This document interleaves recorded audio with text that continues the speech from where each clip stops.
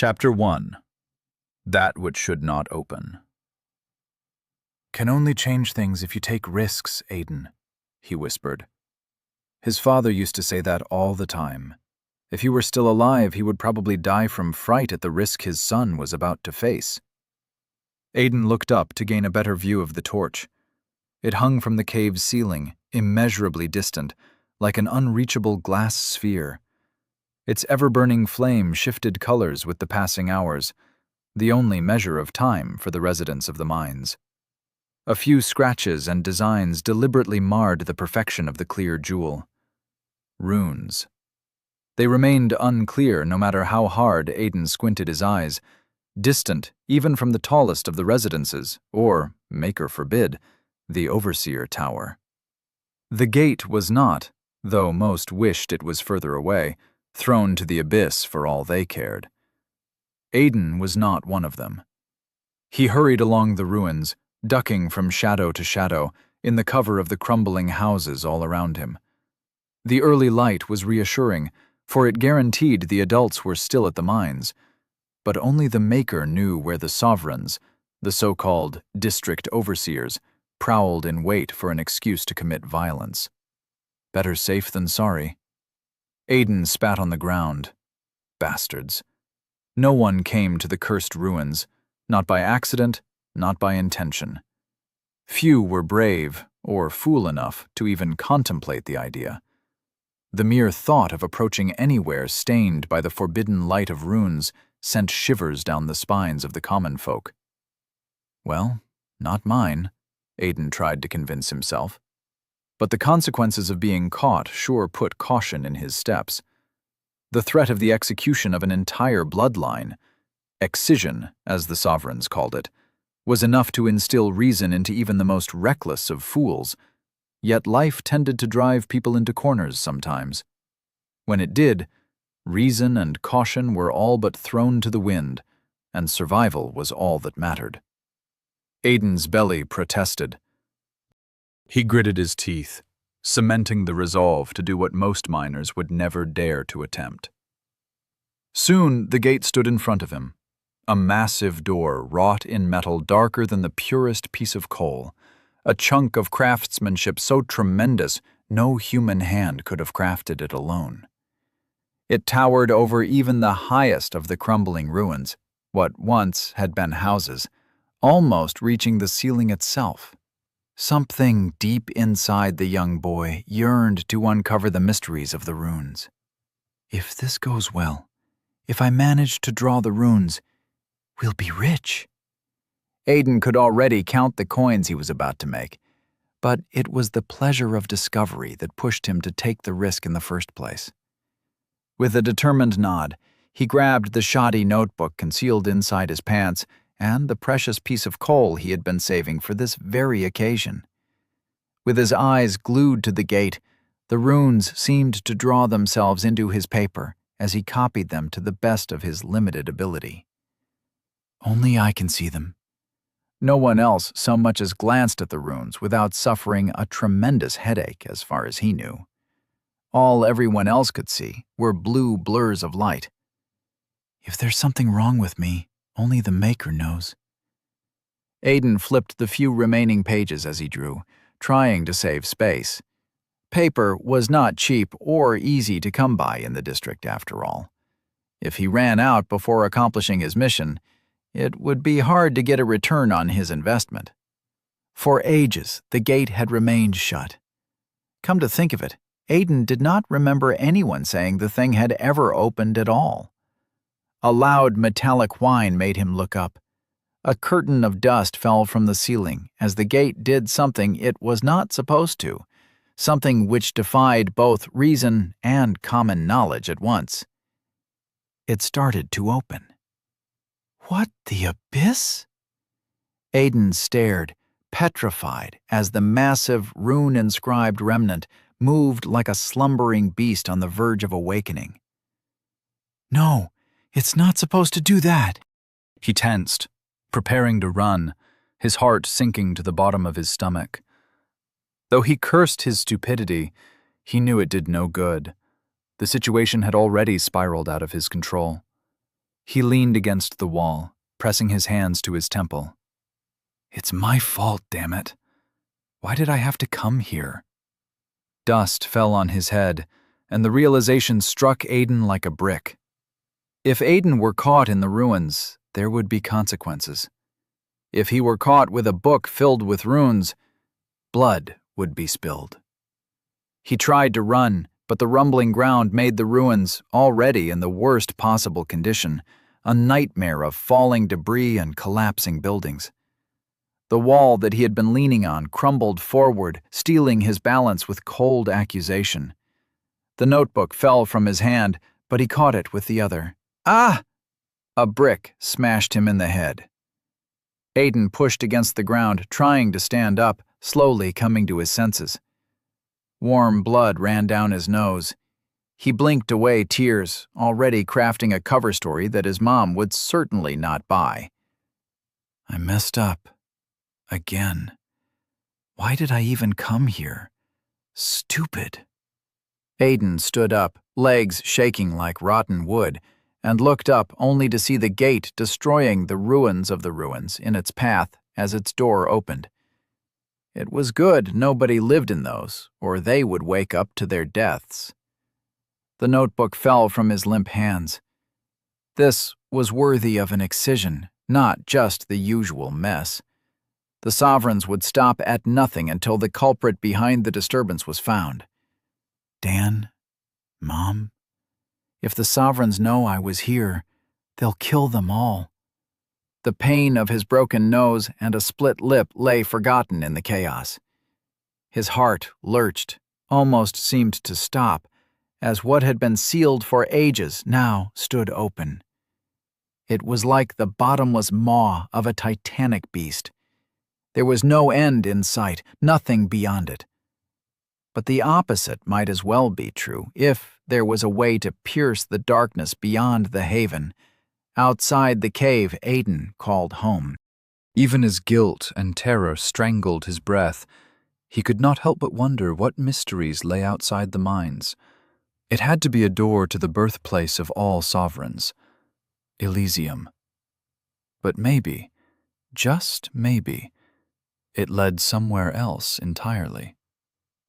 The small part of his mind not seized by the sheer terror of the excision pondered those questions. It had to be a place better than the mines. It doesn't take much to beat that, he thought, as a pounding headache formed in his temples. Heavy footsteps reverberated from the depths of the gate's impenetrable darkness, drawing closer with every passing second. Something was coming. Someone. Aiden yearned to move, but curiosity and an unhealthy measure of fear held him still. Just one look, he told himself. Just a peek. What walked through was not a creature of nightmares, unlike the beings woven out of sovereign magic. To Aiden's disappointment, it was just an elderly man, shriveled, bloody, and on the verge of death. He looked older than a piece of rotten leather, his face aged enough to defy the natural course of life. It was hard to believe someone could live that long. The eldest in Aiden's district was only 30, but this man looked old enough to have met death itself. The white-haired elder favored one leg, grimacing at each step as blood flowed from a gaping wound on his throat. There was a hole in his knee and a burn mark on his shoulder. He might be old, injured like he had taken a severe beating, but that was the least of Aiden's concerns, for the man was tall. His height easily doubled that of any miner. Maker's mercy, he's a sovereign. The gate sealed shut behind him with a stone-crushing force. The man dropped to his knees, vomiting blood on the floor with a vigor that contradicted how close he must be to passing. Something stirred within the crimson pool, thick and scaly. Alive. It twisted amidst the blood, thrashing as if gasping for breath. Bile rose in Aiden's throat as he laid eyes on what resembled worms. Red worms, though their size was much bigger than anything he had ever seen. One of them lunged at the old man, its vicious pink fangs glistening in the air, ready to take his fading life. Aiden shouted a warning out of instinct. "Watch out!" The sovereign disappeared alongside the oversized worm. "Abyss, take me," Aiden blurted out. Even after blinking a couple of times, he struggled to comprehend what had just happened. "Where in the damned thing?" the sovereign snarled behind him. "Repugnant creature." "Maker, protect me." Aiden turned around slowly, clenching every muscle in his body to stop them from trembling. The old sovereign stood behind him as if nothing had happened, as if his teleportation was a common feat. He held the worm in his hand with a firm grip unsuitable for a decrepit elder. "He can use magic," Aiden screamed inside his head. "That's the only way." Sovereigns who were blessed by the touch of the arcane could perform things beyond comprehension. Aiden was not versed in their magic, but disappearing into thin air sure as the abyss was something only one of them could do. The sovereign's black eyes stared at Aiden, but his gaze soon turned to the book abandoned on the floor. Aiden also looked at it, a weird feeling festering in his gut. It might have been nothing, but he did not remember it falling so far from him. A brick to the head could confuse even the brightest minds, and Aiden's was far from brilliant. "It's time, Korvax?" The elderly man looked up, seemingly talking to himself. "So it begins. Not just a sovereign, he's also crazy." Aiden made every effort not to breathe. The last thing he needed was to anger a crazy being capable of ending his life in an instant. "I'm dead. Maker, please, please keep him away from my family." Before Aiden reacted, before he uttered excuses to save his family from excision, the sovereign vanished again. But Aiden was ready this time. He turned around, expecting to find the elder facing his back. Nothing. No one was there. Not convinced, Aiden inspected his surroundings, desperately seeking any trace, wishing to find none, hoping the matter was done. Nothing. Not a soul. Thank the Maker. When Aiden reached his neighborhood, the torch burned with an eye-watering brilliance, signaling the coming of a new day. His eyes stung, but that had nothing to do with the runic remnant hanging above all its citizens.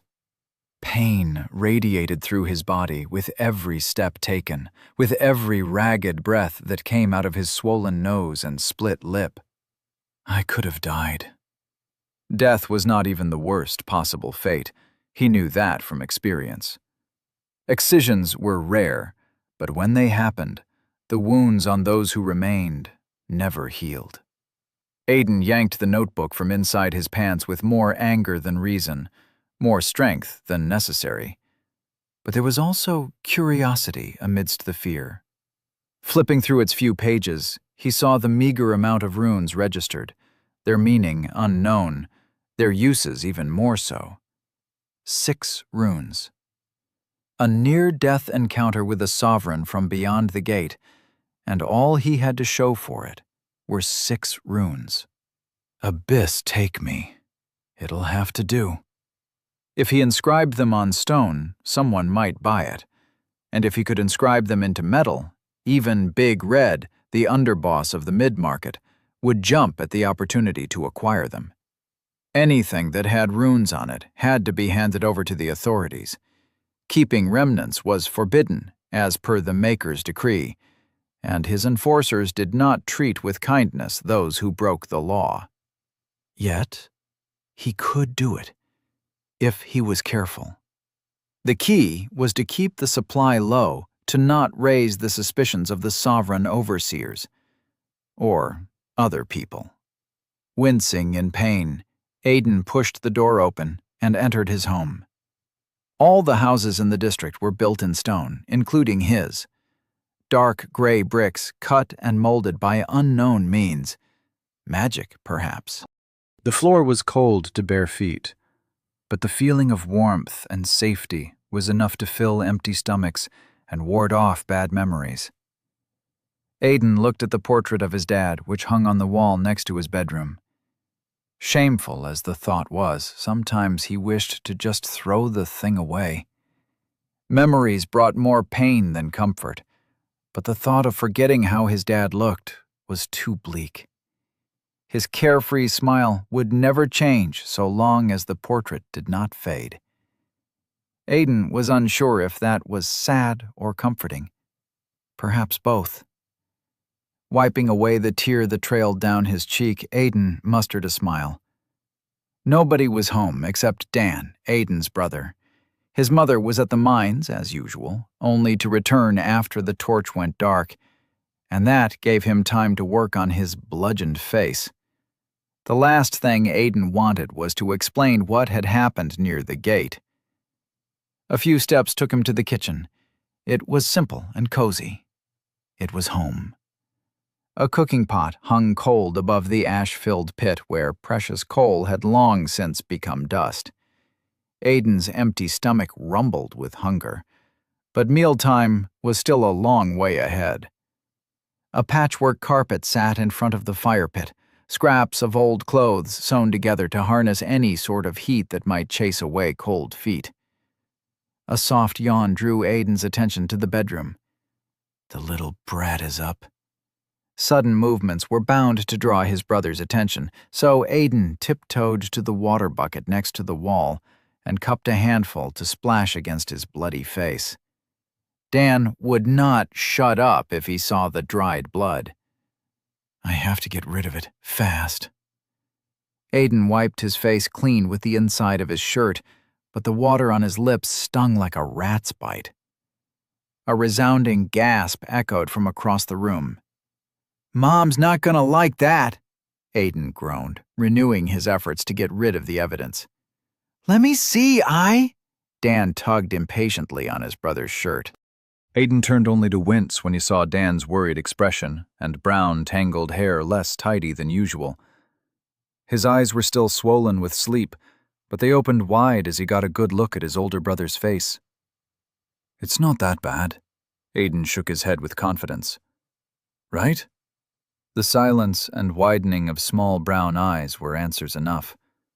Their mother would not believe any stories Aiden crafted, least of all the truth. I crashed face first into the ground, Mom. But it only happened because I saw the gate opening and a half-dead sovereign walking through. It was the truth, but abyss take him if it didn't sound like the rambling of a madman. Are you all right, Dan's voice softened with concern. Yeah, Aiden forced a grin. It's all right, I'm good. Just tripped, Dan. Tripped? Dan scoffed. No way Mom's gonna buy that. Well, it's the truth, Aiden sighed. Most of it, at least. But Dan did not need to know that. They hurried along to the bedroom, a place absent of prying eyes or windows, where Aiden unceremoniously collapsed on the pile of rags he used as a bed. Dan knew about his ability to see the runes, an unfortunate slip of his caution from years ago. Not even Aiden's mother knew. The best-kept secrets were known to few, his father assured. The knowledge about the gate was one of them, and Aiden decided to take it to his grave. Listen, you little brat. Help me with Mom, and I'll show you something cool, Aiden said, and Dan's ears perked up. Deal? Dan looked unsure, his usual haggling face. So Aiden pulled out the notebook from his pants and offered it to his brother. Little eyes lit up with excitement as Dan pounced on the book, but Aiden pulled it back with hard-earned experience. You're gonna back me up on this. Aiden pointed to his face. Deal, Dan shouted, covering his mouth with a hand a moment later. Deal, he said again, in a lower tone, but the enthusiasm was still there. Flipping through the pages with a straight face, Dan examined the drawings, and for one moment Aiden felt hope emerging within him. Can he see them now? He swallowed dryly and stifled the embers of hope so they didn't cause disappointment as usual. Ugh, Dan winced, blinking several times before closing the book. Still can't see them. It was not a question. Aiden knew some things never changed. Nope. Dan did not hide his disappointment. He looked away, his eyes chasing something invisible in the room. It's all blurry now. I hate the black spots. Black spots, go away! Least you didn't barf on the bed again. Aiden flicked his brother's forehead. Hey! Dan's cheeks grew pink. You promised you'd forget that. Dan rambled on about other kids, ranting about petty disputes, but his voice lay forgotten in a distant corner of the room. No one else can see the runes, just me. That had been true since Dad had found out, and it was unlikely to change. It was common sense that if one looked at the torch for long, they got dizzier than getting punched in the face. But when Aiden looked at it, he saw symbols crafted with intent and beauty. Sometimes they almost seemed to make sense. Almost. Aiden gave up on trying to understand why he was different. As long as he did not stand out, it did not matter all that much. The nail that sticks out the most gets hammered down, or so his dad used to say. More like excised. Here, Dan kept on talking. Does he ever shut up? Aiden grunted. Here! Dan planted a slap on his brother's head. Ow! Aiden stood up, hand eager to give his brother a well-earned beating. Daniel, you little shit! Care to explain? An angry voice interrupted him. It was his mother's berating tone, and it was filled with fire. Mom? Aiden grimaced. What happened this time, Aiden? She put her hands on her hips, the stance of an inquisitor. The Heather boys? Gambling? Scamming people on the mid-market? Silence stretched out between them as Aiden thought of an excuse. He fell on his face. Dan burst into laughter, ending Aiden's chances once and for all. He got mad 'cause I used all his coal. He pouted, eyes on the brink of shedding tears. He beat me again, Mom. I is so mean to me. Irina looked at him, shook her head, and sighed. Aiden might have been born with eyes that could see runes, but his brother was born a genius of deception when it came to convincing their mother. Perks of being the younger sibling. Did she buy that? Aiden stood, stunned. Dan, you beautiful brat. I owe you one. His brother smiled back, careful so that their mother did not see it, and winked. You know coal is expensive, Dan, she whispered and brushed Dan's messy hair, nudging him toward Aiden. Tell your brother you're sorry. You two shouldn't be fighting over silly things like this. Aiden ended up having to apologize for a non-existent beating, but that was a cheap price to pay. Before Irina had the chance to find out the truth, he changed the subject. Mom, is everything good? It's not even late light yet. Did the sovereigns suddenly become kind, or what? The abyss will melt before that happens, Irina scoffed, looking at him as if he had just said something weird.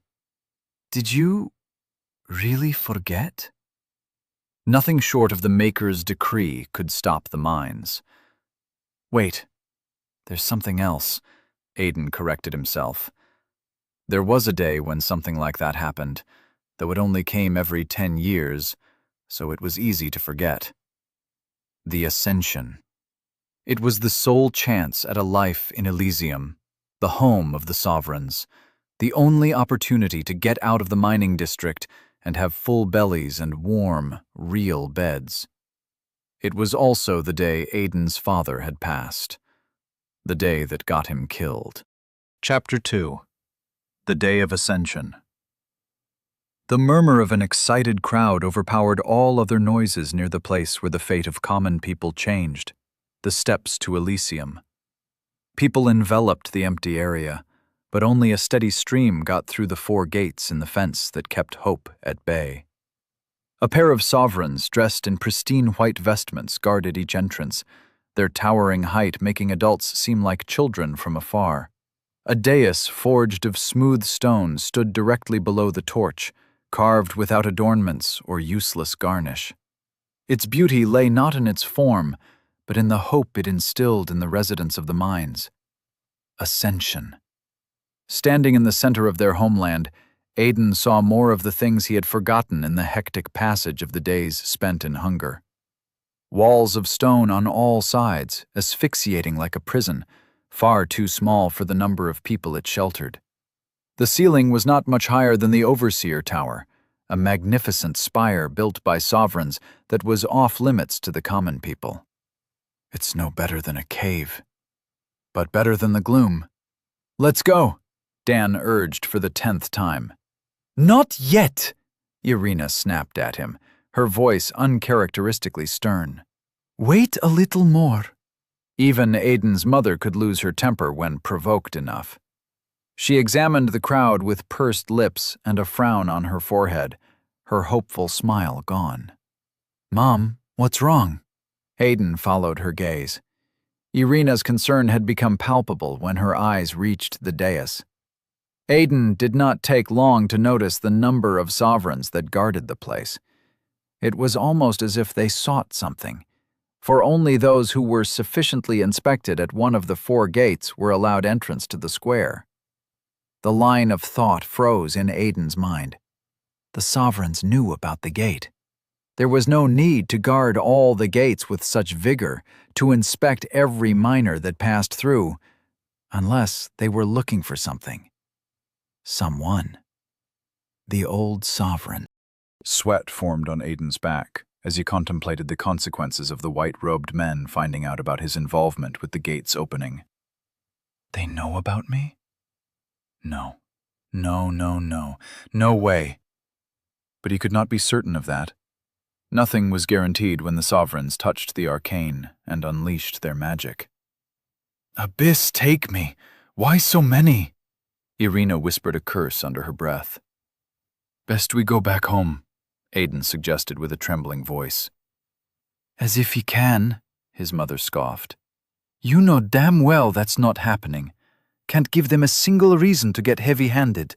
Not one. Got it?"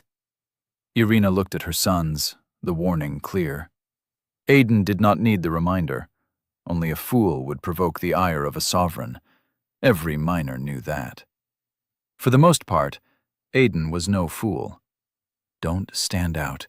Keep your head down," he said to himself on the way to the entrance, holding hands with his brother and mother so none of them drifted apart.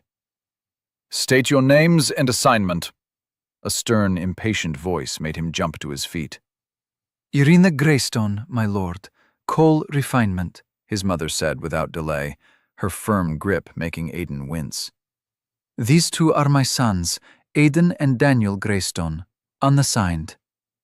The sovereign hummed to himself as he flipped through the pages of his clipboard, but Aiden only saw the longsword sheathed at the man's belt.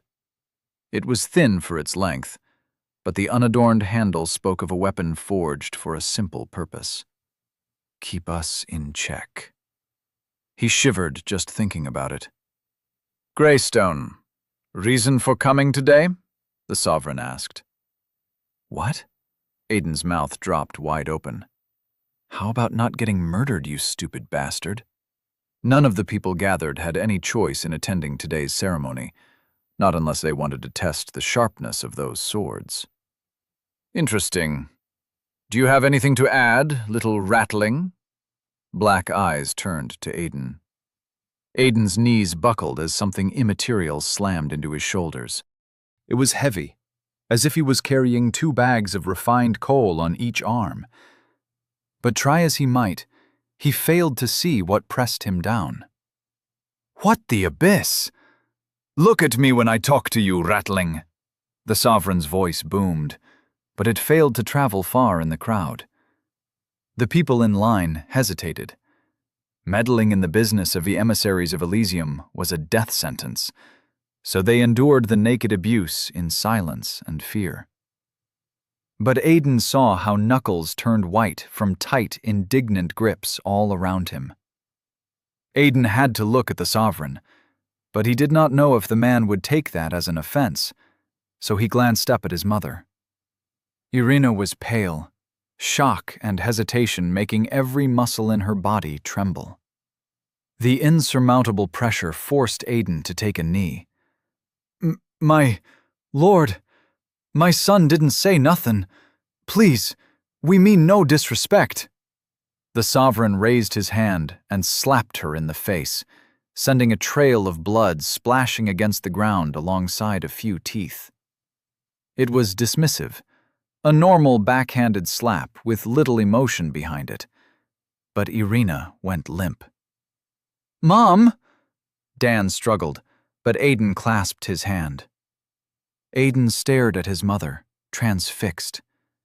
Blood dripped from her mouth, and 2 yellow teeth stood out in the pool of red and saliva. The embers of rage within him grew hotter by the second. His trembling limbs steadied. "Mercy, my lord!" Aiden swallowed down his rage, for he knew it would do no good against one of them. It disgusted him to lower himself to the man who had struck his mother, but he had no choice. "I didn't mean to insult." The Sovereign smiled, as if admiring a peculiar animal, something lesser than human. He was enjoying himself. There was no rhyme or reason behind his actions. He was merely bored. Aiden understood that. So he dropped to his knees, hating himself for forcing his younger brother to do the same. "Mercy, please." He locked eyes with the man, burning his features into memory. "Is there a reason for your delay, Calandor?" A woman approached the Sovereign. Calandor. I'll remember that. "Nothing substantial, Saika." Calandor hesitated, but his voice did not lose its annoyance. "Well, nothing yet. I was in the middle of interrogating the Ratling about the unusual spikes in his heartbeat. All this spectacle for an abnormality in your blood sense." The air crackled under the weight of her voice. A veil of pressure, heavier than the previous one, fell on Aiden's shoulders. Calandor's face paled as his knees bent slightly. Sweat dripped down the side of his head. Aiden realized he was not the only one suffering the effects of the woman's magic. "I'm surrounded by idiots. What did I ever do to incur this fate, Maker?" She massaged her temples, making the golden strands of her hair shine under the torch's light. "The creature is but an infant. Did it ever occur to you it might be terrified just from the wanton use of your presence? Did that thought ever cross your mind, Calandor?" "Creature? You're the creature?" Aiden stopped himself, fear making his stomach drop. He looked around for any evidence that they had heard his thoughts, but the Sovereigns had already forgotten about his family's presence. "They can't hear me." "You are correct, of course, Saika. The pattern seemed akin to panic, and I thought perhaps the Ratling had something to disclose about the gate. Clearly, I was wrong." Calandor bowed to the blonde woman. She departed, ignoring the offered apology. "I swear, what did I ever do to deserve this?" Her words gave Calandor a blush of embarrassment. Aiden did not expect another Sovereign to intervene on their behalf, but the indifference, the unnecessary cruelty, ate at his guts. It was an ingrained contempt that made common people doubt their worth. It reminded him of why every citizen of the district hated the Sovereigns with a passion. It reminded him of what they had done to his father. "Move along now, Ratlings. I do not have all day, and I do not look kindly on the delay you have caused me." Calandor waved them away. Aiden and Dan helped Irina to her feet, escorting her closer to the steps of Elysium. Her feet dragged across the stone in lethargic confusion. Aiden walked with a newfound coldness in his heart and a suffocating shame that made his impotence clear. I didn't do anything. Couldn't do anything. Just imagining what his father would have thought about his inaction was enough to steal the innocent smile off his face. Weak. A ratling. Could have been worse, Irina sighed. Ain't that the truth? A familiar voice approached. Grit your teeth and move along. You'll be just fine. All the miners had a tight bond forged under sovereign oppression, but Mel and Irina were different. They had been friends since childhood. That was no small feat, with the gloom mine's increased mortality rates that hung above their heads like an unsheathed blade. Mel, Irina took a deep, ragged breath. Seems like you're in one piece. Dear, Mel motioned to her husband, Tom. Help her walk. Can't have the boys getting tired. Tom approached with a dark frown, a snarl barely restrained between his teeth, but he did as she asked. Aunt Melissa whispered lies to Dan, the sort of things everybody told themselves to make reality easier to endure, trying to pull him from his wide-eyed paralysis. It's gonna be all right. Aiden mocked Melissa's comforting words. Mommy is good now. He gritted his teeth. Lying was not comfort. Not when it was the fruit of deeply ingrained indoctrination, meant to make the common people believe they were lesser than human. That's a dangerous look you got, boy. Aiden did not know when Tom had stopped carrying his mother, for the man now walked beside him. Cut that out right now. Calloused hands gripped Aiden's shoulder, and his tone brooked no disagreement. Aiden slapped the hand away. After what they— Shut up! Tom silenced Aiden with a hand over his mouth, his grumpy expression shifting to fear as he pointed to his ear. Rage burned in his gaze, but shame and fear kept him still. They can hear us. Aiden understood the message. Provoke the crowd with cruel treatment and abuse of authority, then leave them to their own devices. It was a thinly veiled trap set by the people dressed in white.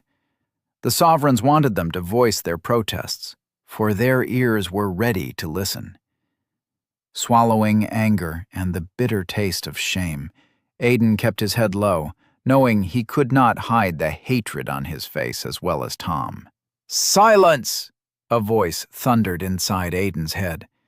It was louder than a pickaxe striking a vein of coal, commanding words that did not seem to traverse the air, but rather originate inside the mind itself. Know your place, ratlings, the voice said. The miners fell to their knees, unable to control their legs. Stand up, Aiden tried to shout, but not a single muscle responded to his command. Another will wrested his freedom away. Dan stared with terrified eyes at his brother. Gonna be all right, Dan. Aiden was glad he could not speak. The last thing he wanted to do was lie to his brother. This power defied all reason, birthed new legends, and surpassed old ones. Good day, citizens of the Catalyst District 99. It was the woman called Psyker. I, Estefania Veron, will be conducting today's ascension. If her name was not Psyker, then perhaps that had been a title. It was easy to understand. Customs like that were uncommon in their district, but there was something Aiden could not wrap his head around. How come she's speaking with her mouth closed, he thought, bewildered by the feat that defied all common sense. It was unreal, disconcerting. The Maker, in his eternal wisdom and benevolence, has declared. She spoke in a hurry to get it over with. May he reign for 1,000 years more, and may we bask in the light of his protection. Her eyes never rested on any of the kneeling miners. Estefania closed her eyes for a moment. Something fluttered in the air, a sense of unease, something that did not belong. When the sovereign opened her eyes, they shone golden like the torch itself, and all kneeling citizens stood up. Get back to kneeling, Aiden roared. Something budged inside his head, his finger twitched, but the pressure that restrained his freedom tightened with renewed force. "Praise be the Maker!" Aiden screamed at the top of his lungs, and so did everyone else besides the sovereigns. "Shut up! May we bask in the light of his protection. Shut up! Shut up! The Maker weaved the haven from his flesh and power to shield us from the dangers of what lies beyond." Estefania frowned, her eyes narrowing, searching for something amidst the crowd. "Those unable to appreciate his sacrifice, who would risk our very existence, shall meet the fires of his wrath. You serve as the cogs in the delicate structure we, sovereigns, direct, and I assure you that such devoutness has not, will not, escape His Majesty's notice." The sovereign opened her arms, the previous threat still etched on her features. Raising her head to gaze at the torch, she physically spoke for the first time. "Behold, for your reward has come. Be grateful for the honor it bestows upon your existence." The torch hummed, its light shifting from yellow to the feared blue color of runes. The brilliance condensed into tiny spheres that drifted down, as if accompanying the wind's whimsical flows, and headed for each of the citizens waiting below. The selection had started. "Here it comes. Please be us. Please be us." The motes of blue, once feared for their forbidden nature, were now welcomed with an eagerness that nothing in the mines could evoke. They trailed down, drawn by something unseen, carried by an invisible hand, until one of them touched Aiden. It was cold enough to cause discomfort, but the prospects of what was promised suppressed the sensation. "It is decided," the sovereign sighed with relief. "Behold the chosen, those whose great honor it will be to step into Elysium." That fast? Aiden turned around to look at who they were, at the glow that shone in the corners of his eyes, but he froze in disbelief when his sight fell on Dan. Blue light emanated from his brother and mother, as if they had become smaller versions of the torch. Yes! Aiden looked at his hands, but did not see the glow. Perhaps the selected could not see their own light. "We did it!" Aiden shouted, all the hatred for the sovereigns forgotten in an instant, dissolved like a bad dream exposed to the light of a future in Elysium. "I can't believe this! We're gonna ascend, you little brat!" Aiden hugged his brother, tousling his hair with excitement.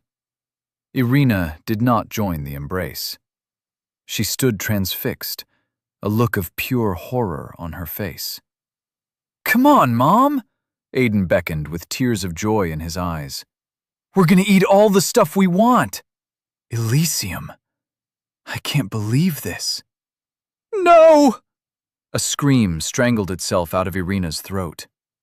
Aiden expected to see happiness on her face, but confusion, horror, and finally pleading were all he witnessed. "This has to be a mistake! Lords, please!" she cried. Something was wrong, Aiden felt in his gut. "Why are you not glowing?" Dan looked at him, puzzled. Chapter 3. Those Left Behind. The crowd grew silent. Some were bound to voice their indignation at not being selected. Others might cheer for those who got lucky. But this time was different. Not even a whisper.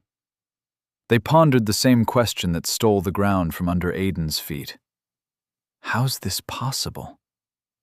The Ascension selected a family, a bloodline, mothers, fathers, and their sons. So, if the motes of light selected Irina and Dan, Aiden should have followed suit. It was common sense, a fact written in stone, as immutable as the runes that shone in the obsidian gate. Aiden's eyes wandered absently from face to face, seeking an answer in others, anything that might confirm this was all just a bad joke. Melissa and Tom looked at him with shock. Farther away, two boys his age stared dumbfoundedly at him. One was burly, the other skinny. The Heather boys, as his mother used to say. his enemies of sorts. They looked away, and that hurt Aiden more than a beating. Pity from them. "Lords, he's my son!" Irina shouted, all the fear of sovereign wrath lost in the desperation that cracked her voice. "My son! I'm not going without both my boys!" She grabbed Aiden by the arm and pulled him close. "Stop it, Irina!" Aunt Mel tried to shush her, eyes wide. Dan started sobbing. "Enough!" Estefania Veron commanded. "I gave birth to him. He's my blood." "This gotta be a mistake," Irina snarled back at the sovereign woman. All at once, the citizens around Aiden stepped back, except Tom and Melissa. When a sovereign said it was enough, it was common sense to obey. If they told someone to jump, then the abyss might turn hot before a minor did not comply. But Irina did not care for that one bit.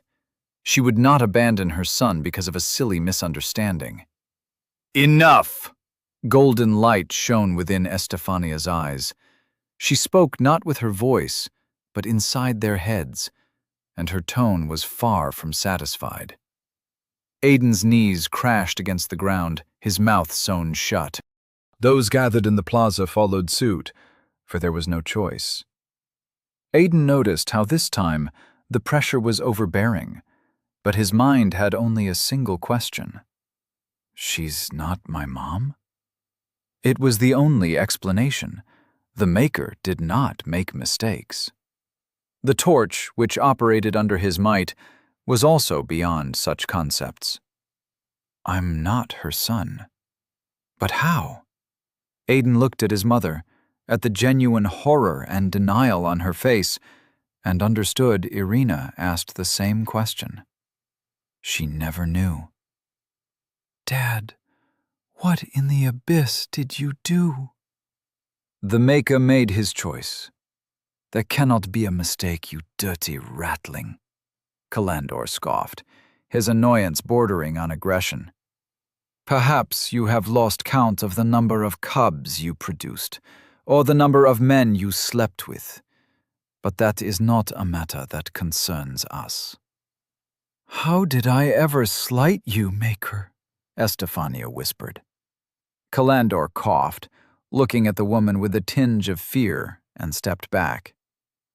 "The torch traced the ties which lay dormant in your blood, Irina. Whatever was your other name," the Psyker sighed. "I shall not speculate on its outcome, like my most intelligent subordinates, for knowing the truth would change nothing. You, Irina, and you." The sovereign hummed with a pensive frown. "Irina's son. Yes, that will work. The two of you, and you alone, were chosen. You have 1 minute to say your goodbyes. Kindness within cruelty. It seemed even sovereigns felt pity. Finally, we are done." "Ah, thank the Maker," the Psyker sighed. Without words of protest, without so much as an expression on their faces, all the other miners besides Aiden's family left with abrupt, unnatural steps, as if someone pulled strings to control them. The sovereign stared at nothing in particular, eyes shining like golden spheres. "We aren't going anywhere, son. Don't mind the lady. We're not leaving without you, Irina told her son. "Don't matter what they say. You're my son. My son." Aiden bit his lip to hold back the tears. Dan hugged his brother's waist, his little head bobbing up and down in agreement. "Mom, they said—" Aiden tried to argue, to urge them to leave, to obey the sovereigns. Irina and Dan would live a life beyond the limits of a miner's imagination. A better life. Eat meat every day, sleep on a proper bed, wear decent clothes.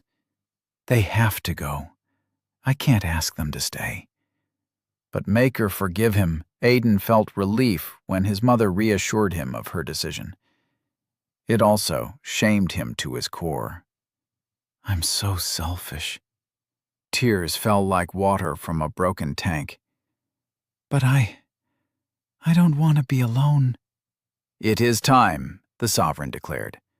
We aren't going, Irina started, but froze midway. Dan stiffened and let Aiden go. He walked past his mother with clouded eyes and a mechanical gait, making his way to the dais. The rage that had filled Irina with resolve abandoned her body in a defeated sigh. Moments later, she followed the path of her younger son. Mom!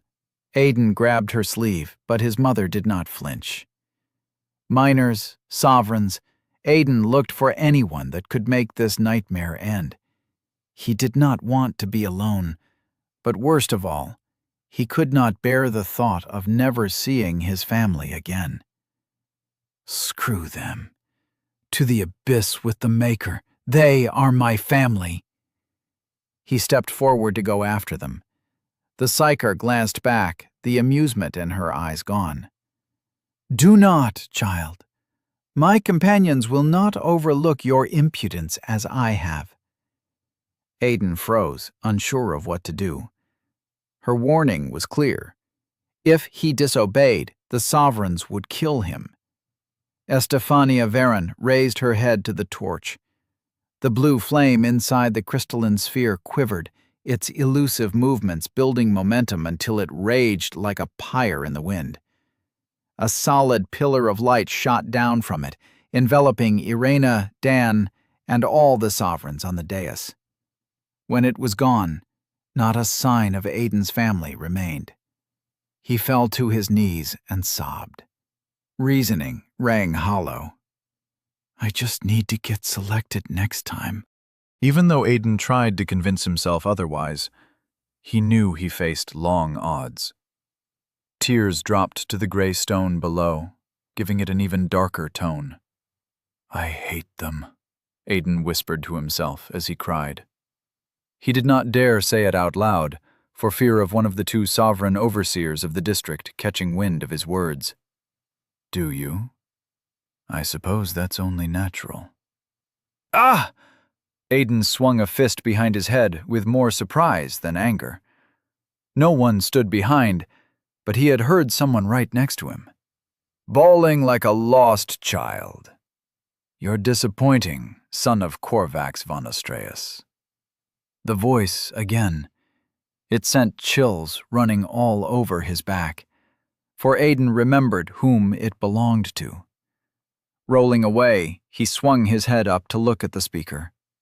His entire body froze, as if Estefania had once again used her powers to steal his freedom. The elderly man from before, once drenched in blood from injuries incurred in the beyond, stood over Aiden with a frown of displeasure. He was taller than a miner, but shorter than a sovereign. His clothes were plain brown, worn but without holes, the sort commonly sold at the fair. There was only one reason for one of them to wear such clothes. He wants to blend in. It's you. Aiden directed all his bottled-up anger at the elder. This is all your fault. All because you opened that damned gate. I wouldn't go around spouting such careless words. You never know who might be listening. Aiden swallowed hard. The elder was right. Who in the abyss is Corvax? He asked, redirecting the topic to less dangerous grounds. Who else but your father? But I suppose he used a different name. Will, if I'm not mistaken. The elderly sovereign scoffed. The irony in that. You knew him? Yes. The elderly man sighed, crossing his arms and closing his eyes as if to recall a memory. Not a good one, judging by his souring expression. In another life, he was a friend. It's a shame he passed away before I could give him one more beating. The elder stuck a hand in his pocket and brought out a simple black ring. "It was your father's. Now it belongs to you." He offered it to Aiden. The ring glistened with a dark light, as if someone had transmuted coal into metal. No scratches, not a single imperfection marred its fluid surface, which shifted with a black substance that neither felt wet nor stuck to the finger. Metal was a rare thing in their district, jewelry even more so. Will had been a miner, so it was impossible for him to afford something of this nature. Not to mention Aiden had never seen his father wearing it. It's a scam. Dad was not friends with a sovereign. You can go to the abyss, you decrepit geezer. Of course, Aiden did not voice his concerns in quite that manner. The elder, though more approachable than most, was still a sovereign who was plenty capable of snapping him in half. The elder raised a white eyebrow at Aiden, throwing a pointed look at the ring. "No thanks." Aiden turned and walked away. "What do I need a stupid ring for? To get stabbed and robbed at the mid-market? Shove it up your ass, geezer." "The life of those you hold dear will depend on this ring," the sovereign said. Aiden stumbled. Rage filled him in an instant as he turned around, ready to fight the old man to the death.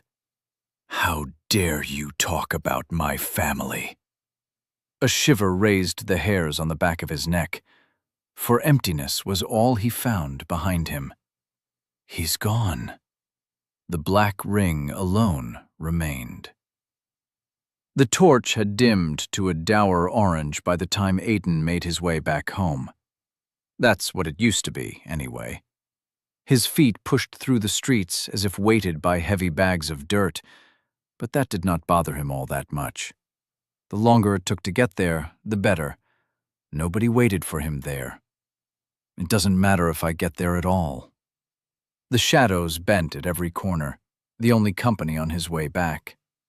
All the miners were back at work, but he dreaded the moment Melissa and Tom sought him out. Aiden wanted nothing more than to be left alone.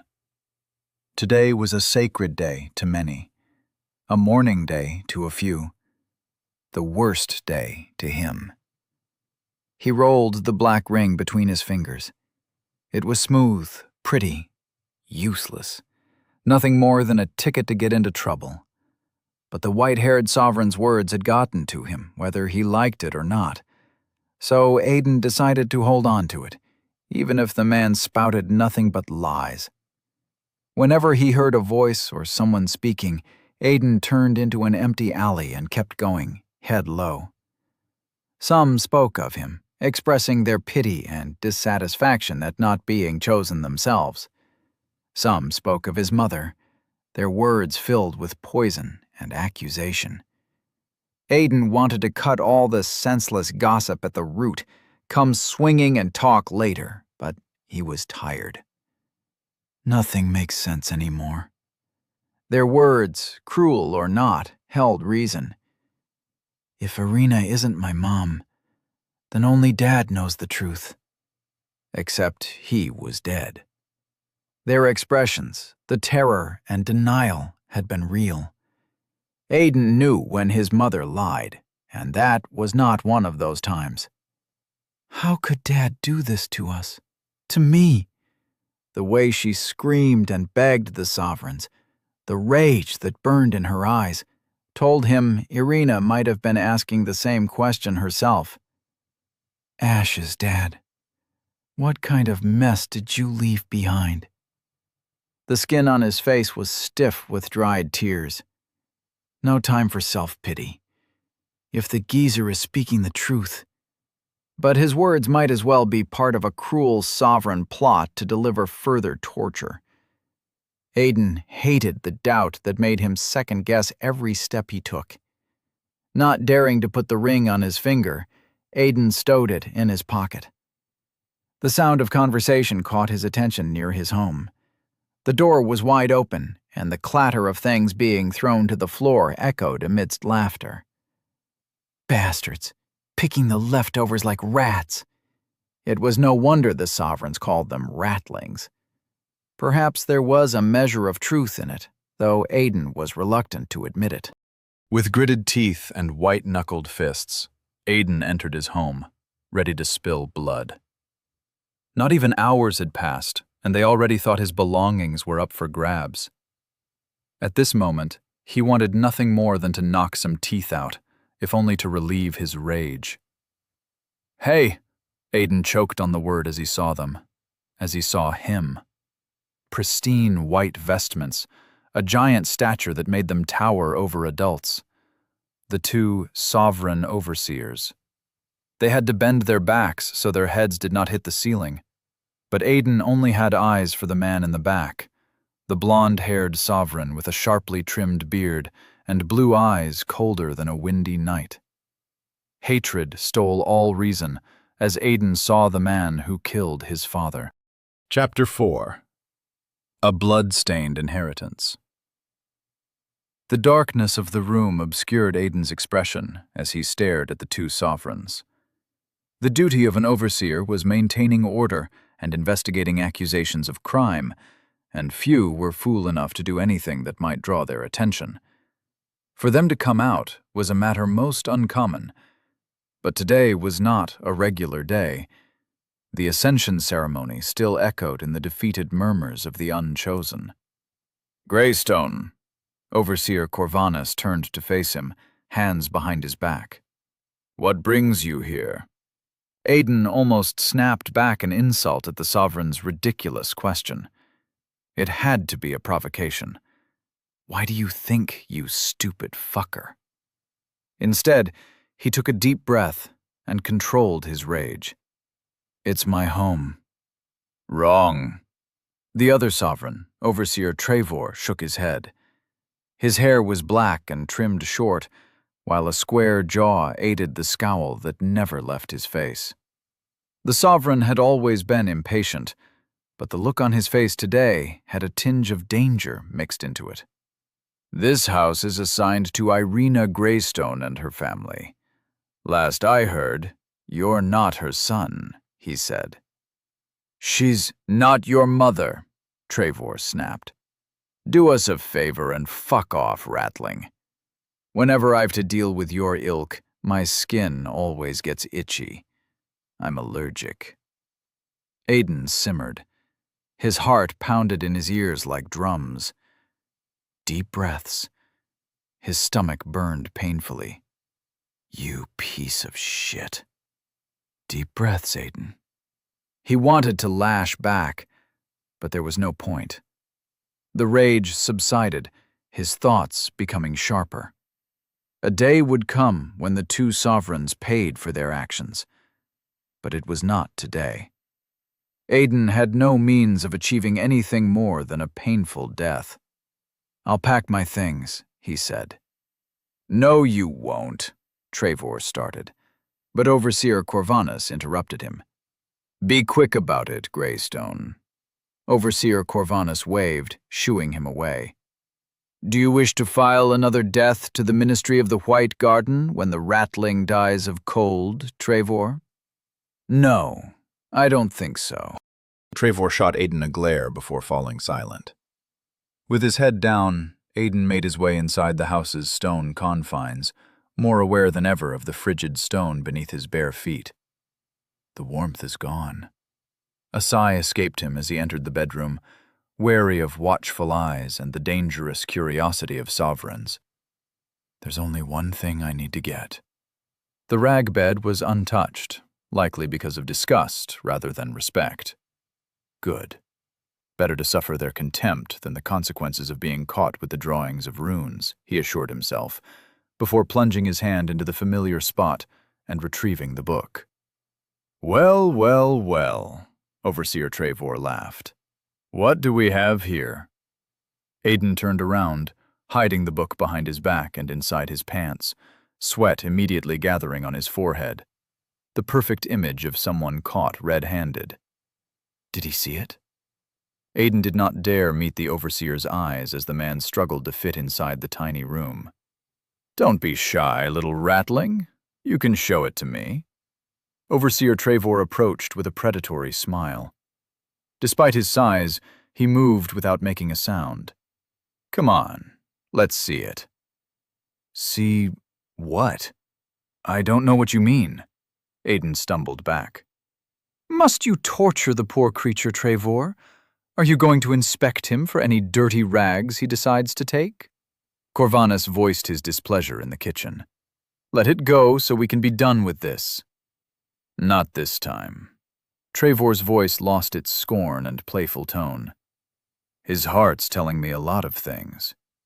I know this tune well, Corvanus." A smile split his features.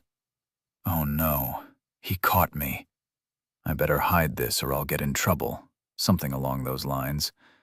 "And I've to say, now I need to see just what the rattling is hiding." "Blood sense. He's hearing my heartbeat." "Are you certain?" Corvanus frowned, taking the matter seriously for the first time. "Oh yes. This one's hiding something important. Something dangerous." Trevor took a step forward. "Something taboo." In and out. In and out. "Breathe." Aiden tried to control his breathing, to steady his heartbeat, but the damage was already done. Sweat dripped from his forehead into his eyes, reminding him of his split lip with a sharp stab of pain. "I gotta go. Now." He inched away from the man until his back touched the wall. Nowhere to run.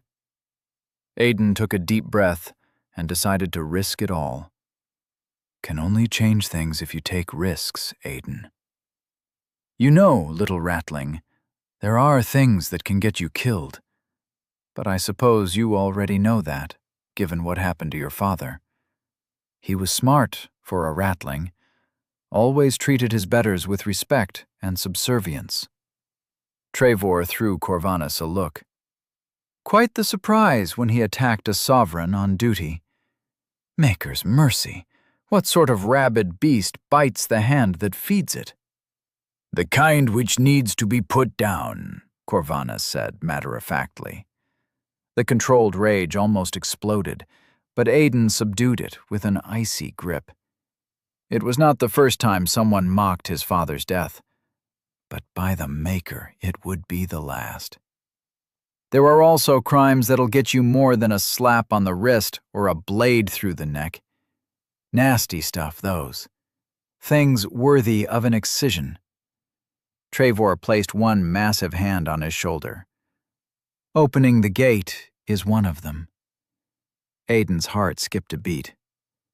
"He knows about the gate, Corvanus," Trevor shouted, distracted by the possibility of finding the clue they had been looking for. That's right. It was all the cue Aiden needed. A plan formed in his head.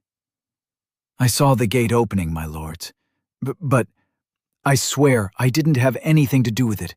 It was all that man." "Maker protect us all," Corvanus said, closing his eyes. "Out with it, you cretin. Who's that man? What did you see?" Trevor's eyes quivered with fear. Aiden knew his fate was already sealed the moment the Sovereign sensed the fear in his heartbeat. Proof meant nothing to them. After a night spent under their torture, Aiden suspected he would confess to being the Maker himself. "They're gonna kill me no matter what I say." A man walked through the gate.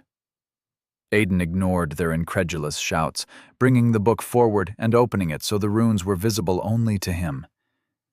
He dropped this book. The Sovereigns looked at him as if transfixed, their attention fully focused on the book Aiden held in his hands. Before any of them had a chance to react, Aiden pivoted it toward them, shoving the notebook in their faces. The reaction was instant and unavoidable. Sovereign or minor, it did not matter. Trevor's hand on his shoulder fell as he collapsed onto his backside. Corvanus blinked through tears and stumbled backward. Aiden grabbed the book, ducked low to avoid Corvanus's blind swing, and ran. "That's not gonna hold them for long. 30 seconds, if I'm lucky." The wind hit his face as the roars inside the house haunted his maddened run. The puffs of his breathless gasps somehow overpowered the loud beating of his heart, but not the sound of stone walls caving under the sovereign's rage. "Aiden!" Tom shouted behind him. "Wait!" Aiden threw him a glance. "Sorry, Tom, but it's better if you stay away from me." It lasted no more than a second, but the man seemed to grasp the gravity of the situation, his steps slowing until he gave up with a heavy nod. "Greystone!" The shout echoed through the entire district. Aiden shoved the notebook into his pants, and the dark ring slipped out, pinging against the stone. He caught it as he ran, snatching it mid-bound, as if the Maker himself had bestowed him the grace of a thief. "Can't lose you, can I?" The ring stayed in his hand. Attracting attention would not be a problem where Aiden headed. No sane person would willingly head closer to the gate. "Just until I lose them." With a resolute exhale, Aiden shoved the ring onto his finger. As Tenri's circlet initiated. "Ah!" Aiden threw a blind punch behind his head and missed a step. He heard a man's voice just over his shoulder, but it belonged to none of the sovereigns he knew. None of that mattered, as Aiden crashed hard against the ground, his knee and shoulder burning hot. "Who's that?" Aiden picked himself up and ran faster than before, sparing only a glance back to ensure no one was following him. No one. Thank the Maker. The ruins replaced the residential buildings within moments as he fled. Am I going crazy? I could have sworn somebody spoke just now. Maybe I'm losing my mind. Welcome, Draven von Astrace. Shit, who? Aiden was ready this time. It was not a whisper over his head, but a voice that spoke inside his mind. Sovereign magic. Words formed in the corners of his vision, floating in thin air and matching his pace with effortless grace. Who in the abyss is Draven von Astrace? He read the text. Wait, I can't read. Nobody had ever taught him how to do it, yet he understood every single word as if studied in Elysium. Magic. It's gotta be magic. Awaiting catalyst. Get out of my head! The black ring on his finger grew colder, its dark surface swirling with increased momentum until it became uncomfortable. It hissed, and before Aiden could do anything, it popped like a bubble, spreading an inky dark liquid on his hand. What the fuck?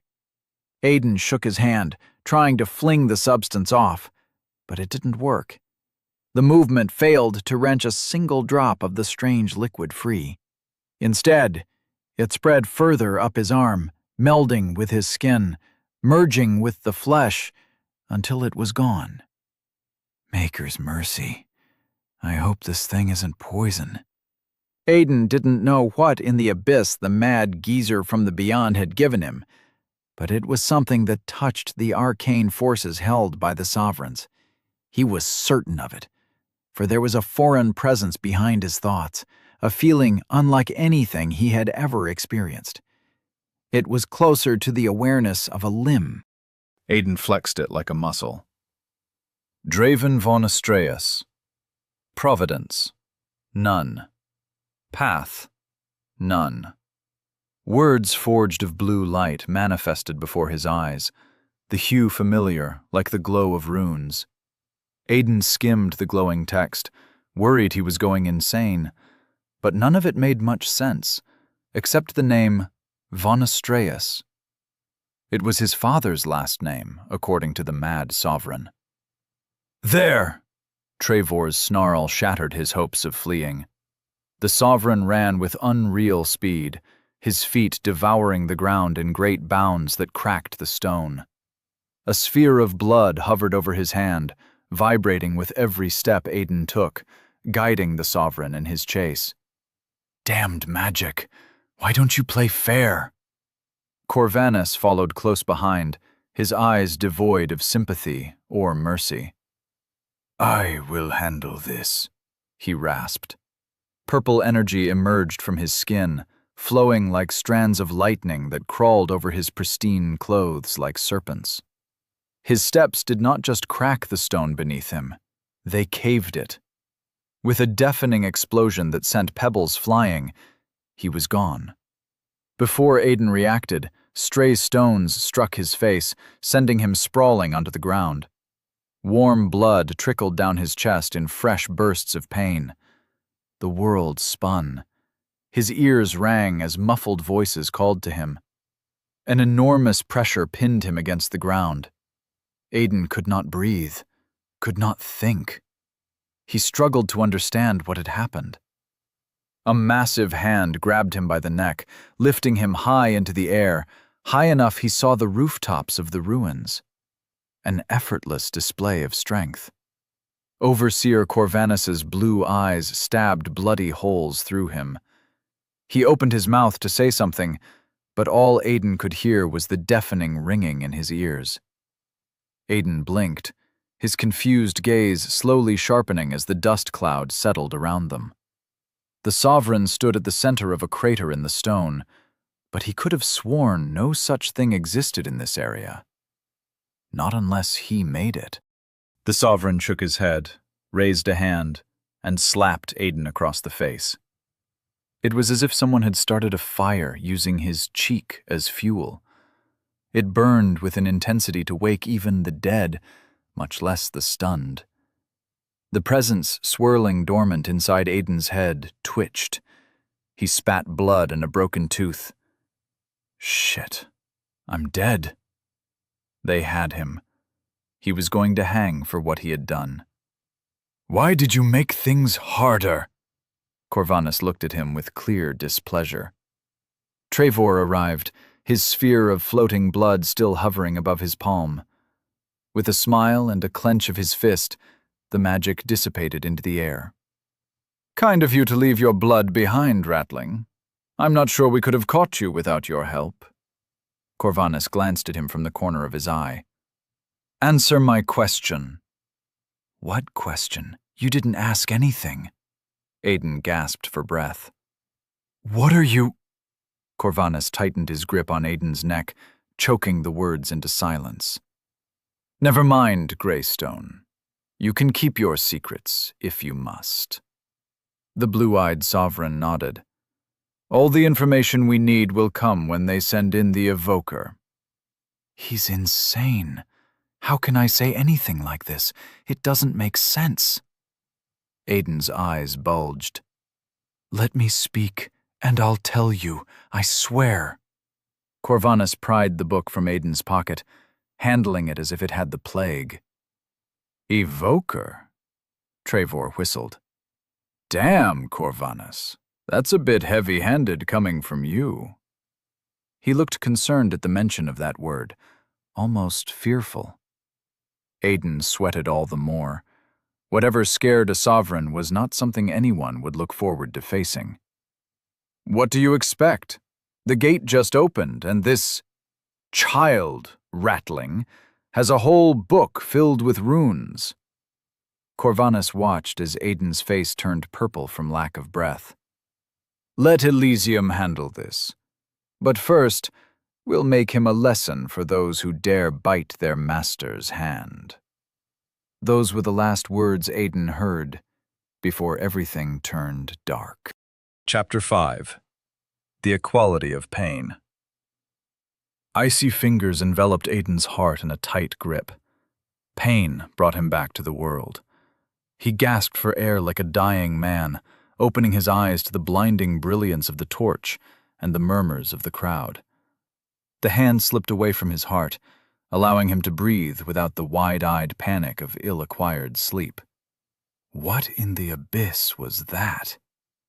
Aiden tried to bring his hand forward to see if his chest was wide open, but something held them behind his back with the bitter touch of metal. Chains. It did not take a genius to understand the situation he was in, or the death that loomed behind his head like an unsheathed blade. The reason you're called here again, the second time in a day, is simple. Overseer Travor's familiar voice cut through the murmurs. A grave crime was committed, one which demands punishment of the same severity. Crime? What choice did you bastards leave me? The fiery rage within his guts started to boil. Blinking away the brightness, Aiden took in the view. People, all residents of the district, gathered once again on the steps of Elysium, not a shred of hope on their faces this time. The spectacle they watched was of a different kind. Aiden saw the horror plastered on their faces from where he stood chained on the dais. That's not how I wanted to come here. No one else would ascend today. If the abyss was below the haven like everyone claimed, today Aiden would descend. He snarled at the irony. Aiden Grayston was found in possession of a forbidden remnant, Overseer Corvanus spoke. The gasps of the crowd were deafening. Not only that, but he resisted arrest and assaulted a sovereign. According to blooded decree, the sentence is 10 lashes for resisting arrest, 20 for the assault. 30 lashes? Just kill the boy already, someone shouted from the safety of anonymity. There ain't a minor alive who can take 20 lashes and survive, my lords, a rotund man shouted over the whispers. It was Big Red, the only citizen of the district who ate enough to become fat. Maker's mercy, my lords, Maker's mercy. I have not finished, Ratling. Speak again, and perhaps it is your skin that shall be taking the punishment instead. Corvanus did not raise his voice, yet the words silenced the crowd as if the psyker had used her magic once more. Big Red stared at Aiden for a moment, an unuttered apology on his clenched jaw, then looked away.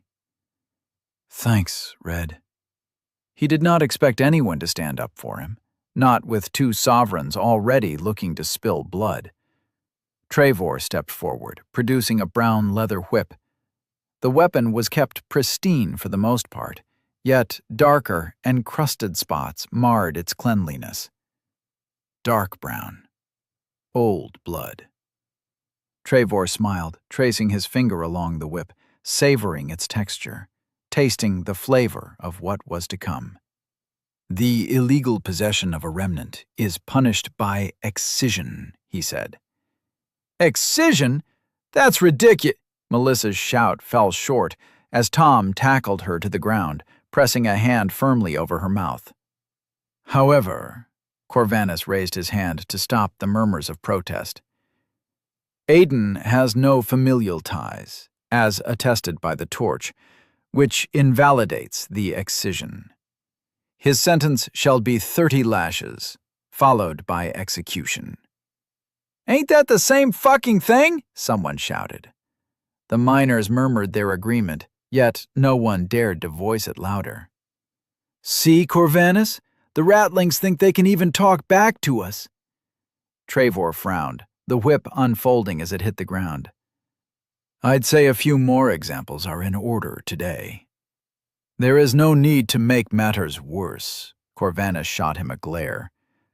Turning back to the crowd with all the authority, dignity, and unveiled cruelty of a sovereign, he said, I will grant the prisoner the right to his last words. He walked next to Aiden and spoke in a tone meant for their ears alone. Apologize for what you have done. Show respect, and I will overrule the lashes. I will give you a painless death. You can't be serious. Travor almost dropped the whip. Corvanus looked at him, purple light staining his blue eyes. The black-haired sovereign swallowed hard and averted his gaze. The last thing Aiden expected was kindness from a sovereign, much less the one who had killed his father. To say the gesture surprised him was an understatement. That's way too late, Corvanus. Where was your pity when you killed my dad? Fucking bastard. The more Aiden thought about it, the angrier he became. Aiden was alone after the torch chose his family. Robbed of a home, devoid of means to survive, Perhaps death was mercy.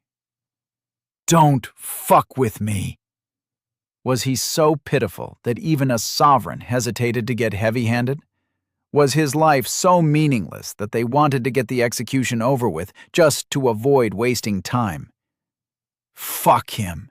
Fuck all of them. All of you bastards can go eat coal. "I'm sorry." Aiden's voice trembled as he spoke to the crowd. A moment of silence stretched before he continued.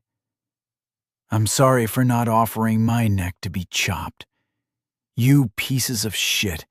Who do you think you are?" Corvanus sighed and closed his eyes.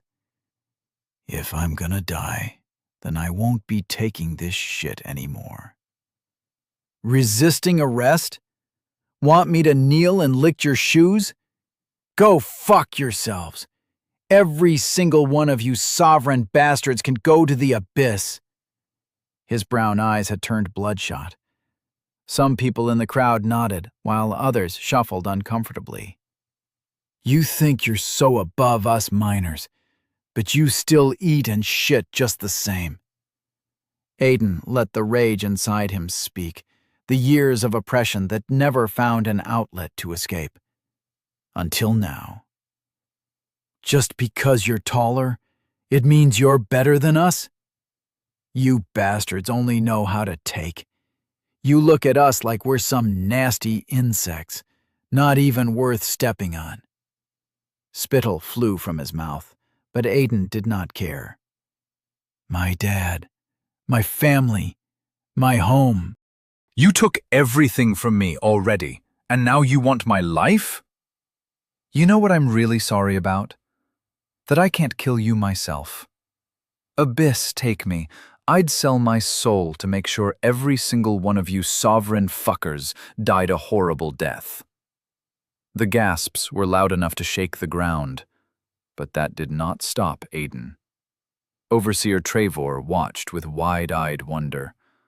No one had ever displayed such rebellion in the open, much less in front of two overseers. Aiden's outburst might have taken him by surprise, but elation soon followed, for the punishment for such defiance was not something Corvanus could overlook. Not this time.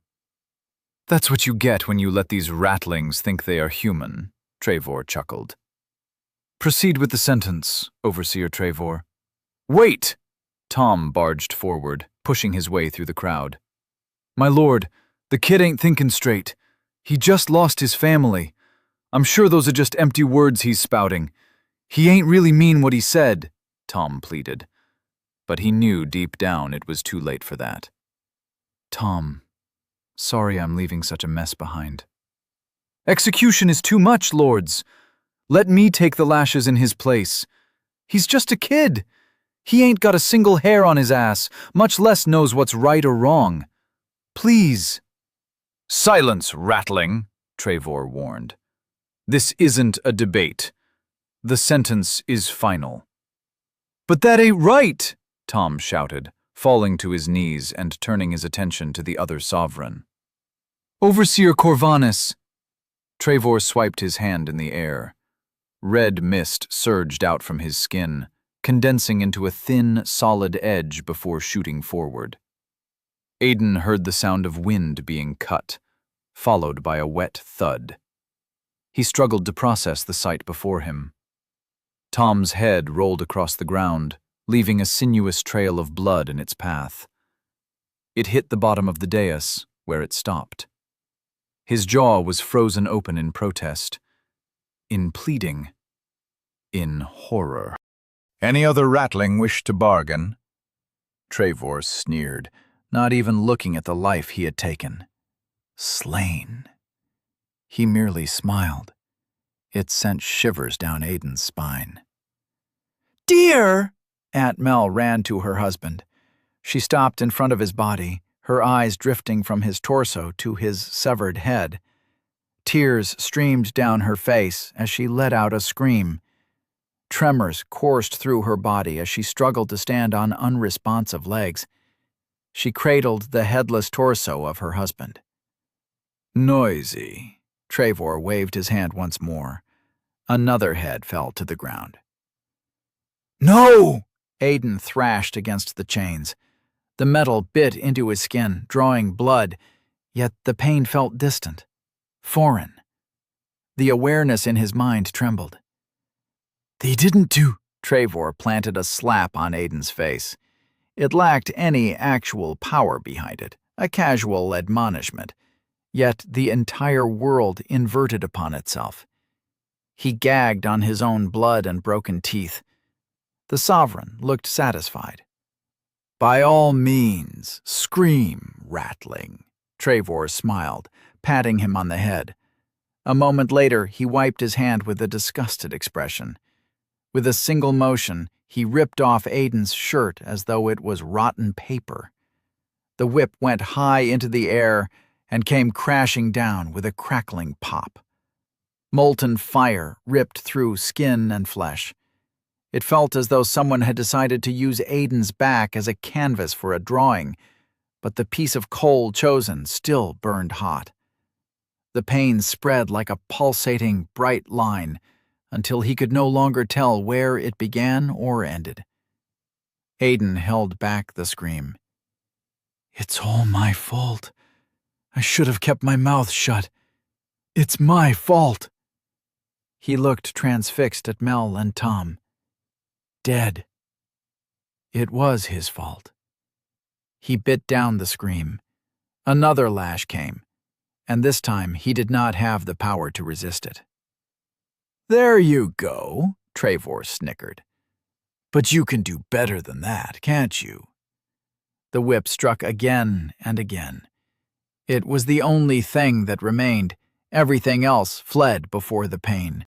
Only the whip, Trevor's provocations, and Aiden's blood-curdling screams made sound in the world. Not a single miner dared to voice protest, but he did not blame them, not after what happened to Tom and Mel. The 10th strike broke Aiden's rib. The 15th broke his spirit. The 16th should have killed him, but Aiden survived, somehow. It confused miners and sovereigns alike, as following strikes seemed to have a lesser effect even with the increased violence. Aiden had vowed to get revenge against the sovereigns. Kalendor, Corvanus, Trevor. But those delusions no longer mattered. He would abandon everything just to make the pain stop. Abyss take him. He would sell his own family if it meant putting an end to it. No! A piece of his mind anchored itself inside his soul. Never. All the pain, all I went through. They'll feel it one day. As Trevor struck harder, the pain grew weaker. Aiden had long since stopped screaming, gritting his teeth instead. Something within demanded retribution. He was not sure if it was the awareness or his guilt. Vengeance. Even if it took a day, a year, a decade, a lifetime. His thirst for it would not fade. The foreign part of his mind resonated with the hatred, but what he could hear most clearly were the words whispering inside his head, the text that appeared in front of his eyes. Catalyst achieved. "Come on, don't be shy," Trevor roared in frustration. The pain vanished. Information flooded Aiden's brain as the blue light of runic symbols manifested in front of him. It swirled and condensed into a thin, square sheet of ethereal material made physical, of light crafted into an unseen glass. Another lash came. A malevolent grin split Aiden's face. Trevor looked at the whip, displeased at the meager amount of flesh stuck to it. "You're a tough little ratling. Creepy, too, I'll give you that. But don't worry. I'll make this one count." The Sovereign held the whip with one hand, the other hovering above the blood-stained instrument in a practiced motion. Red mist poured out of his palm, revolving around the whip like a whirlpool. Trevor trailed a finger along the whip's length, forcing the mist into the leather. Small red thorns sprouted from it, resembling a vine. "I won't kill him," Trevor said, before Corvanus could object. Don't be jealous. I know he's your kill, not mine. The magic-imbued whip blurred as Trevor's arm moved at an impossible speed. It struck Aiden in the chest, breaking his bones. Red thorns ripped his flesh to pieces, biting off the skin like they possessed a life of their own. A wet scream tore itself from his throat as the thorns detached, burrowing under his skin like snakes swimming in blood. The sovereign magic pierced his flesh and thrashed beneath his skin. Blood pooled under his knees as Aiden dropped forward, not a single ounce of strength left to sustain him. Ah, Trevor inhaled deeply. No. That's what I call a day of fulfilling work. He grabbed Aiden by the neck, bringing him closer to have a good look. We're the same, you say? The one holding the whip couldn't be more different from the one who receives the strike, even if the maker himself willed it otherwise. You ratlings live in caves, content to eat scraps, to dress like beggars, eager to serve. The overseer shook him by the neck, as if concerned Aiden would lose consciousness. It's your destiny, the sole purpose for which you exist. Open your eyes, ratling. In what world is a sovereign the same as you? You're... Aiden coughed blood. Right. We aren't the same. Aiden let his blood-stained smile surface. But pain doesn't care. The awareness inside of him unfolded into the world, into the hand that strangled the life out of him. Overseer Trevor's horrified expression was the last thing Aiden saw. By the Maker, that's not a bad way to go. Chapter 6. He Who Ventured Beyond One. The sound of bones breaking was deafening. Drops of blood splashed against the ground, some even flying toward the distant, silent crowd, tamed into cowardice by the promise of death. Helvin did not blame them. Not many would look death in the eye and give it a bloody smile. Unlike Aiden. Perhaps I was wrong. The boy's crazier than his father. Helvin watched, mingling with the crowd, though his height surpassed a miner's. Nobody noticed his presence. Everyone was too busy staring wide-eyed as one of their own, no more than a child, was savagely beaten. Pathetic. Ever since the rebellion in the First District, their fire and will to live seemed to have been bred out completely. Helvin thought it was a shame, but also unavoidable, for a regular miner had no way of facing the might of a sovereign, much less an Empyrean who wielded blood magic. Once a resident of Elysium, with sovereign blood running through their veins, had their soul heightened to the six paths, they were no longer human. The arcane changed someone like an irreversible tide. Those who resisted that force soon met death. Helvin glanced at the pair of headless bodies lying, forever silent, on the pale stone floor. The Sovereign, an Empyrean of the Blood Path, knelt in front of Korvax's son, his hand gripping the boy's neck as if to choke the last strands of life from his puny body. The boy might have some guts, but it was nothing but anger. Helvin doubted if Aiden would ever raise his hand against a sovereign, even if given the means to fight. He reeked of fear. He might be one of Korvax's sons, but he is not the one I'm looking for. What a waste of time. I'll have to get the ring back. Helvin readied himself to leave for another catalyst district, when something changed in the boy. A shiver rang through his core, loud as the evening bell, strong as the current of wind that whistled silently. It can't be. Helvin infused his body with Hexion. The sensation was subtle, enough to escape the notice of most Empyreans, even those trained by the Magisterium Arcana, such as Trevor and Corvanus. But Helvin had passed that threshold centuries ago. Aiden cackled as the sovereign in front of him fell to his knees, a guttural howl ripping from the depths of his lungs. He thrashed on the ground, his hands clawing at his chest and tearing the white uniform from his muscular frame. His nails dug deeply into his skin, carving bloody trenches from one side of his ribs to his neck. By the fallen god, there's no mistake. That has to be a providence. But to awaken it without being heightened, it's unpredictable. It won't synchronize well to his path. But maybe that's what Korvax was looking for.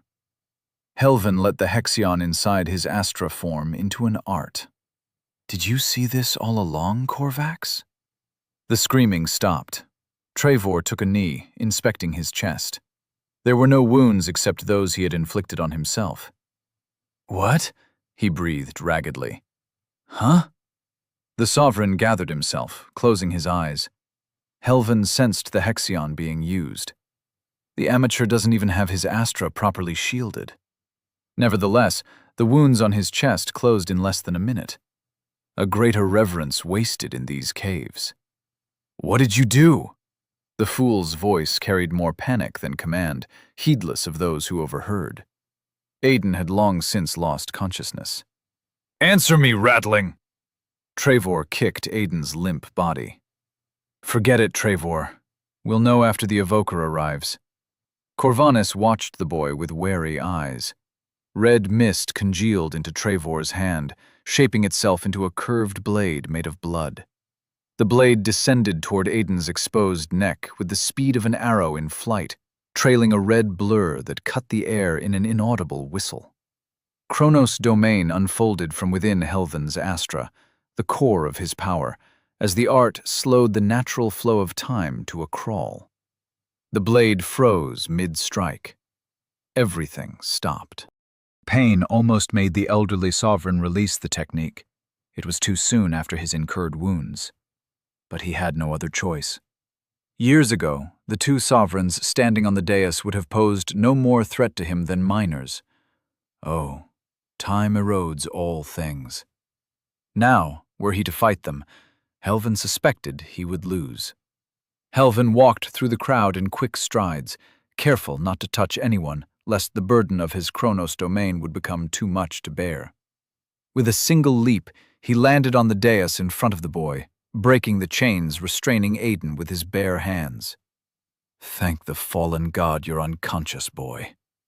Helvin threw the blood-soaked child over his shoulder, sighing in relief as the boy's dormant will did not conflict with Chronos domain's influence. Without another thought, Helvin mustered all his strength and ran. His art was on the brink of failing, and if he was still in sight when that happened, they would both die. Chapter 7. A Binding Vow. Aiden woke up. Not dead. Not yet. But where am I? Wherever he was, it was dark. No cracks in the walls allowed light through, which was uncommon in the district. Perhaps someone escorted him out to another place, maybe where the so-called evoker was to arrive. He hoped not. His unresponsive body was not reassuring, but that was a trade-off Aiden was willing to take. He was alive, after all. The lightless place he found himself in was warm, soft, peaceful, unlike his last moments. Maybe I'm dead, and this is the abyss, Aiden mused. He did not feel pain, which was not a good sign given the beating he had taken. It's not as bad as I thought. The sound of Overseer Trevor's screams had been sweet music to his ears before he lost consciousness. Aiden was about to touch the awareness in his mind, for the glowing texts were the only holders of information regarding the magic he had unleashed upon the Sovereign. Maybe it was a proof he still lived. You're awake! And still alive! An enthusiastic giggle approached from the darkness. I was a bit worried you wouldn't make it, truth be told. Ah! Aiden tried to get up, urging his body to run. They got me, Abyss. He felt the dormant magic in his mind, touching it as if it were a limb. Empty. He knew he could not unleash the same attack again unless its reserves were full once more. Hey, shh! A hand brushed against his forehead. You're safe now, Aiden. It was a woman's voice. It did not belong to Trevor or Corvanus. The evoker. It had to be. Damn it. Aiden let the awareness unfold in front of his eyes. He needed to understand the magic he now wielded if he wanted a chance at surviving. Draven von Astreus. Dyad vessel. Corruption. Lesser. Path. None. Dyad vessel. He focused on the words, witnessing as they rearranged themselves into a unique pattern that expanded in front of his eyes. Dyad vessel. Corruption. Lesser. Release on thy enemies all the suffering unleashed upon thyself. Aiden recalled the fleeting memories of how the Providence worked, associating it with the glowing runes that confirmed his gut feeling. I can't use it. Not now. It needs to... I need to get hurt first. It seemed even magic had limitations, for it also needed time to recover after each use. But it can still absorb. The more he thought about it, the more the magic workings resembled a bucket, one that, oddly enough, stored pain rather than water. Aiden could only use the bucket if it contained something. Light blinded him suddenly. Aiden blinked away tears as his eyes adjusted to the newfound brightness. The silhouette of a massive woman sitting beside him was the first thing he saw. Sorry, a little warning might have been better, the woman chuckled. Oh well, a bit of temporary blindness is the least of your problems anyway. Another sovereign. Unsurprising. She wanted information about the Beyond and the rune book, though her nonchalance made him question that thought. Who are you? Aiden still could not move, but his mouth worked just fine. I'm not dead. Yet. I'll die before giving up anything. You took the beating of a lifetime, or so I'm told. She ignored the question. All right, I'm sensing a little tension between us, Aiden. The woman laughed, her eyes shifting from him to the wall. I wasn't really expecting you to give a hooray or anything, she harumphed, standing up to tower over Aiden. A little thank you wouldn't hurt, though. Maker's blessing, Myra, you saved my life? Thank you. Thank you so much. My body doesn't hurt, even though a couple of sovereigns nearly beat me to death. Thank you, Myra. You're the best. Aiden's mouth dropped open. What? Enough, Myra. It's good that his trust doesn't come easy. Someone else spoke. We meet again, boy. Aiden's eyes darted to the other side of the room. A wrinkled, white-haired, decrepit old man rested against the wall with arms crossed. The sovereign from the Beyond. He approached Aiden, but his white hair and aged skin did nothing to mask the presence pressure he emitted. It was hard to describe, but the look on his face and the certainty of his steps put Aiden on guard. There's much to explain and little time to answer questions, the elderly man said, frowning. This is you. He held a mirror facing Aiden. A disfigured creature lay on the bed, a proper bed, not one made of rags. Aiden closed his eyes, trying to run from the reality, from what remained of his broken body. It did him no good. With a trembling sigh, he opened his eyes again and stared back at his reflection. Aiden lay broken in the comfort he once dreamed of, his lips slipping open to the side, exposing countless missing teeth. A deep cut ran down his chest, twisted trails spreading from it like roots. It's me. Rather than despair, Aiden only felt fury. Tell me, boy, are you heightened? The old man asked. I'm a what? Aiden stuttered, confused. No clue what kind of nonsense you're crapping out through your mouth, you sovereign piece of shit, he snapped at the elder. This situation was the old sovereign's fault. None of it would have happened if the gate had remained shut. None of it. Aiden did not know who the man was, but he already hated him with every ounce of his being. His family, however, was more important than hatred, and he needed to find a way to find them. He's not lying, Gramps, Myra nodded. The sovereign looked unconvinced, but chose not to press it. If I'm alive, it's because you need me, Aiden broke the silence. The sovereign needed him, so his best chance of saving his family was to find out whatever he could about his situation. My family. You said they were in danger. Yes, they will die in a year or so, the elder nodded. What? The shackles holding his body dormant snapped as Aiden stood up and grabbed him by the arm. Say that again. Ah! Myra took a step back, blood seeping from the corners of her mouth. Use your providence on me, and I'll cut off that arm, the sovereign said. He glanced down, unconcerned, but the threat in his chilling tone was clear. Shivers crawled under Aiden's skin as he released the elder's hand. You can't restrain an unheightened minor boy, Myra? The white-haired man shook his head. I've been blocking that damned trace for hours, you heartless geezer. Myra wiped the blood from her mouth, a maddened look possessing her eyes. You know my reserve isn't that great. I'm just a median reverence. Do this, Myra. Do that, Myra. After you heal him, block the trace, Myra. After you block the trace, make sure he's not dead. Abyss below, woman, the man from the beyond took a step back. I just asked. So she's the reason I couldn't move. Aiden did not understand how sovereign magic worked, but whatever hold Myra had on him injured her once broken. And how the abyss does he have this much will, Helven? She asked. Helven ignored her. My family. Other questions could wait. Why did you say that? They got into Elysium. Why would they be in danger? Nothing in this world comes free, Aiden. Helven looked lost in memory, but it only lasted a moment. I'll only help you if you help me first. What do you want? Aiden suppressed the hostility in his tone.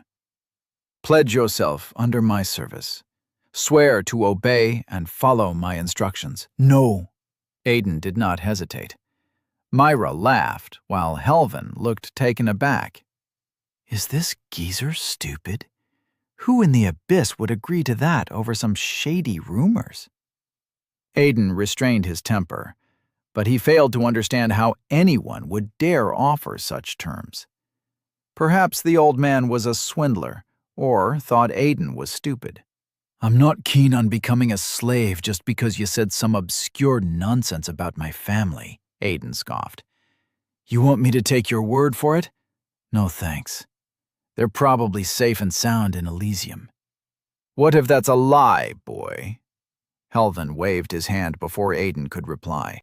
And make no mistake, you would not become a slave. You already are one. Aiden narrowed his eyes.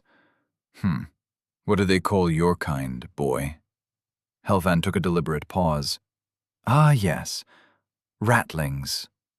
Send you to the mines, pay you with scraps, beat you bloody for the slightest mistake. Yup, sounds pretty much like a slave to me, Myra said with more enthusiasm than necessary. Aiden gritted his remaining teeth until he tasted blood.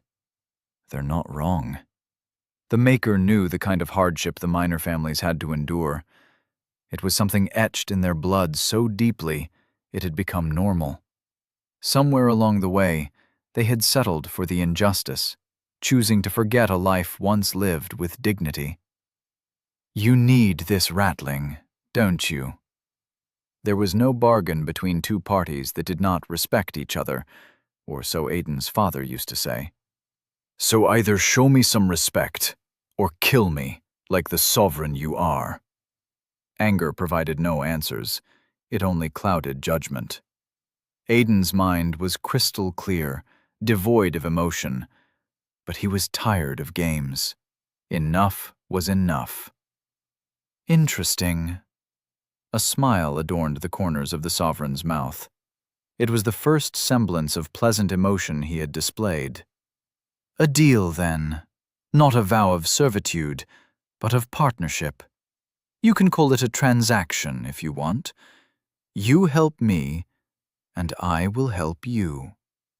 How can I know you're not lying about my family? Aiden hesitated. Helvan was the only person ever to question the safety of Elysium, but he was also the first who might have seen it firsthand. No other sovereign would lower themselves and speak to a minor when not necessary. Helvan's words, truthful or not, held weight. You can't. Helvan paused. Unless you're a wielder of the blood path, an Empyrean that reads lies from people's hearts. But I don't think that's the case. Well, it hardly matters.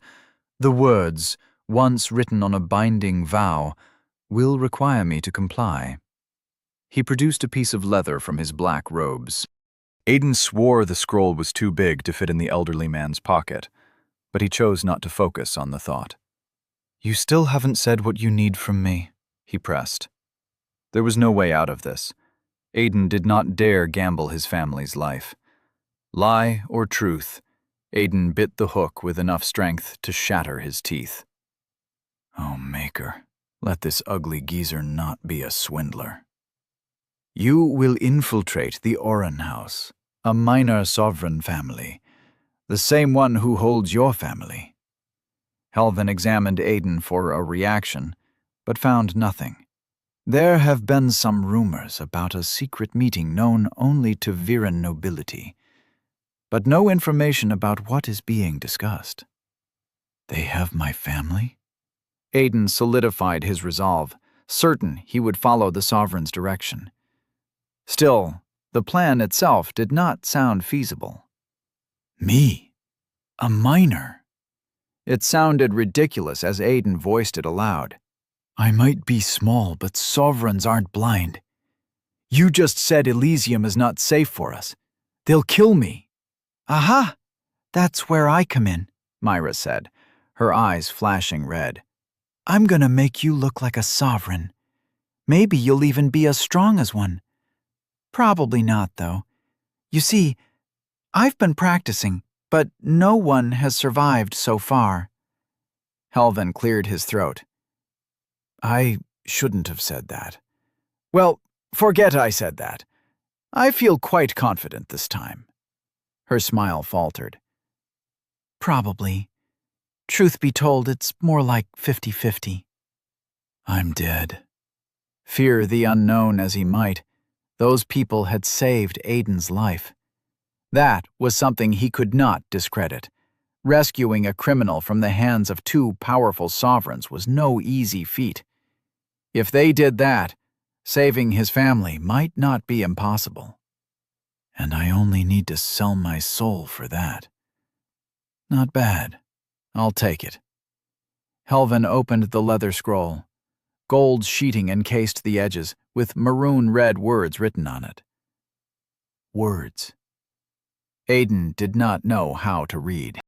I, Helvan Karamonder, vow to assist Aiden Greystone in locating and rescuing his family, should there be a risk to their lives in the coming period of 1 year. In return, Aiden Greystone will assist me by infiltrating the Viren nobility to gather information about their meetings. The Sovereign extended the scroll to Aiden. All you need to do is say your full name and that you agree to these terms. That won't work, Aiden shook his head. Abyss take me, he is a swindler. You think I'm stupid? You put a time on saving my family, but not on me helping you out? Helvan frowned, but did not retort. Instead, he tapped a finger on the page, and the words disappeared. Set your terms then, boy. Just say them out loud while holding the contract. You don't need to know how to read. The scroll felt warm in Aiden's hands. It throbbed, pulsating with a rhythm, a heartbeat. But Aiden dismissed the oddity. He was dealing with sovereign magic.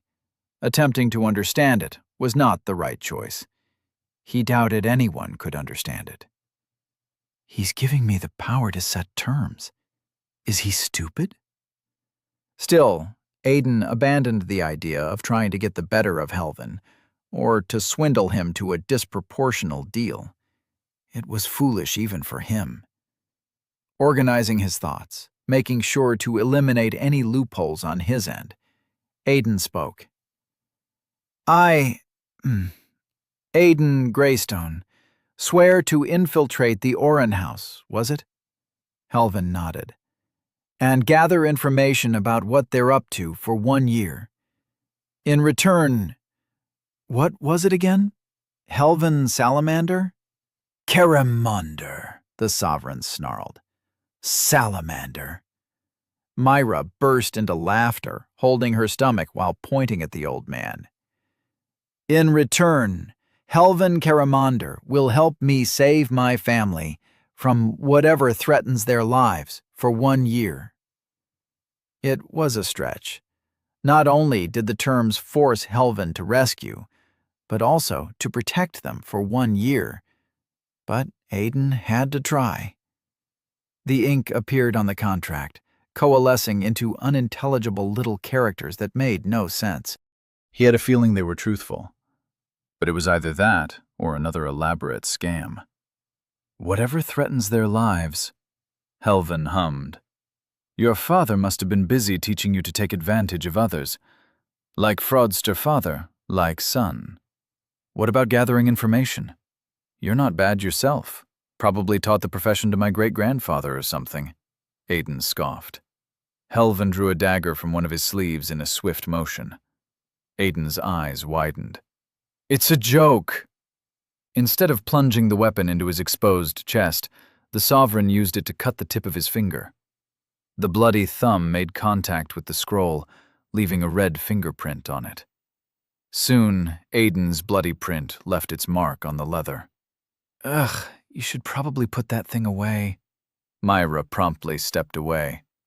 What are you? The scroll caught fire suddenly. The heat burned Aiden's eyebrows. With a yell, he threw the thing on the ground, where it turned to nothing but ashes in moments. A thick cloud of black smoke twisted in the air as if alive.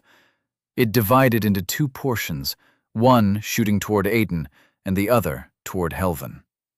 Aiden ducked away with a yell, falling out of the bed, but the smoke followed. It entered his nostrils with a rancid smell of burnt flesh that brought tears to his eyes. He coughed, trying to expel it from his lungs. Something changed inside of him. A compulsion, a foreign will. Deep within his soul, a contract now required him to go to the Oren house, wherever that was, infiltrate their midst, gather information. It was a silent voice that never stopped talking, compelling him to take steps toward that path. The witnesses of the beyond welcome you, Aiden, Helvin nodded, seemingly unfazed by the smoke that entered his throat. Rest well tonight, for tomorrow you die, so a new sovereign is born. Chapter 8.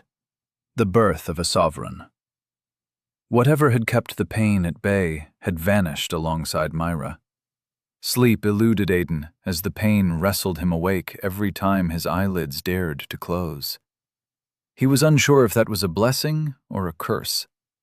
The hurt fueled Dyad Vessel, constantly supplying its torturous reserves, but the lack of sleep took its toll. Aiden slept on his side, his back sensitive to even the slightest touch. It surprised him what an exhausted mind could overpower. Torn flesh, broken bones, loneliness. Someone visited him in the night, and they took the pain when they left. Thank the Maker. Aiden remembered seeing shoulder-length red hair shining like embers in a fire, but that might have been a trick of his tired mind. When the darkness came again, he welcomed it. Aiden woke up, confused. The ceiling differed from before, white instead of pale gray. The bed was no longer warm and comfortable, but a frigid, metallic frame, binding his arms, legs, torso, and neck, and he could not move. His restraints trapped him.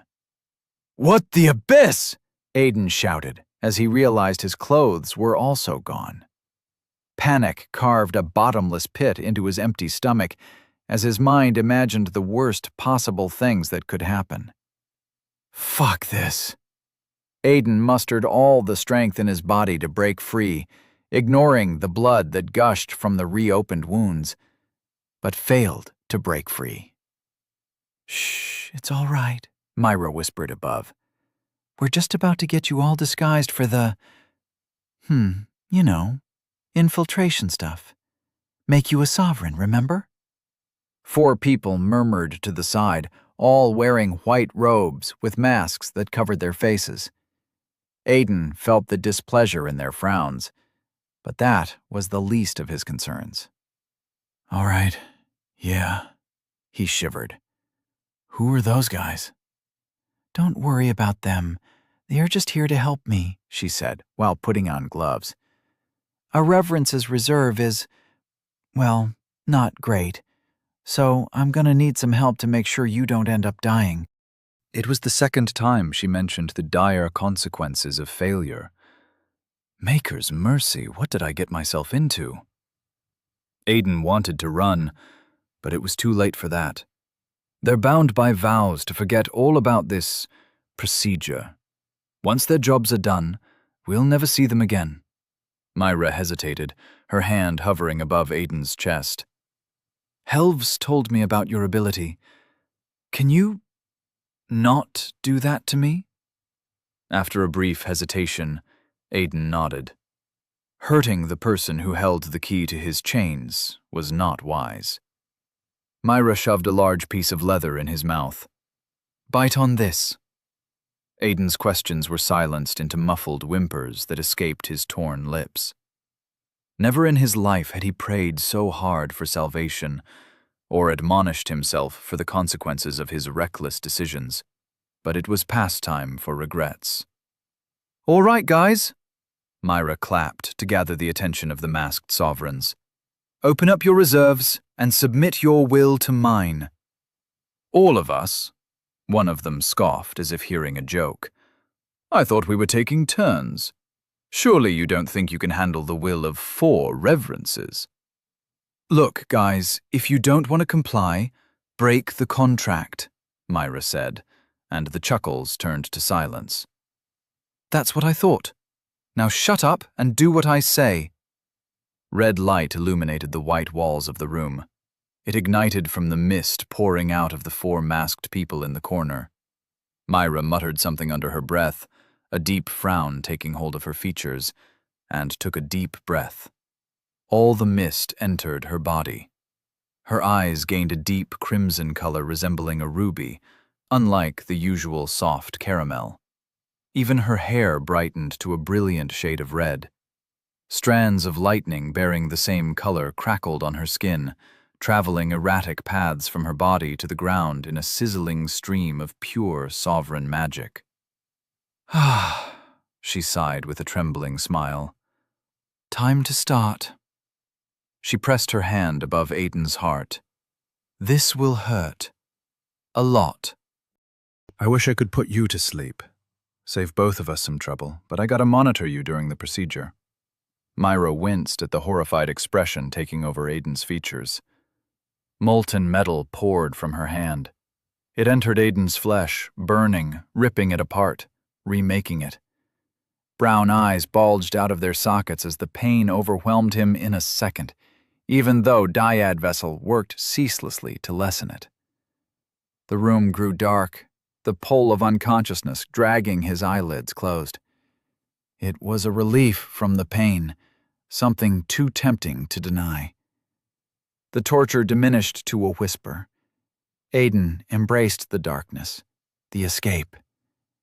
A cold hand squeezed his heart once, twice, thrice. "Ugh!" he gasped through the leather in his mouth.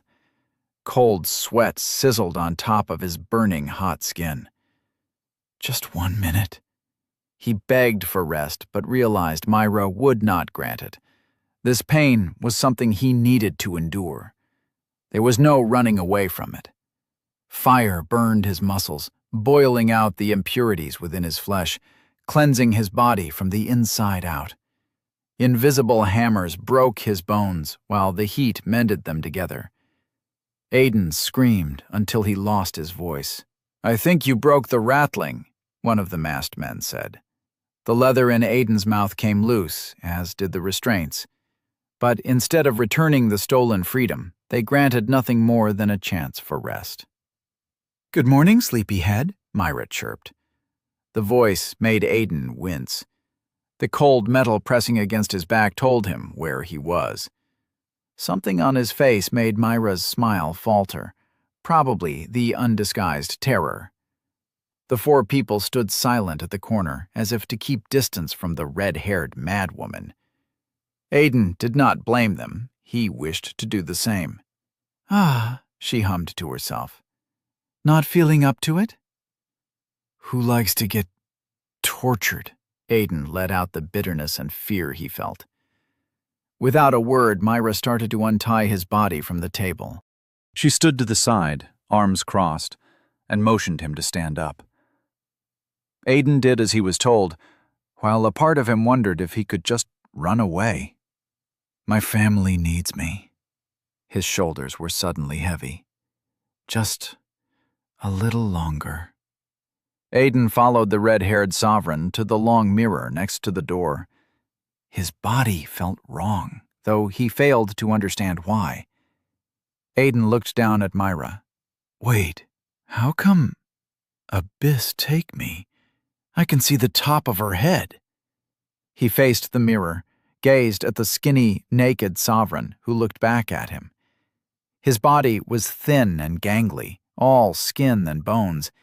His hair was brown, and his eyes followed suit. That was secondary to the scar that traced a cruel red line from his right shoulder to the left side of his belly. "Is that me? What did you—" Aiden did not know what to ask. Perhaps he should thank her, but showing gratitude to a sovereign was beyond him. "Nothing special, really." Myra flashed a proud smile as she examined his body. "Removed the gunk from inside you, extended your bones, nourished your muscles with Hexion. Nothing all that difficult. Though you almost died a couple of times." Aiden chose to ignore the last part. "Hexion? I'm a sovereign now?" "Nope," Myra burst into laughter. "You're just the tallest miner ever." She pushed Aiden with a soft touch, nothing but a playful tap. It felt as if somebody had pushed him with their full strength. "No strength to back that height, see? You can't run any faster than a miner. Well, you'll probably be slower now." She frowned. "If you want to stop now, that's all well and good with me. But you'll get a broken bone every time a sovereign looks at you." Aiden swallowed his fears, refusing to let them control him. He needed to get stronger to rescue his family, and the new looks alone were not enough to bridge the gap between a miner and a sovereign. "Do it." Aiden walked back to the table, devoid of hesitation. Fear might still flood him, but he refused to let that control his future. Aiden lost track of the times he lost consciousness. Muffled voices were the anchors that guided him back when darkness beckoned. "Abyss," Myra snarled. "I shouldn't have done this. Someone get Corvanus here, now!" "Corvanus?" Aiden muttered, confused. He remembered seeing a vial of silver liquid and a large syringe with a bright needle. The pain was so intense that his mind played tricks on him. He saw Overseer Corvanus assisting Myra in dealing his punishment. "Maker's mercy, Myra." Even the voice was familiar. "Why is the child bleeding from everywhere?" "Mistakes happen, all right?" she retorted, with a tinge of panic. "Now shut up and help me." Something pierced Aiden's stomach, burrowing its way to his heart. In one moment, his sense of self was intact. He was Aiden Greystone. In the next, he was something else. He smelled the blood in the air, felt it, craved to devour it. Memories pulled him to a place of hunger. The moon shone red in the night sky. A hole in its center pierced the moon's celestial body, revealing bright stars in the distance. It was a proud, defiled reminder of its old glory. The hemomorph wandered the world, dreaming about its next meal alone. Ah, what it would feel like to drench myself in the warm life of those who crossed me. Humans. But the actions of its brethren and the Shavitri had all but extinguished the last remnants of the people that once called this place home. The foolish ones who dared to open the rifts were long gone, while the remaining ones had been wised up by the death of their ancestors. Hard to find. Decades had passed since he last saw a human, but he did not stop hoping. A wave of Hexion passed through the hemomorph, a presence. Who dares? As long as it did not belong to a Shavitri, the creature did not need to fear it. This was his territory. He would find the insolent cur and make them pay for their intrusion. Ah, it's good that you were so close. A voice spoke from behind the hemomorph, sending shivers straight down its spine. Saves me the trouble. Now, friend, kindly hand me your core.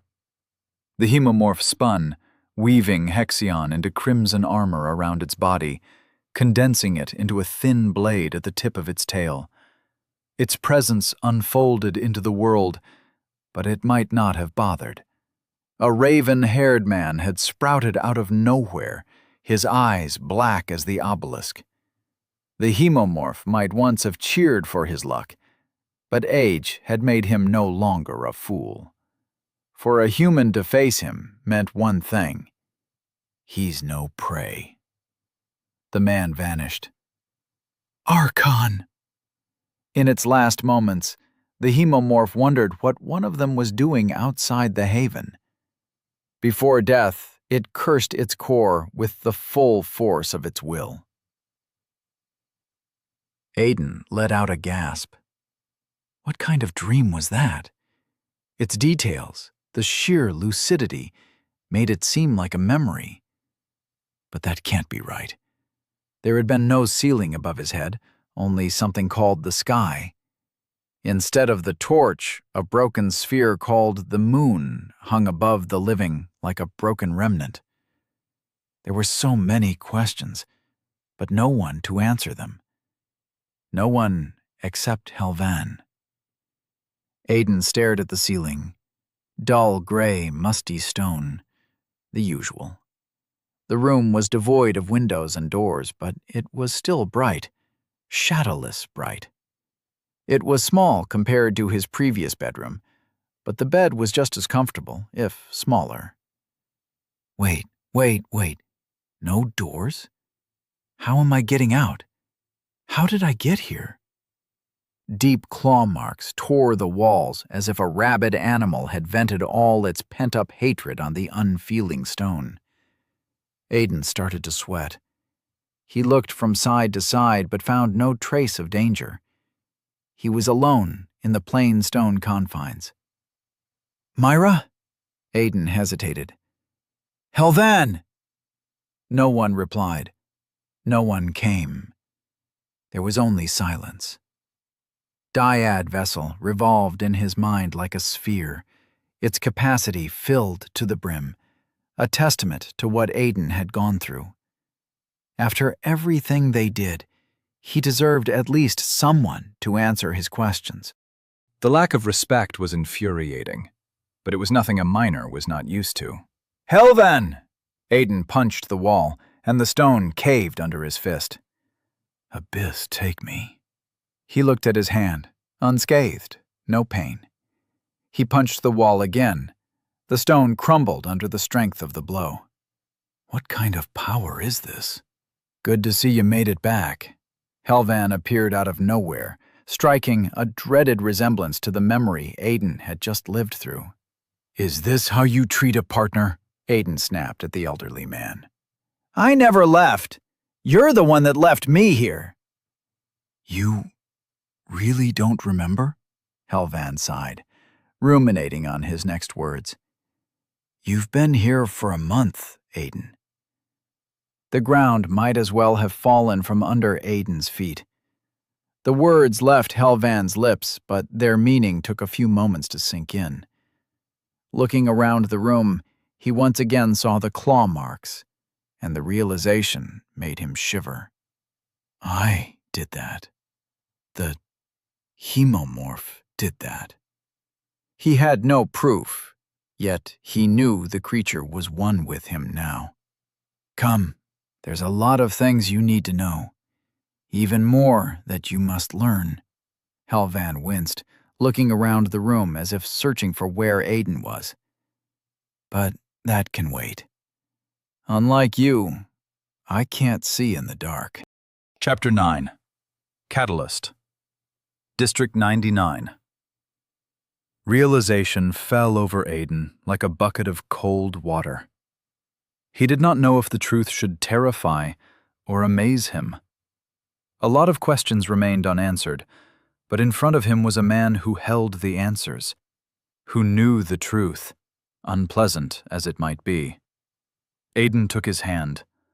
The world shivered for an instant, then changed. The musty, ravaged walls and a decorated office replaced the suffocating prison cell he had woken up in. An amber wooden desk, polished to a shining luster.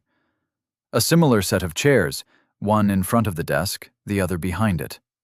A globe of yellow light hung from the ceiling, nothing but a small mockery of the torch, its soothing brilliance providing color to the world.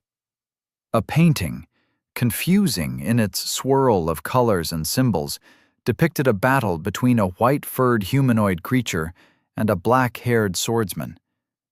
But none of that caught Aiden's attention more than the bookshelf to the side. So many. Books of all shapes and sizes, bound in leather, some even wrapped in metal. They called to the curiosity he had been born with, promising answers to questions he never thought to ask. "Have a seat," Helvan motioned to the chair. He fixed him with an impassive face, his eyes examining something only he was aware of. The silence in the room was chilling. His scrutiny made Aiden uncomfortable, but he did his best not to let it show. "Say, Aiden, what do you think about the painting?" Helvan asked. "Messy." Aiden examined the painting, but the random symbols took away from the scene. "The white thing, whatever it is, doesn't seem to like the guy with the sword." Helvan looked stunned. It was as if Aiden had provided a deep insight into the mind of the painter, for the elderly man nodded and produced a smile. "You can see it. I was right. I knew it," the old man muttered. "I mean, they look like they're about to kill each other." Aiden frowned at the reaction. It did not fit Helvan's attitude, not as far as he knew him. What's so shocking about that? What? Helvan looked back at the painting, but quickly turned away with a sickly frown. "Ah, yes. A conversation for another time, Aiden.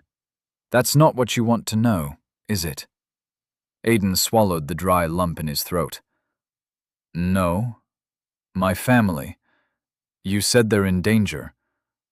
But Elysium is supposed to be a paradise where you can eat your fill, sleep in actual beds, that sort of thing. Why are they in danger?" "All true," Helvan said with a nod. "If you are born sovereign." "But," Helvan silenced him with a raised finger. "What do you think a catalyst district is, Aiden?" He continued to speak without pause. "It's a factory. Common knowledge, right? But what does it produce?" "Coal," Aiden said with a frown. "Wrong." Helvan pointed up to the light sphere in the ceiling. That doesn't require fire or coal to feed its flame. Neither do most of the heat sources in Elysium. Coal was a straightforward material, at least in Aiden's eyes. The residents of the district mined it in the Gloom Caves. Some lucky few were even granted a portion of it, depending on their performance. It was something essential for their daily lives, for one could not start a fire without it. It was a constant reminder of their dependency, an incentive to wake up every day and perform grueling work. Yet the overseers restricted those of insufficient age from going to the mines. That made little sense, even though it was essential. Even when authorities harshly punished adults who failed to meet their quota. Even when mining that single resource was the purpose of their existence. Purpose. Aiden shivered at the thought. They never needed the coal. People. He closed his eyes as a dark realization fell over him. The Catalyst District produces miners. People. And they harvest us during Ascension Day. That's why they don't allow kids to mine. Can't have their products be damaged. The daunting truth in Aiden's words elicited no more than a dispassionate nod from Helvan. Why? Why do they need us? Aiden was forced to reconsider everything he once took for granted. I'm afraid I can't tell you, Helvan sighed. That's a load of shit. Abyss, man, you promised answers, Aiden snapped at him. Frustration made his grip tighten on the chair until the polished wood broke. Aiden paid it no mind. During heightening, every sovereign is forced into a binding vow. It's built on the very remnant that grants them access to the arcane. Impossible to avoid. A frown wrinkled his aged face further. Even if I could tell you, I'm afraid the knowledge would only harm you. A binding vow? That's just convenient. All those who know are forced to keep the secret. The rest all assume miners are brought as servants. Nobody even questions that. Helvan shook his head at Aiden's indignation. Why should they? No one in Elysium cares about what happens down here. Aiden heaved a sigh.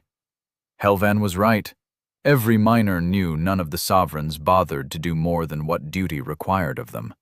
As long as a miner did not make their tasks harder, it was not unheard of for the overseers to stay at their towers for months.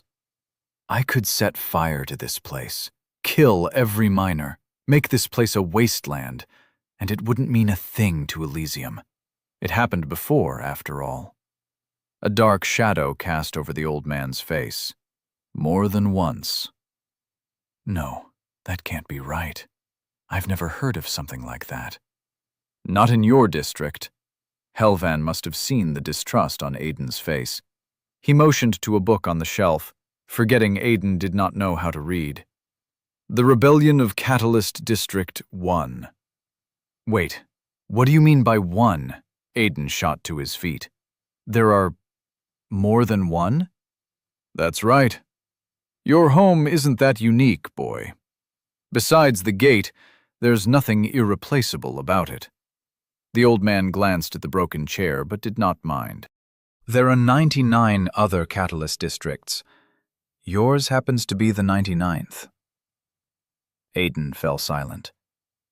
We'll continue this tomorrow. Helvan stood up and walked to the door, motioning for Aiden to follow. Think about what I have disclosed to you.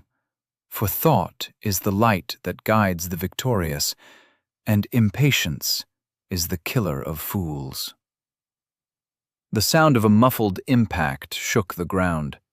Grunts of pain echoed in the long hallways as Aiden followed Helvan along what had once been dark tunnels. Now, the darkness gave way under his unnatural sight. The walls rumbled. Light spheres hung from the ceiling, illuminating the path ahead and casting shadows where their brilliance did not fully reach. Nothing escaped Aiden's eyes, be it shadow or complete darkness. Everything was but a shade of gray. A muffled grunt of pain echoed in the corridor. Aiden yearned to learn the full extent of what he was capable of, but there was too much going on inside his mind. Now's not the time. He glanced at Helvan, the old man's height shorter than he remembered, and shook his head. Prying answers from the sovereign was no simple task. Somebody uttered a nasty curse. Helvan stopped in front of a plain, wrought metal door. All the noise originated from behind it. He opened it, motioning for Aiden to follow inside. The ceiling was higher inside the room, several paces above even the tallest sovereigns. The area was circular and wide, with weapons organized into wooden racks at the edges. Smooth stone, similar to the material in the steps of Elysium, formed the floor. Splashes of blood were the ornaments that adorned the floors and walls. Two people noticed their intrusion. One was a sovereign man of similar height and age to Aiden. His hair was black, cut short close to his scalp. He was a shirtless, bloody mess, with muscles adorning his lean physique, stringy and refined into tight cords that rippled under his skin. The other made Aiden flinch on instinct. She had shoulder-length red hair tied behind her head, caramel eyes that were observant, inspecting him as a crafter would their masterpiece. A cheerful yet chilling smile played on her lips. Myra. Aiden! She approached, excitement written clearly on her face and arms open for a hug. So good to see you. Aiden tried to step behind Helvan, but Myra was faster. She enveloped him in a tight hug that sent uncontrollable shivers running through his body. Myra, Aiden forced a smile. It's good to see you. That grumpy man didn't let me visit you. Can you believe that? Her eyes stabbed at Helvan. Truth be told, I wasn't sure you'd pull through. Aiden silently thanked Helvan for keeping her away from him. 1 month of his training is already wasted. I take it you understand what to do, Myra, Helvan spoke. Yes, sir. Of course, my lord. Myra saluted before whispering, Don't mind him. He hates when people have fun. The other sovereign walked toward Aiden. Who's the skeleton? These guys been starving you or something? Skeleton. Aiden glanced down at his arms. He did look thinner than he used to. Aiden. He extended a hand. The other sovereign, to his surprise, shook the hand without disgust. Name's Finn. You could say I'm the boss around these parts. Finn is a recruit, same as you, Aiden. Helvan shot him a glare. Though his training has started before yours. They're all yours, Myra. I have better things to do. Helvan departed, leaving only Aiden, Finn, and Myra in the room. Myra, do this. Myra, do that. She mocked Helvan's rasping voice. I swear, ever since he came back as an old man, he's been all bossy and bitter. Came back as an old man? Aiden exchanged a glance with Finn, but the other man shrugged. This woman is not right in the head. Anyway, boys, there's a lot for you to learn. Myra clapped to get their attention. Especially you, Aiden, but we'll get through that. Etiquette. How to not get your ass handed to you. How to go about without getting caught. That sort of thing. But let's start with the easy part. Fighting! A maniacal grin overtook her features. Finn, you will spar against Aiden. I just want to know what he's capable of, so don't play around breaking any bones or causing any injury I'll need to heal. Got it? Might be better to give him something to eat first, Finn said, throwing a concerned glance at Aiden. I'm not hungry. Wait, that's weird. It had been a month since he last ate anything, unless Helvan had fed him while he had not been himself. Aiden was certain that was the case, for the alternative was far too bizarre to consider. Really?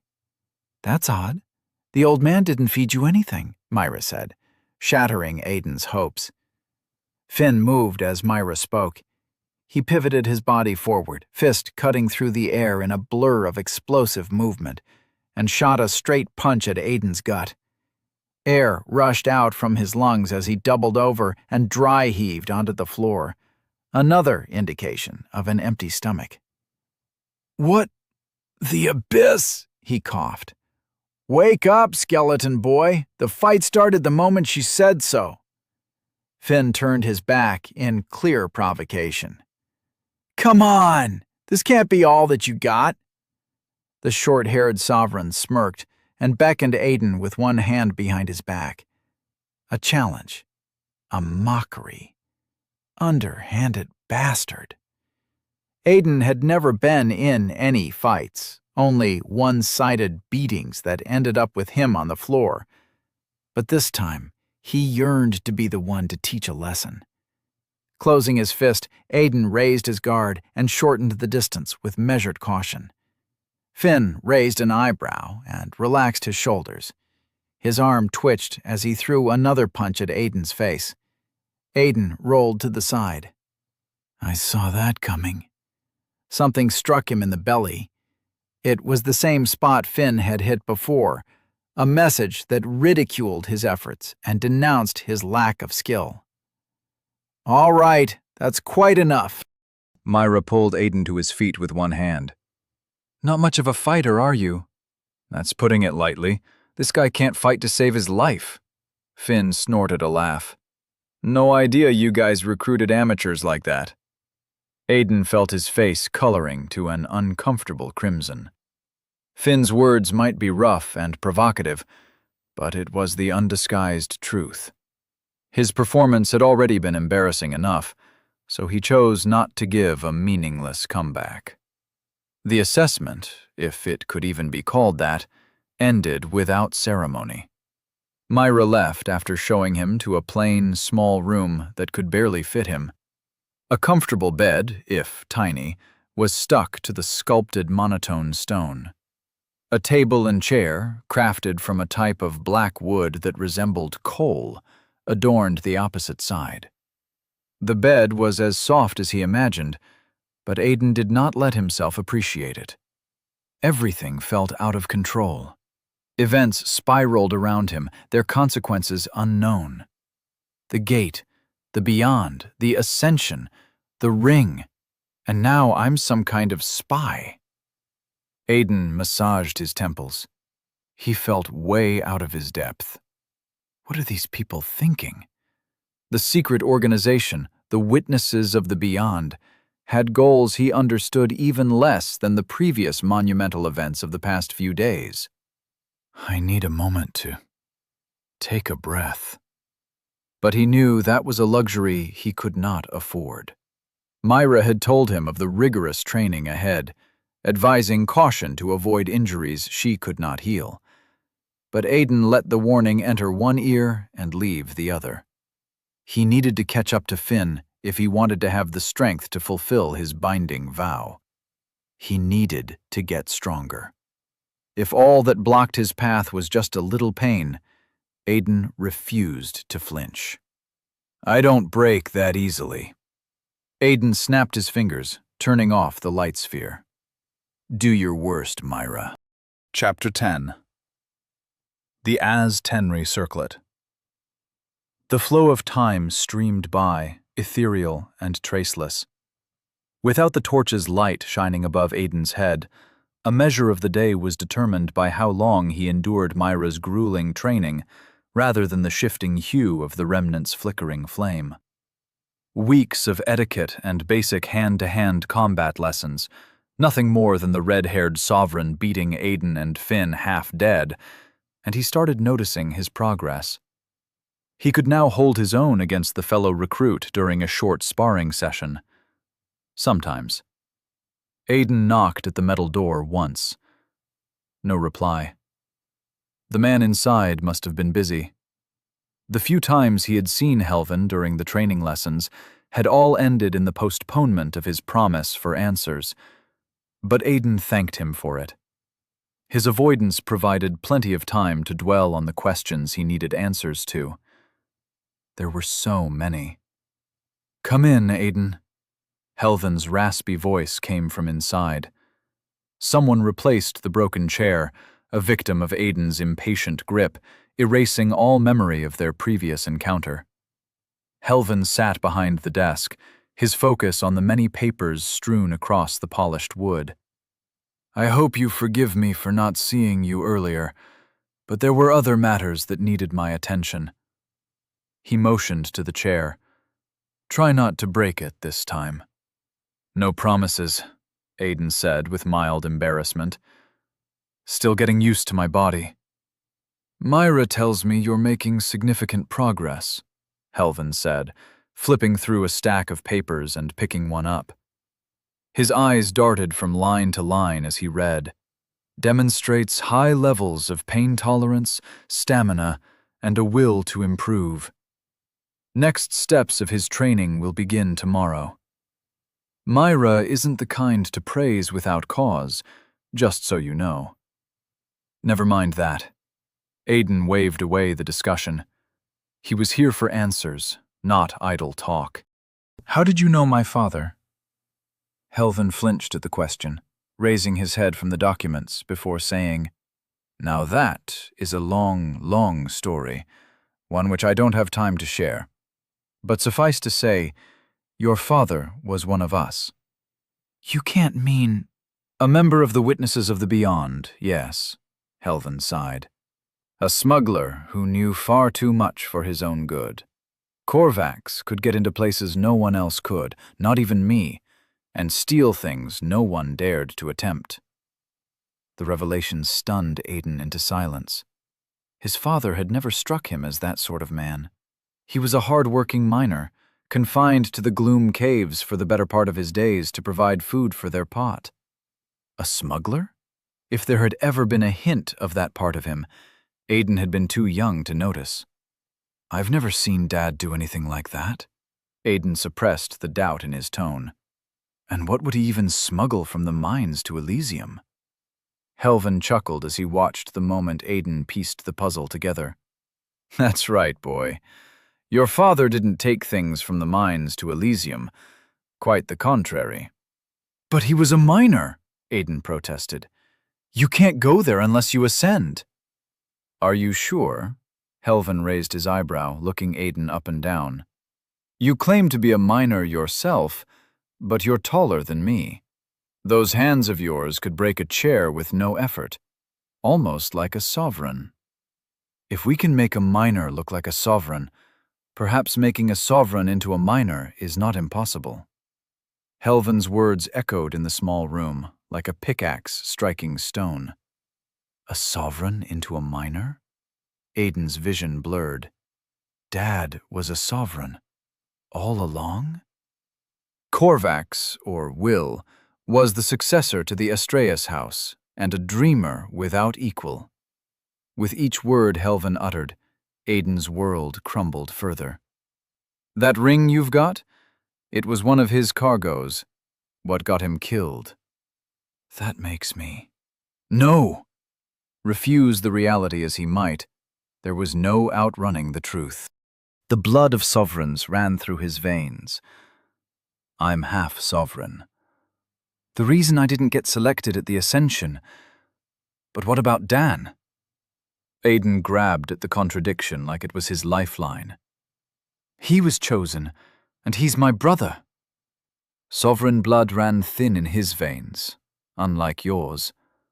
Helvin sighed, considering what to tell him. The torch's light shines only on those whose affinity to Hexion is poor. You are the exception. That is all there is to it. Aiden wanted to flee the room, but the same curiosity that had prevented him from turning tail and running when the gate opened now urged him to stay. Hexion. The breath of the arcane. The fuel that ignites the magic wielded by sovereigns. Helvin paused, throwing a deliberate look at Aiden. It is the same energy that powers the runic remnants. Like that black ring. Aiden remembered the old man referring to his providence the day he was rescued. What in the abyss is that thing? It's an Az-Tenri circlet, a soul-bound item forged in the age of fallen gods with the sole purpose of enhancing the power of an Empyrean. Sovereigns heightened by the arcane. The tone of his words became puzzled. You're not supposed to have unlocked a providence without undergoing heightening. The ring had activated the moment it entered his finger, without so much as expressed permission. But the providence only emerged after his unfortunate capture at the hands of Travor and Corvanis. Can you teach me? No, I won't teach you how to use your providence. It can cause more harm than good. You haven't even tried to learn by yourself, Aiden. Know that some answers are only retained through experience. He's right. Aiden had been reluctant to use the providence during his training with Finn and Myra, since they were not truly his foes. But that did not excuse him from never trying to figure out the workings of his power. Deep down, Aiden was afraid of it. He wanted answers, but feared their repercussions would change him. Leave now, Helvan said. Myra is expecting you. The training room was not silent. 3 new people, all dressed in plain gray robes, stood in the corner, their conversation tightly kept within their private circle. They were tall, sovereigns at a glance, possibly half-breed impersonators, Aiden thought. Heavy was the burden of knowledge, doubt, hesitation, anger. Aiden just wanted to punch something, someone. He yearned for the simplicity of training the flesh, where one either won or ended up bloody on the floor. Simple sounded good after all he had learned. Aiden, good to see you're not late. Finn approached with a grin. He still had a bruised eye, and a split lip showed Myra had just lectured him. Any idea what's going on with them? I was hoping you did, Aiden shrugged. Your guess is as good as mine, man. Probably some crazy idea of training from that mad woman. Finn glanced at the door with apprehension. Aiden examined his frame, eyes, demeanor, anything that might give him a clue to Finn's real nature. Nothing about him resembled a miner, yet Aiden knew he had been one. He did not act like a sovereign. His behavior was crass and unbothered. Did they also put you in a cell after making you look like one of them? Aiden nodded to the 4 sovereigns at the back. A sovereign, I mean. Finn stood silent for a moment, his face showing no indication he understood the question. Say, do you fancy apples, Aiden? Never had one. Aiden understood the other boy's meaning at once. Not much of that going around where I came from. Just potatoes and coal. Abyss, take me! You're a miner? Finn's eyes bulged out of their sockets. Myra said I was the only one that survived. Same as you, but from a different district. This is fucked up. Finn pulled Aiden to the farthest corner. Myra isn't right in the head, I'll tell you that. She might also be one of us. I can recognize the scars when I see them, he spoke in a hushed tone. But what do you mean by cell? The door opened behind them. Myra entered the training room, hands behind her back, and an unusually serious expression on her face. The 4 strangers went silent at her presence. I taught you the basics, how not to embarrass yourselves too much during a fight, but there's only so much you can learn with hugs and lectures. The excited grin returned to her face, sending a shiver coursing through Aiden's skin. Knowledge can't hold a breath to the real thing. Isn't that what we're doing when you beat us up all day? Finn scoffed and slapped Aiden's shoulder. Right, Aiden? You idiot. Aiden tried to move away from the short-haired man, drops of sweat trickling down the back of his neck. You don't provoke that woman. Myra grinned from ear to ear. Oh, come on. You know I won't hurt you too much, right? I need to fix that. She beckoned to the distant sovereigns. You 4, the old man promised you what? 1,000 low-grade Hexion cubes for assisting in their training? That's right. The largest one of them stepped forward. How about this, then? I'll pay you 10 cubes for each of their bones you guys managed to break. Myra nodded to herself, proud of her idea. Silence fell in the room like a deadly sword. 10 cubes! The big man shouted. The one with a rotund belly counted on his fingers, excitement growing as he grasped the true value of Myra's offer. The smaller, thin man chuckled. What's the catch, Weaver? Simple. If any of them remain standing after 1 hour, you won't get paid at all. Myra crossed her arms and beamed. Are you trying to scam? The fat sovereign shut up as the tallest of them waved a hand. Against kids? He inspected Aiden and Finn. I'm not saying no if you want to pay us more, but what happens if we snap their necks by accident? You understand, stuff like this happens.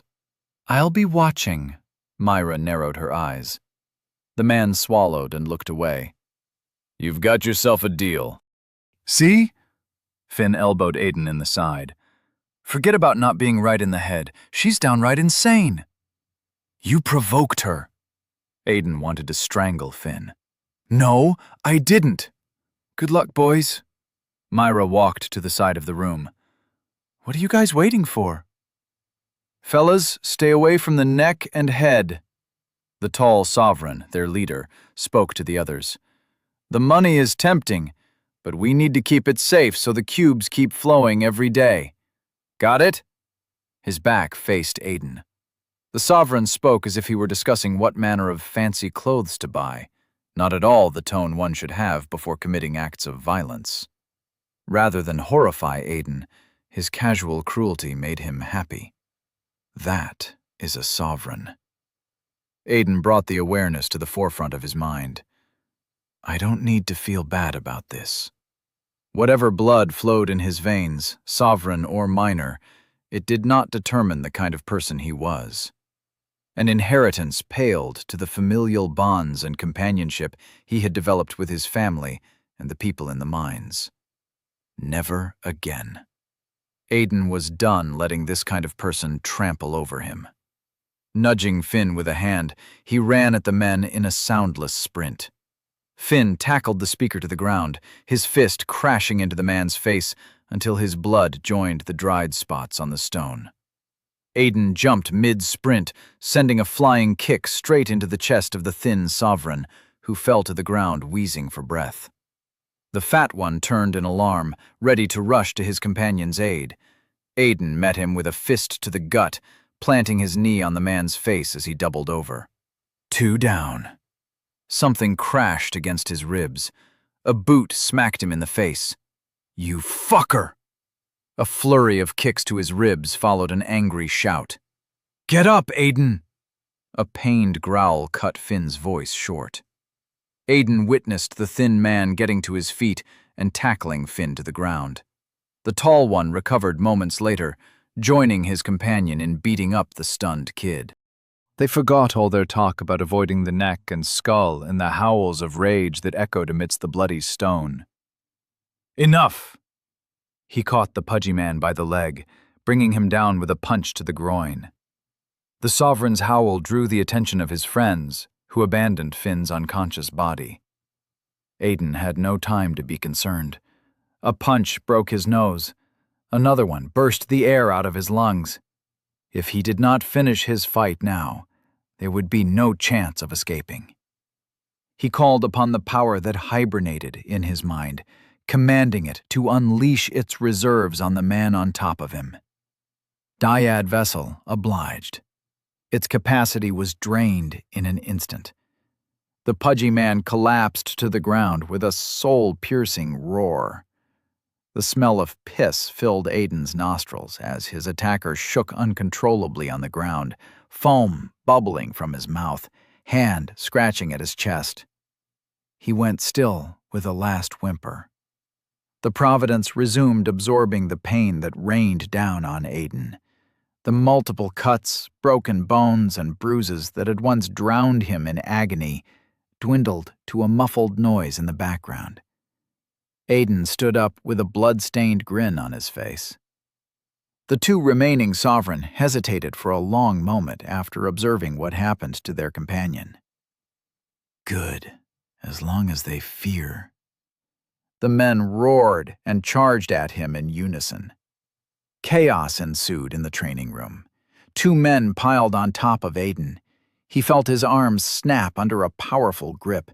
Someone kicked him in the crotch. A flurry of punches hit his face. Shit! Aiden urged Dyad Vessel to act once more. Nothing. The Providence was dormant, recovering after its previous activation. I'm gonna die. Darkness encroached on his vision. Muted pain laced his body. A vengeful grip strangled the breath out of him. The call of the abyss was strong, and Aiden was too weak to avoid it. Chapter 11. Illusion of Morality. Weeks passed in a mixture of broken bones and spilled blood. Myra healed broken bones with the help of the other masked sovereign from the operation room, but some wounds not even her ethereal hand could mend, for they left scars too deep to perceive.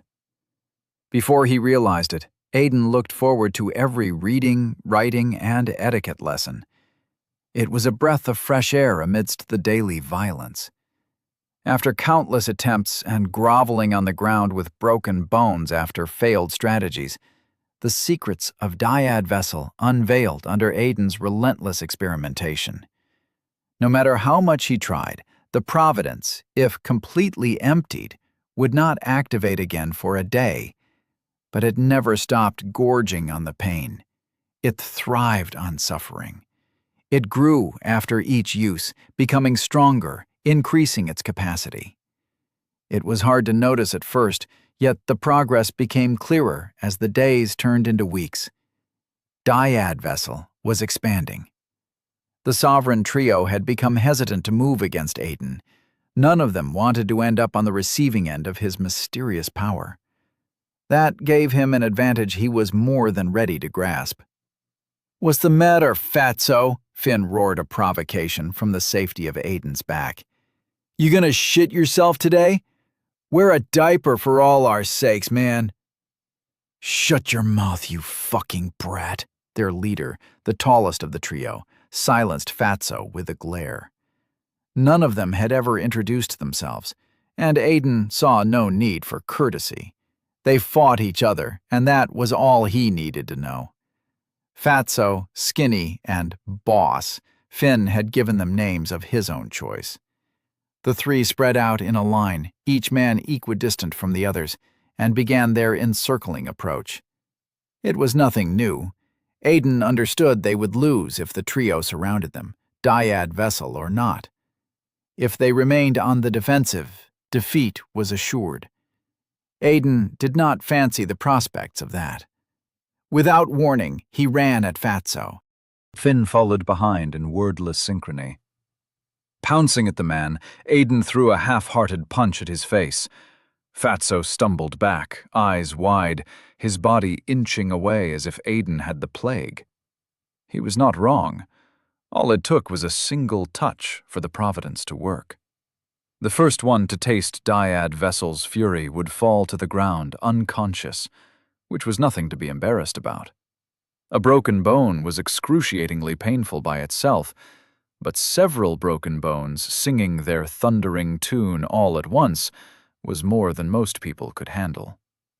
Aiden sidestepped, moving away from Fatso as the man broke their formation in panic. He leaped at the most dangerous fighter, Boss. With a snarl, the Sovereign aimed a testing kick at Aiden's knee. Playing it safe, huh? He had figured out long ago how the ability worked. With a grunt, Aiden allowed the kick to strike true. Boss flinched in alarm, not expecting the blow to land. Too late. Aiden doubled over, grabbing the Sovereign's leg in a tight hold, and tore away the fabric of his pants with his bare hands. "No! Motherfucker, not me!" Raw screams replaced his words, sheer agony honing his pitch to resemble the grinding metal grinding onto the reservoir of Dyad Vessel, willing the Providence to not release its full capabilities, a trick he had learned the hard way. 1/3 of its capacity was enough to disable most people on the receiving end. 2/3 left. Boss punched Aiden in the face with little strength behind the blow. This guy's tough. But the damage was already done. That punch cost him his balance. "Now, Finn!" Aiden shouted. Finn leaped at Boss, kneeing the Sovereign in the face and breaking his nose with a stream of well-placed punches. Aiden turned to intercept Fatso and Skinny. "Fuck this!" Fatso rushed forward. Aiden ducked under Fatso's punch with practiced motion, stepping forward and planting his elbow into the man's crotch. He grunted in pain, but didn't collapse. Aiden stepped back, taking care not to fully commit to a single attacker. Skinny rushed at Finn. Sneaky bastard. Aiden rolled away from Fatso and tackled Skinny to the ground. Something hit him in the back of his neck, a huge weight smashing him against the ground. Shit, how's Fatso this fast? He felt pinned under an insurmountable weight. "Ha ha ha! I got him, boss!" Fatso roared, raining down backhanded punches. I messed up. The plan's as good as shit now. Immobilized, at the mercy of Fatso's revenge, Aiden had no choice but to use Dyad Vessel. It was a waste to use it against the slowest of their bunch, but it was that or be out of commission. Finn was strong, more skilled than him on all accounts, so he could hold off a weakened boss by himself, maybe even beat him. But he would be helpless if Skinny reached him. A giant fist clobbered Aiden in the eye, clouding his vision. He grabbed at the Sovereign's leg blindly, letting his fingers tear through the layer of protective clothes Fatso wore. Another, more desperate punch landed. Aiden willed Dyad Vessel to action. 1/3 left. He pushed Fatso off him as the man convulsed. Jumping to his feet, the dizziness faded with the aid of regained focus. He rotated his body, sending a kick at the Sovereign's temple. Fatso went still. A pungent smell wafted in the air as his pants darkened a shade. "Abyss take me," Skinny grumbled on the side. "I knew we shouldn't have accepted this job." Boss lay unconscious on the ground, as did Fatso. Only Skinny remained. A deep sense of fulfillment overtook Aiden. Weeks. It's finally over. After grueling training, several days of pain beyond comprehension, they had finally won. It was over. "Nice job with the gloom touch." Finn punched Aiden in the shoulder. "I gotta say, it feels good to win for a change." "Win?" The voice did not belong to Myra, their silent overseer. It was Helvan who spoke, his tone filled with disappointment. "One of your foes still stands, while all three draw breath." "How did he get here?" Aiden swallowed dryly. "Sovereign magic." "You can't be serious, Helvan." The implication of his words took Aiden aback. "Why would we kill Finn?" Helvan cut him off. "I've gathered some information regarding your father. Do you know what to do?" Myra stood silently. Hey, this is not part of the deal!" Skinny shouted in protest. Finn walked toward their leader's unconscious body, unfazed by the shouts in the room, and raised a foot in the air. "Finn, stop!" The foot crashed down on the man's throat, with a wet crack of broken bones. The Sovereign twitched, his body jolted awake, then went still. His chest no longer rose to draw breath. Dead. Just like that, with casual proficiency. "What are you doing?" Aiden paled when he met Finn's cold eyes.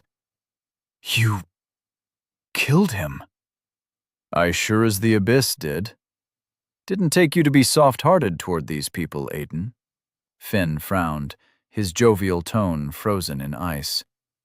"Did they treat you well in your district?" "I'm proud of you, an educated little ratling." Without waiting for a reply, he approached Fatso with deliberate steps.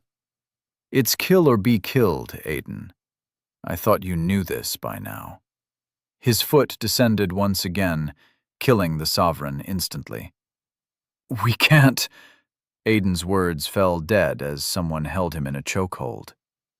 Who? He looked from side to side, trying to find the missing sovereign, to no avail. Finn crossed his arms, looking at him with expectancy. He said nothing, but words were no longer necessary. "Take one more step, and I'll kill the boy." Skinny's deafening shout spilled over Aiden's ear. "Very well." Helvan's calm sobriety overtook the man's despair. Relief filled Aiden as the elderly sovereign spoke. It was about time to put an end to the madness, to the unnecessary blood spilled in the training room. Aiden might hate the sovereigns, but he had never killed one of them. His new appearance might resemble theirs, and the strength he now wielded belonged to their kind. But he was not one of them. "Kill the boy, and I'll let you go," Helvan said, shattering Aiden's hopes. "Double the agreed payment added to what 3 have earned daily." The grip on his neck turned deadly. Aiden felt his neck pop as Skinny grunted in agreement. Fear jolted his body and mind awake like never before. The ridiculous idea of morality abandoned Aiden's thoughts. All that mattered was survival. He refused to die. It was kill or be killed. Dyad vessel unfolded into the world. The sovereign's grip on his neck loosened. A primal instinct overtook Aiden's body. When he came back to his senses, Skinny no longer moved. His body was cold. What? Aiden looked at his blood-soaked hands. What did I do? Aiden sat in silence. Myra had escorted both trainees to a larger room with 2 beds and a set of desks, but the ample space only made him all the more conscious of his actions. Finn had been right. Kill or be killed. No fancy ideas remained once one's life was in danger. Still, the reality of what he had become, or perhaps what he had always been, was daunting. The door opened as Helvan strolled inside with 2 thin books tucked under his arm. His face was expressionless as usual, but the long look he gave Aiden glinted with approval. It made him sick to his stomach. The approval of a sovereign felt like a slap in the face. "Congratulations, young men," he said with a thin smile that never reached his eyes. "I think you're ready for the next step." "No!" Myra, who had been quietly reading a book, stood up in alarm. "Helves, they aren't ready!" "Were you ready?" He took her astounded silence as his answer. "No one ever is, Myra." He brought his hand forward, opening it to reveal nothing. For a moment, Aiden was confused, but that feeling soon turned to shock.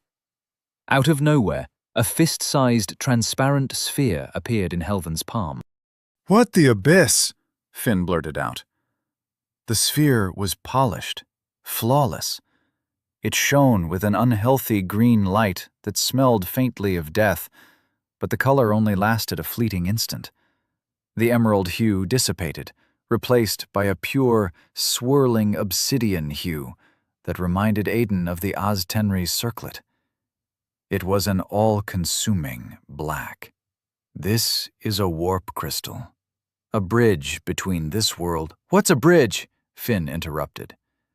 Helvan took a deep breath, but the message in his eyes was clear. Even if Finn were 10 times the fool, he would not dare interrupt the man again. A warp crystal is a connection between our world and the sixfold corridor, the place where all heightened sovereigns, known as Empyreans, draw their magic from. An endless corridor that loops within itself, without end, without beginning, Myra muttered, her eyes distant. "If you think about it too hard, you'll probably end up crazy. Stuff like that isn't meant for people like us to understand, truth be told."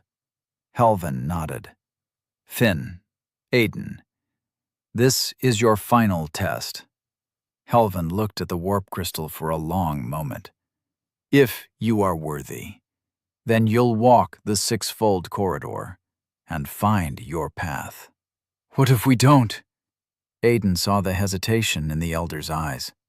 Then you'll never return. Helvin did not hide the truth. Unable to die, forever wandering the empty halls of the corridor. It's not a fate I would wish upon others. Nevertheless, within this warp crystal lies the secret to Empyrean power, the key to holding your fate in your own hands. Wealth, happiness, revenge. Finn burst to his feet and touched the warp crystal.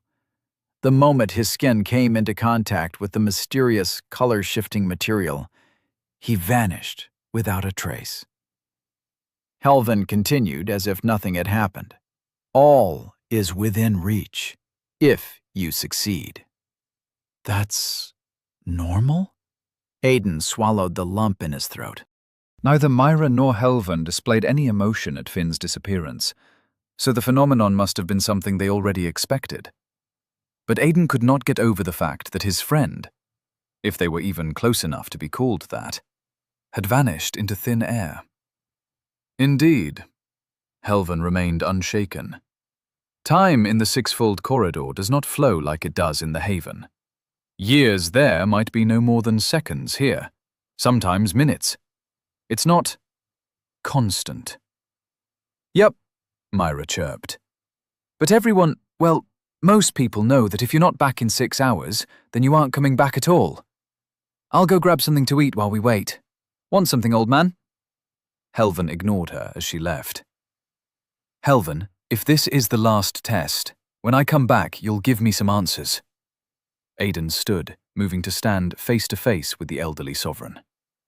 Helvin paused. The warp crystal was a gamble. It had the potential to provide a path to power, but it could just as easily lead to a fate worse than death. None of those paths were guaranteed. However, Helvin nodded to Aiden's request, as if he had not a shred of doubt in the young man's return. I'll be waiting, Aiden, he said, placing a hand on his shoulder. Your path will be harder than most, but I trust you'll find your way, as I have. Aiden touched the warp crystal, and the world twisted around him. Darkness swirled into a vortex, the irrevocable pull of the unknown, dragging his body into the sixfold corridor. The pull came to a stop.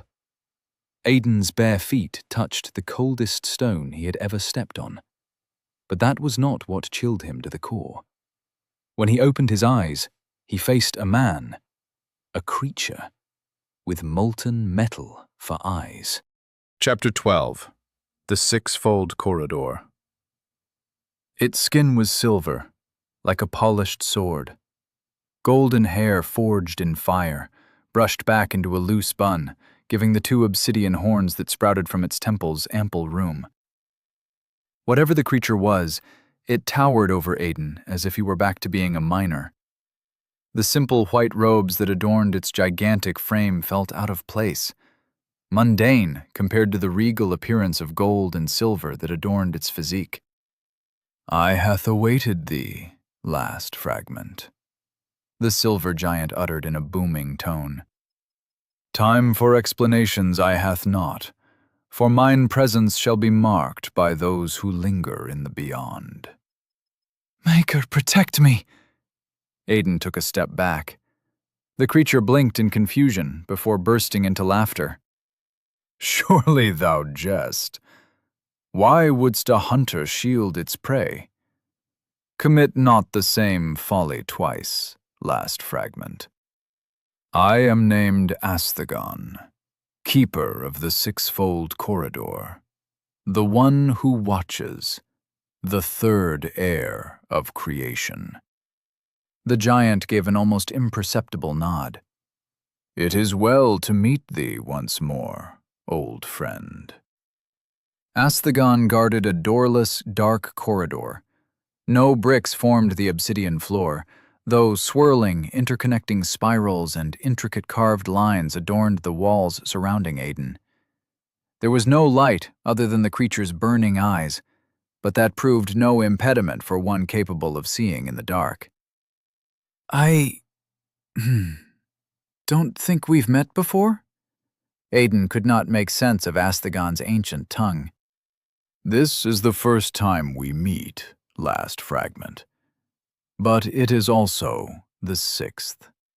Astagon opened his arms wide, his voice thundering as though it were the heavens themselves. I have known thee since the beginning of creation, when the stars first did shine in the vastness of the void. We have discoursed upon this matter countless times, as a written bond that may not escape the prison of karma. What in the abyss are you babbling about? The words slipped from his mouth unbidden, as if a force compelled him to speak his mind. Stop with the damn riddles. What sayest thou? Astagon blurted out in surprise. His mouth hung open with unsaid words. Confusion, surprise, excitement, sadness. Aiden saw a variety of emotions flitting through Astagon's sculpted face, but they changed faster than reason. Astagon gazed at Aiden, through him. A warm veil wafted past. Apologies, last fragment. It seems I misread the flow of time. Do you understand me now? Aiden nodded. You're finally making sense.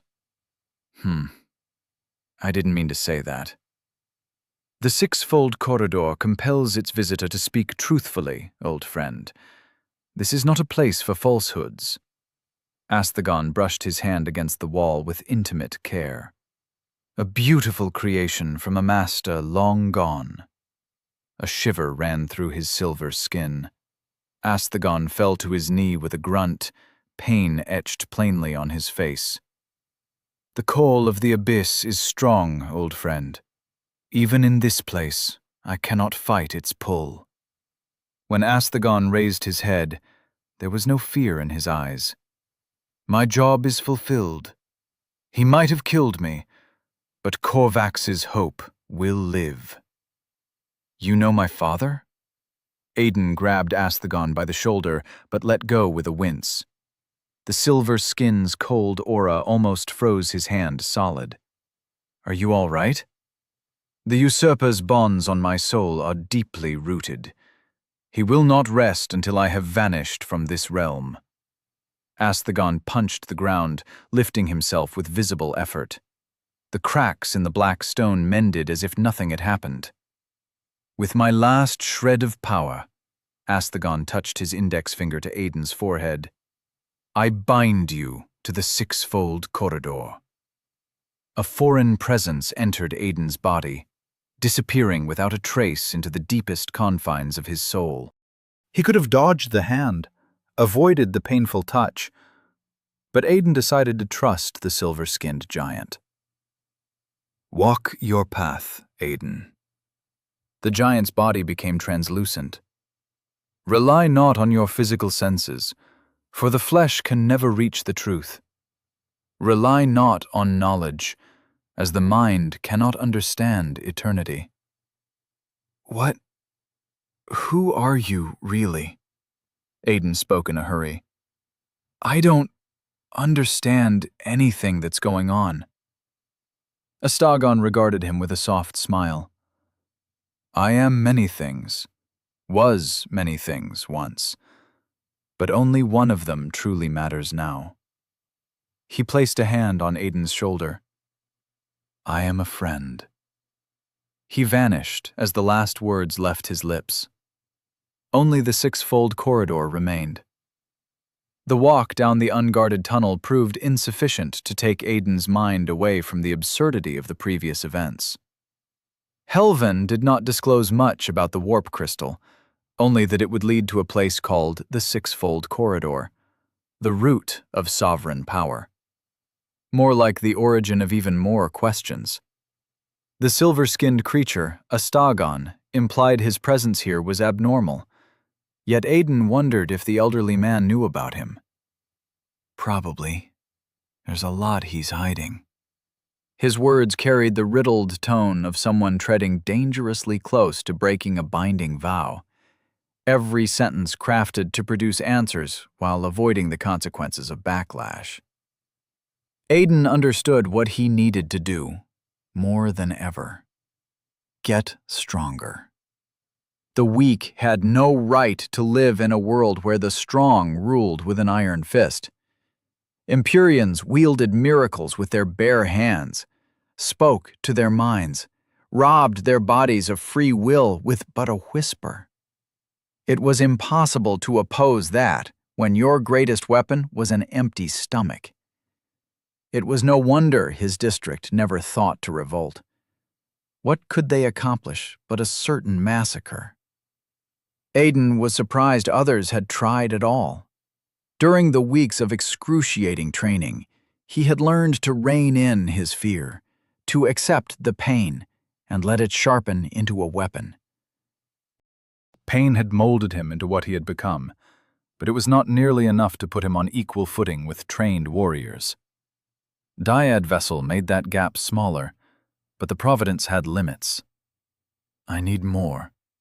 Power to create blades out of thin air, a way to disappear between steps like Helvan did, a body capable of soaring into the air like Corvanis had. The meager power he had accumulated paled to the arcane might of a heightened sovereign, of an Empyrean. Aiden walked with the determination to find the source of their power, ignoring the statues of heroes immortalized in their glorious moments that adorned each side of the corridor. If it took eternity to find it, then he would walk forever. Hours passed as he dived deeper into the endless corridor. Perhaps it took no longer than a minute. Aiden had no way of knowing. Time behaved oddly in the sixfold corridor.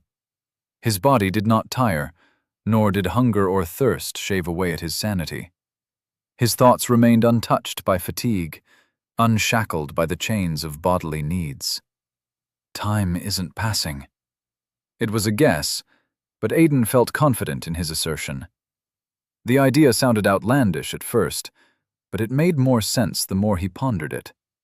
If time held no sway over his life, he could walk in the corridors forever, lost without a measure of time, alone with his thoughts. No wonder Helvan had warned him about it. Don't rely on your senses, Aiden said to himself. Asthagon had used his last moments to give him advice. Aiden did not know the man for long, but trusted his words. It had to mean something. He closed his eyes, threading the empty halls without the aid of his sight.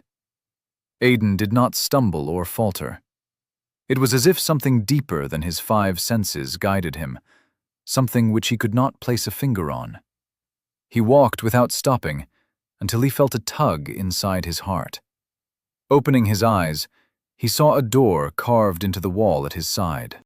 It was black as obsidian, dark like the color the warp crystal had assumed when rested against Helvan's palm.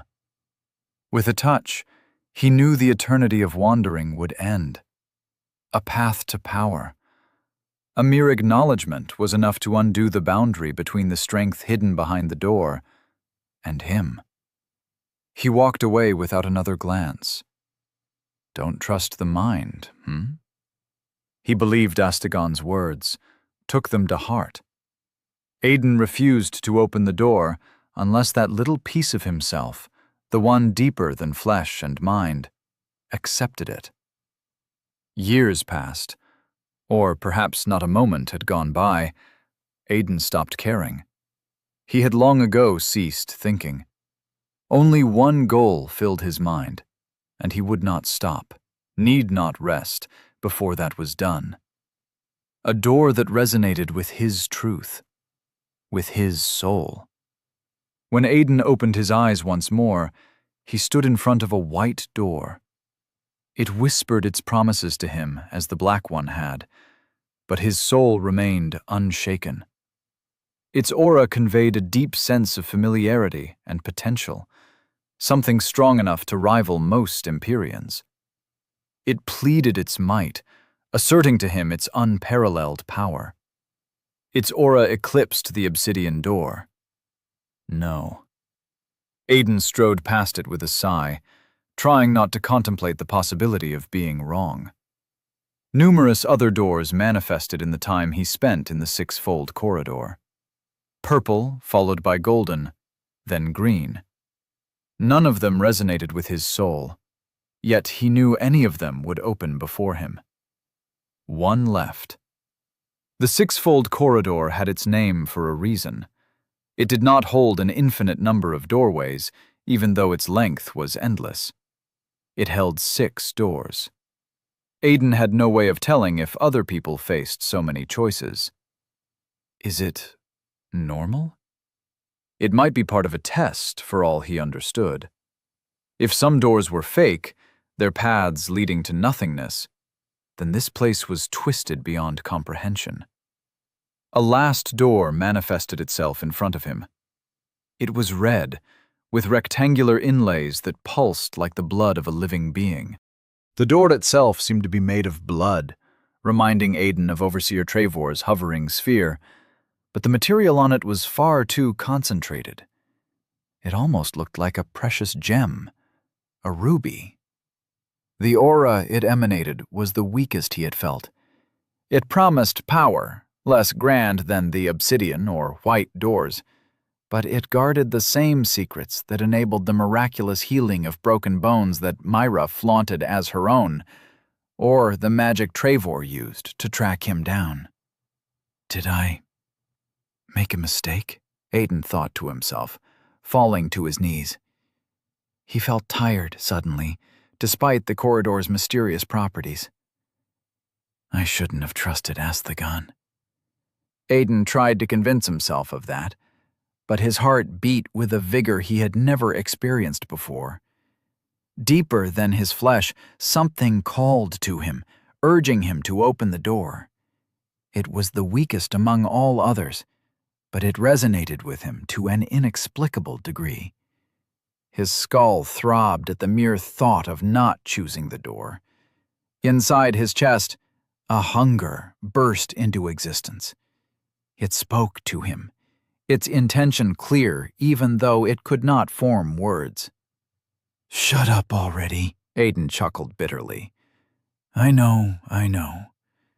That's the one." His heart roared. The memory of the beast under the red moon resonated with his soul. After an untold amount of time spent wandering in the corridor, the presence inside him had become a reassuring comfort, something Aiden had grown to rely on, all based on the words of a stranger. He raised his hand, wishing he were making the right choice, knowing that he had never had any choice at all. Within himself, there was only truth. Lies were a construct of the mind. And at that moment, Aiden did not think. He simply reached out and touched the crimson door. The world twisted upon itself as the crimson door opened without a sound. Light assaulted Aiden's eyes with a ferocious crimson intensity that yearned for the taste of fresh blood. With renewed resolve, he walked through the portal into another world. Looking up, he stumbled, for there was not a ceiling above his head. Nothing constrained the endless horizon. That's the sky. Aiden remembered the word from the caustic memory, the half-real, half-dream impression passed down to him by the creatures whose heart somehow beat on his chest. Endless and uncaged by the prison of stone. Aiden gazed upon freedom for the first time in his life and understood the weight of the shackles that bound his people. A sky was not needed for life. Neither were the pink clouds that floated unhurriedly on the vast canvas stretching above the dark soil below. It was not necessary, yet he felt a keen pain from being robbed of it. The sources of light were hard to look at, 3 burning orbs of crimson fire suspended on the horizon.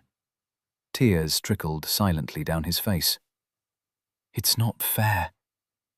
Their world was a cruel place, yet nobody tried to change it. It was disheartening to think they lived in the confines of a cave, when somewhere else, a place he had known for minutes, shone with the radiance of perfection and freedom. Why? Aiden did not understand why the people of the Haven would settle for caves. But I'll find out. Something trickled inside his lungs, diving into his blood, reaching every corner of his body. A living energy that never quite mixed with his flesh. It reached deeper than what was material, seeking the source of what made Aiden himself. The soul. Aiden followed the Hexion, as Helvan had called it, navigating its path until he stood in a place of pure darkness. Nothing existed within it, nothing but himself. But from the emptiness, the first rays of light burst into life as the red energy arrived. It settled at the center of his being, like the burning spheres of light that illuminated the strange crimson world outside. The once immaterial sphere tentatively assumed a shade of darker red. It spun with graceful rotation, gaining color until it resembled a ruby. It was small, frail, but it emanated a power Aiden had never felt before. With nothing but a nudge of his will, he approached the precious jewel. Magic. The key to Empyrean power.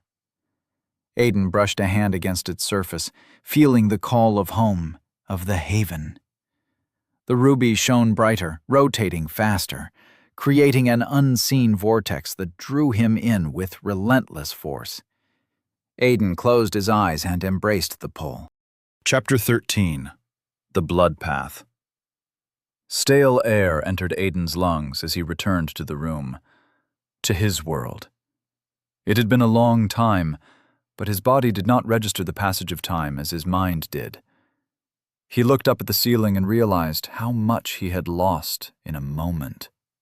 With a sigh, Aiden sat on the bed and ignored the concerned looks of Helvan, Myra, and Finn. 6 hours, Helvan rasped. You had some of us concerned. Finn chuckled. I always knew you'd come back. Weren't you just saying he was a goner?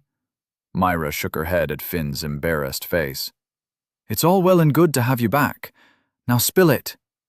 I was back in a few minutes. What can I say? They call me a genius for a reason. Finn crossed his arms with a proud smile. White door showed up out of nowhere. Felt like I walked in that damned place for hours, though. Myra whistled. The dream path. Not bad. It's the most unpredictable. You're either really strong or super weak, truth be told.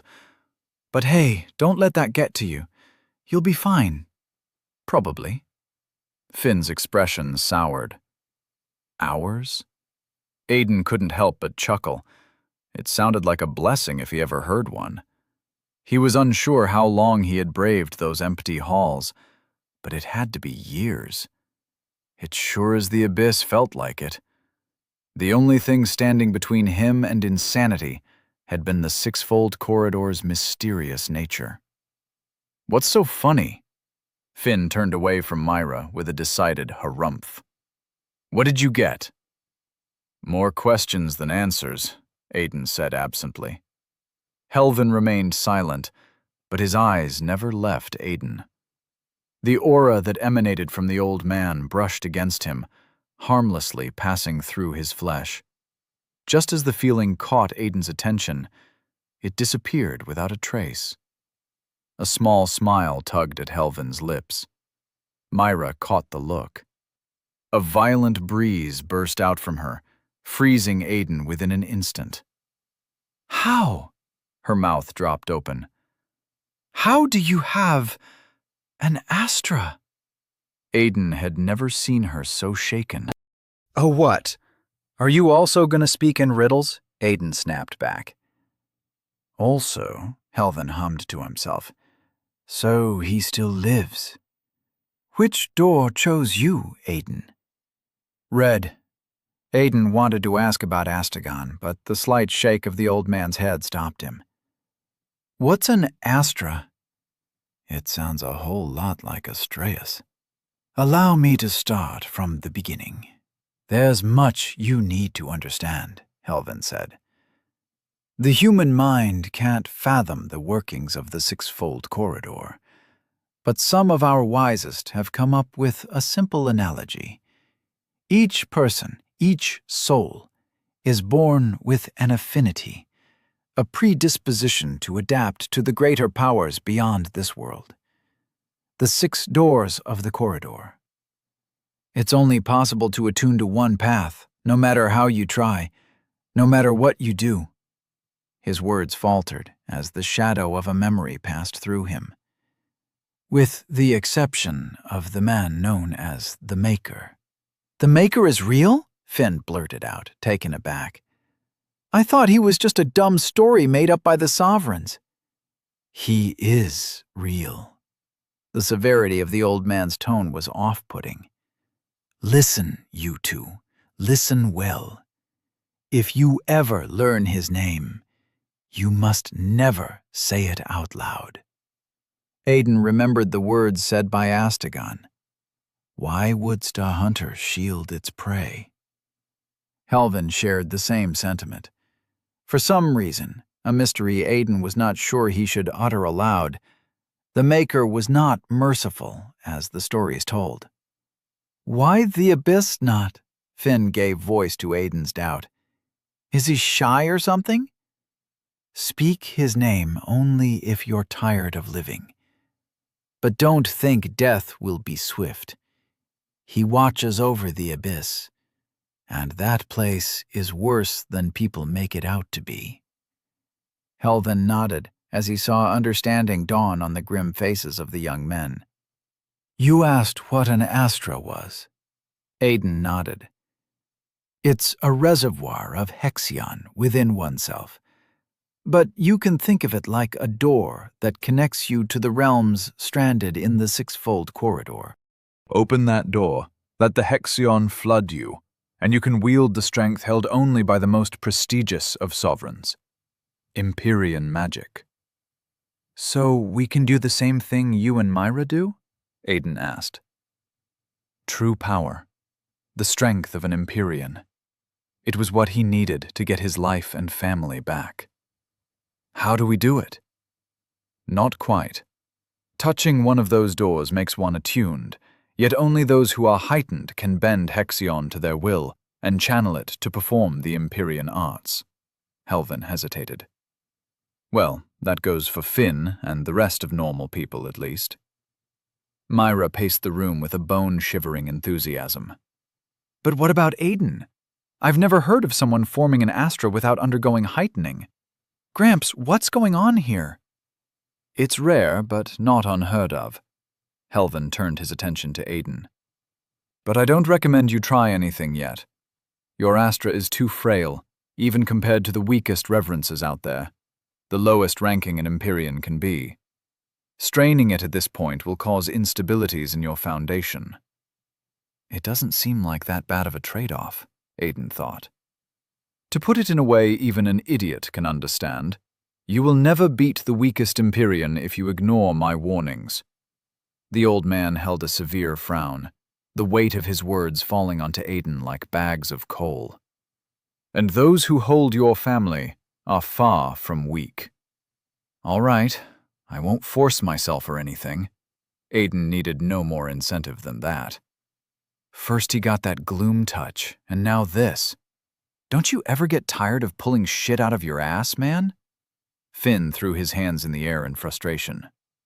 Why in the haven are you even complaining? Myra smacked him on the head. You just attuned yourself to one of the most powerful of the higher paths. Well, maybe. So please shut your mouth now. Hey, Finn protested, but the bitterness on his face melted away. Higher paths? I like the sound of that. It was Helvin who answered. Time, dream, and chaos. Those are regarded as the higher paths. Blood, mind, and soul are called the lower paths. The names might give the impression that some are stronger than others, and for the most part that is true. But never underestimate any Empyrean. I have lost count of the times a Kroner, an Empyrean of the time path, died at the hands of a psyker, the old man sighed. Legend has it, the Maker himself was first attuned to a lower path. Helvin produced a glass cup from thin air. Providence. It's either that or he's using some sort of magic. Another transparent flash appeared in his hand. Opening its lid, he poured a thick liquid that resembled water into the cup. Myra accepted the cup. This stuff is highly sensitive to Hexion. It will detect what sort of paths you are attuned to, but not only that, it's also going to tell me how strong your affinity is. If you're not shielding your soul, that is, Helvin added. Myra dipped her finger into the thick, watery substance. Tendrils of color spread from her finger, painting the liquid a dark shade of pink that almost reached red. She stared at it for a long moment, disappointment clear on her face. Well, my attunement to blood is not that great. She bit her lip. Coloring the primer red means my soul is attuned to the blood path. Black for time, white for dream, purple for chaos, green for soul, and golden for mind. Stronger affinities will cause much more pronounced reactions. Check this out. She offered the cup to Helvin. The old man shook his head. I don't think so. Grumpy old man. Myra promptly turned away from him. Finn? The short-haired man stood up, reached for the cup, and dipped his finger into the primer. The pink color faded as the liquid returned to its transparent appearance, but it lasted only a split second. The color turned a hazy white, and before Finn could say anything, a rat jumped out from the cup, running up his arm with nimble grace. Shit! Finn stumbled and fell onto the bed. What the abyss? Where did the little shit come from? The little creature was nowhere to be seen. How's this even possible? Aiden took a step back. Did he create that rat? Just what can Empyrean magic do? It came out from the cup. Not bad, kid. Not bad at all. Helvin looked genuinely surprised. Greater affinity. It's not often we see it with the dream path. To manifest a living being out of dreams is not something any dreamer can do. Aiden knew Helvin rarely distributed praise. For him to say that, the talent displayed by Finn must be something worth a lot to the sovereigns. Finn flushed, either at the compliment or his earlier embarrassing display. Excited already? Myra extended the cup to Aiden. Just a ceremony, really. I know you're going to be attuned to blood, probably with a higher affinity like Finn. Aiden dipped his finger into the cup, wanting nothing more than to get this over with. He needed to learn how to use this power as soon as possible, not waste time in useless sovereign rituals. What's the use of a test if we already know the result? The primer flashed, then tendrils of blood burst from his finger like lightning. The liquid turned red instantly, and the glass exploded in Myra's hand. By the abyss! Myra gasped. The once clear liquid became as solid as a ruby, but somehow it started to move, to wiggle. The head of a small snake peeked out from the ruby. It opened a tiny jaw, hissing at the red-haired sovereign, before pouncing at her. Red mist poured out of her skin. Her eyes flashed red as Myra extended a finger to point at the creature mid-motion. A sphere of blood shot out from her index finger, obliterating the snake before it could touch her. The sound of stone breaking echoed in the silence. Aiden turned his head to see a clean hole in the wall where Myra's magic had struck. Helvin regarded the shards of glass with a raised eyebrow. The core of a humomorph seems to have elevated your affinity higher than I had anticipated. A sinister smile split his lips. The affinity of the last fragment molded by the innate potential of a blood beast. Things will get interesting. Last fragment. It was the same name Astagon had called him. What do you... Aiden closed his mouth, sealing the unasked question, for Helvin had vanished from the room. Truth be told, I've never seen anything something like that. It's beyond greater affinity, probably caused by the core we put inside your heart. Myra nodded to herself. You did what?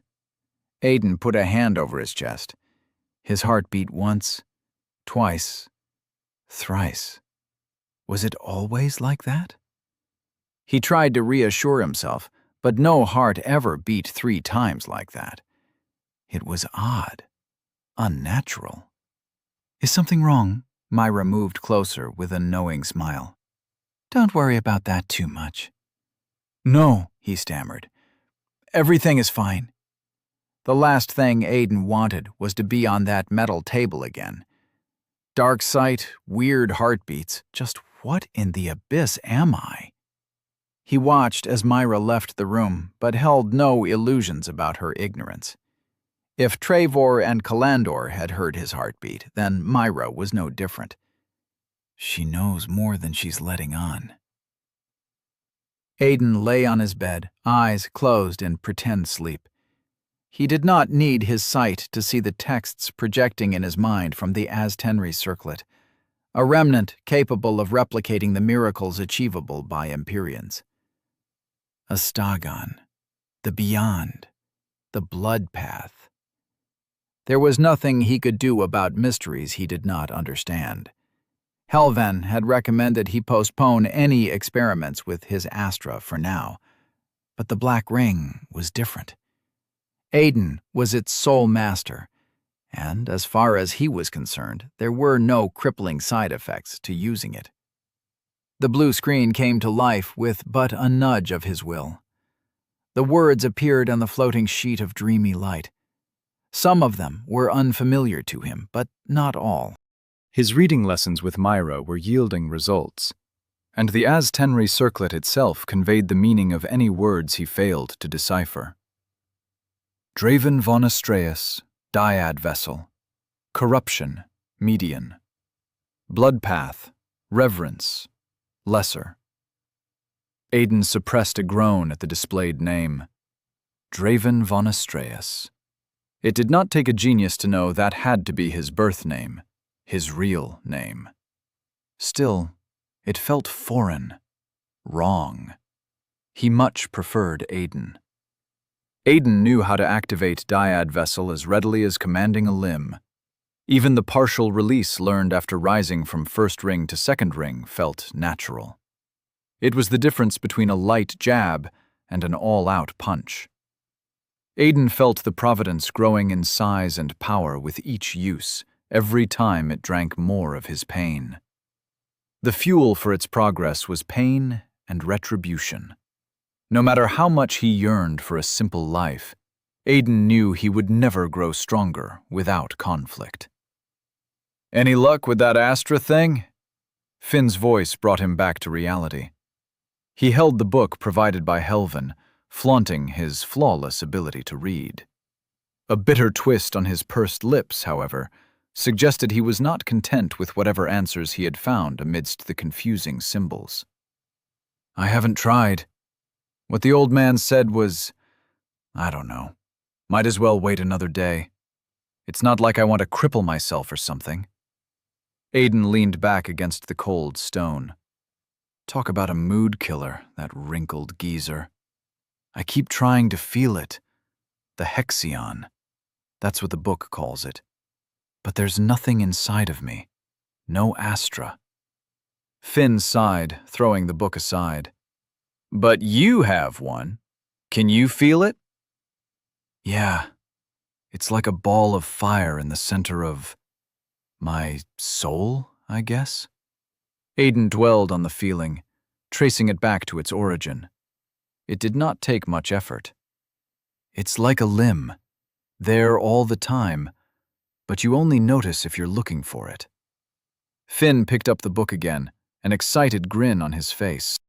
The 3 tenets of Hexion: channel, imbue, and emit. The will of an Empyrean bends the Hexion around one's soul, weaving the patterns inscribed within the subconscious into arts. Aiden did not know what that meant, and judging by Finn's expression, neither did he. To channel Hexion is a matter of instinct, Finn read the passages with renewed vigor. Merge your intent with the dormant will within your astra and beckon the Hexion to claim its inner space. Oh! Aiden closed his eyes, clenching his jaw in concentration. I feel it. The Astra. The Hexion. Channel it, Aiden! Damn it, wait, let me see what's next. Finn's excitement made him drop the book on the floor. Shit, where is it? Got it. Weave the Hexion with your will. Imbue it with commands born of consciousness. Into arts? Aiden jumped off the bed, eyes bursting open. He bent his knees, extending his arm forward. It's merging. I can't control it. He pointed his open palm at Finn. Wait! Finn scrambled away in shock. Point that away, man. Wait! The art! Aiden roared. Ha! Finn jumped to the side, both arms cradling his head.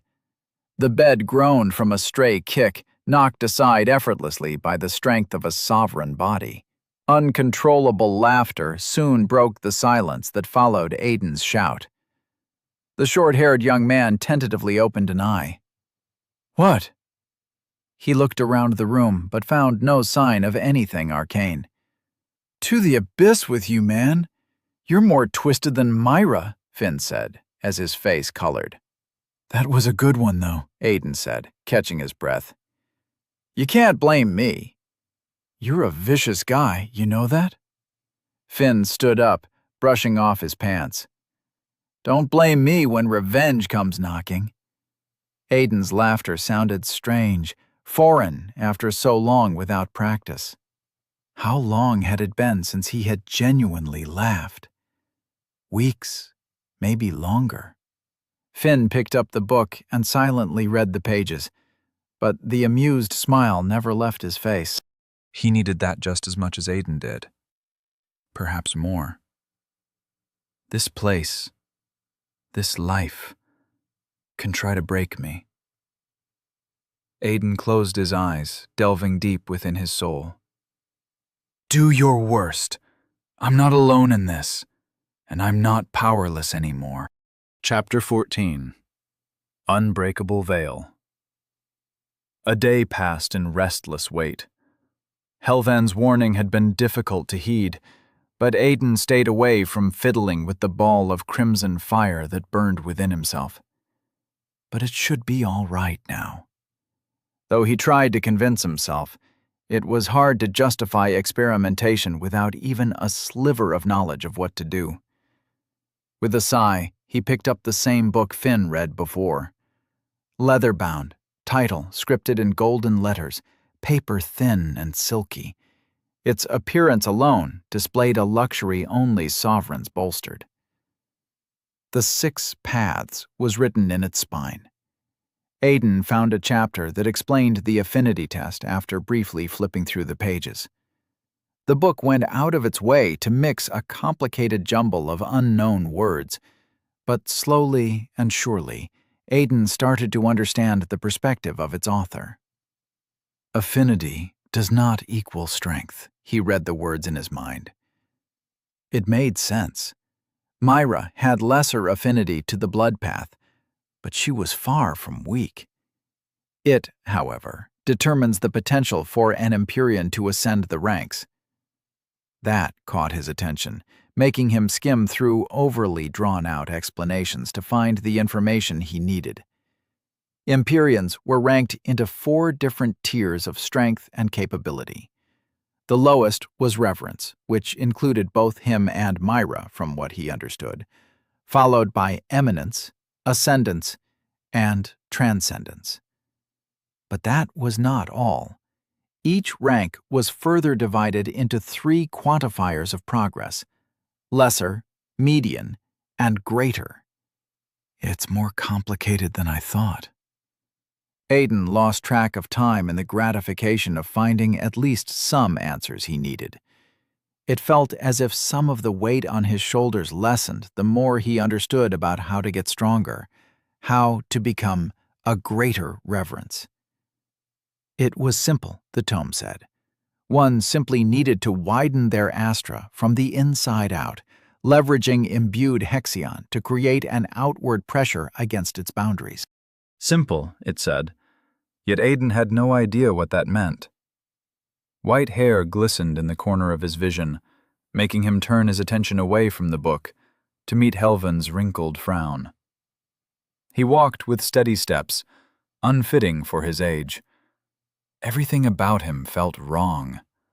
He displayed prime strength, but appeared to be someone ready for their burial. Time path. Aiden understood the source of the man's power now. Helvin was an Empyrean, capable of reducing the influence of the flow of time on himself, which allowed him to appear and disappear out of nowhere. It was a neat, deadly trick, only granted to those who opened the obsidian door. What did he see on the other side? Aiden couldn't help but wonder if the words behind the doors were all the same, or if each guarded a distinct place. Did you find some of the answers you sought? Helvin motioned to the closed book on Aiden's lap. Helvin. Aiden rose to his feet. Some, yeah. Still not sure how to imbue hexion, or how to expand my astra from within. Imbuement will be taught to you later, but you're not to try to ascend a reverence's rank before heightening. Even I don't know what kind of side effects expanding a small, unheightened astra can create. Helvin glanced over his shoulder at nothing. It's better not to risk it. Gramps! The door opened behind him. Finn entered the room, his forehead drenched in sweat. Are you avoiding me or something? As impatient as ever, Helvin shook his head. I told you before, there's nothing you can accomplish without an astra. Heightening will come in due time, in a place where we have the resources to fund it. That place is not here. So what are you here for? Finn harumphed. To throw us riddles and disappear? Silence, Helvin commanded, and the air became solid. A malicious aura emanated from the white-haired elder, condensing and compressing the air until it was hard to breathe, impossible to even think straight. Helvin turned around, his obsidian eyes absorbing all light in the room, and the pressure increased. Finn fell to his knees, while Aiden was pressed against the bed. This is what you will face, Helvin snapped. Can you save your family when you can't even stand under my presence? Where is the jovial mask you so obnoxiously wear, Finn? Will you prostrate at your father's feet as you do at mine? Finn's calm smile fell off his face at the mention of his father. A bestial snarl distorted his features with rage. Blood dripped down his chin as he bit his lips. Shut up. Frustration shaved away at Aiden's patience, while hatred flowed inside him. He remembered Kalandor, the man who struck his mother. The Sovereign had projected the same tangible oppression he now felt. But Aiden endured it in silence. He had spent his entire life leashing that hatred. It was an old friend at this point. Aiden would use it to fuel his power, not let it become a fire that consumed his reason. Aiden gritted his teeth, mustering the strength to stand. It felt like two giant hands pressed his back against the bed, and his vision had long since become hazy from the lack of breath. Yet his heart still beat. A guttural howl exploded out of Finn's lungs. He thrashed on the ground, punching the stone, gathering rage-filled strength to rise with a bent back. Blood traced crimson trails down his neck. His eyes were bloodshot, the picture of someone on the edge of violence. It was not the first time the magic of a sovereign had reduced Aiden to a quivering mess. The district overseers had done it, and so had Estefania, Kalandor, and Myra. but he remembered fighting off their control, even if only for a moment. He immersed himself in the memory, in that brief victory against sovereign oppression. The darkness that surrounded his Astra quivered in response, on the verge of awakening from a deep slumber. With a roar, Aiden pushed against the bed and rose to his feet. The pressure was still there, but it was manageable somehow. "Good," Helvan said. "You two aren't hopeless after all." The pressure vanished with the elderly sovereign's nod. Aiden crashed back onto the bed, all the stamina in his body gone as the illusory weight disappeared. Finn walked to his bed with trembling steps, though the rage refused to leave his features. Now that he could think and breathe, Aiden said, "What was that? Every Empyrean can do that?" Helvan pulled out a chair and sat down facing the two trainees. "Every Empyrean worth their Hexion can project their presence out into the world. It's not only a tool for oppressing the weak, but for limiting the abilities of the strong. Presence is the outward manifestation of astral power. But that isn't all," he paused. "By unfolding my presence, I can tell what rank you belong to, if your Astra is unshielded." "Isn't that bad? They'll know that we are Empyreans," Aiden asked. Finn remained silent, his gaze distant.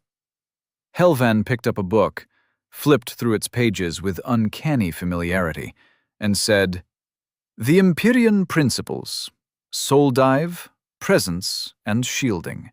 I wish you had started with this one." Finn broke the silence with a scoff. "You guys aren't good instructors, is what I'll say. I gave you the tools. All you had to do was read." Helvan shook his head. "But time waits for no one. In 3 days, we will depart from this place and make our way to Elysium, where we will have both the resources and the security to train you better. Before that, you will only need to grasp the basics of shielding. It will do us no good if you are discovered as an Empyrean disguised as a servant. If the Orin finds you, not even death will end your suffering, for they have an evoker in their midst." Great. Someone who, according to the book, could enslave the soul of the deceased for all eternity. Aiden needed no further encouragement to learn. Quite the opposite. The prospect of building the foundations of his strength was more than another step in the path to save Dan and his mother. It resonated deeply with the injustice and rage that squirmed inside every miner. A way to fight back. "Teach me," Aiden said. At the same moment, Finn uttered, "I'm ready." Helvan rose from the chair, manifesting 2 mats out of thin air and arranging them side by side. "Sit," he motioned. "Legs crossed, palms resting on your knees, eyes closed."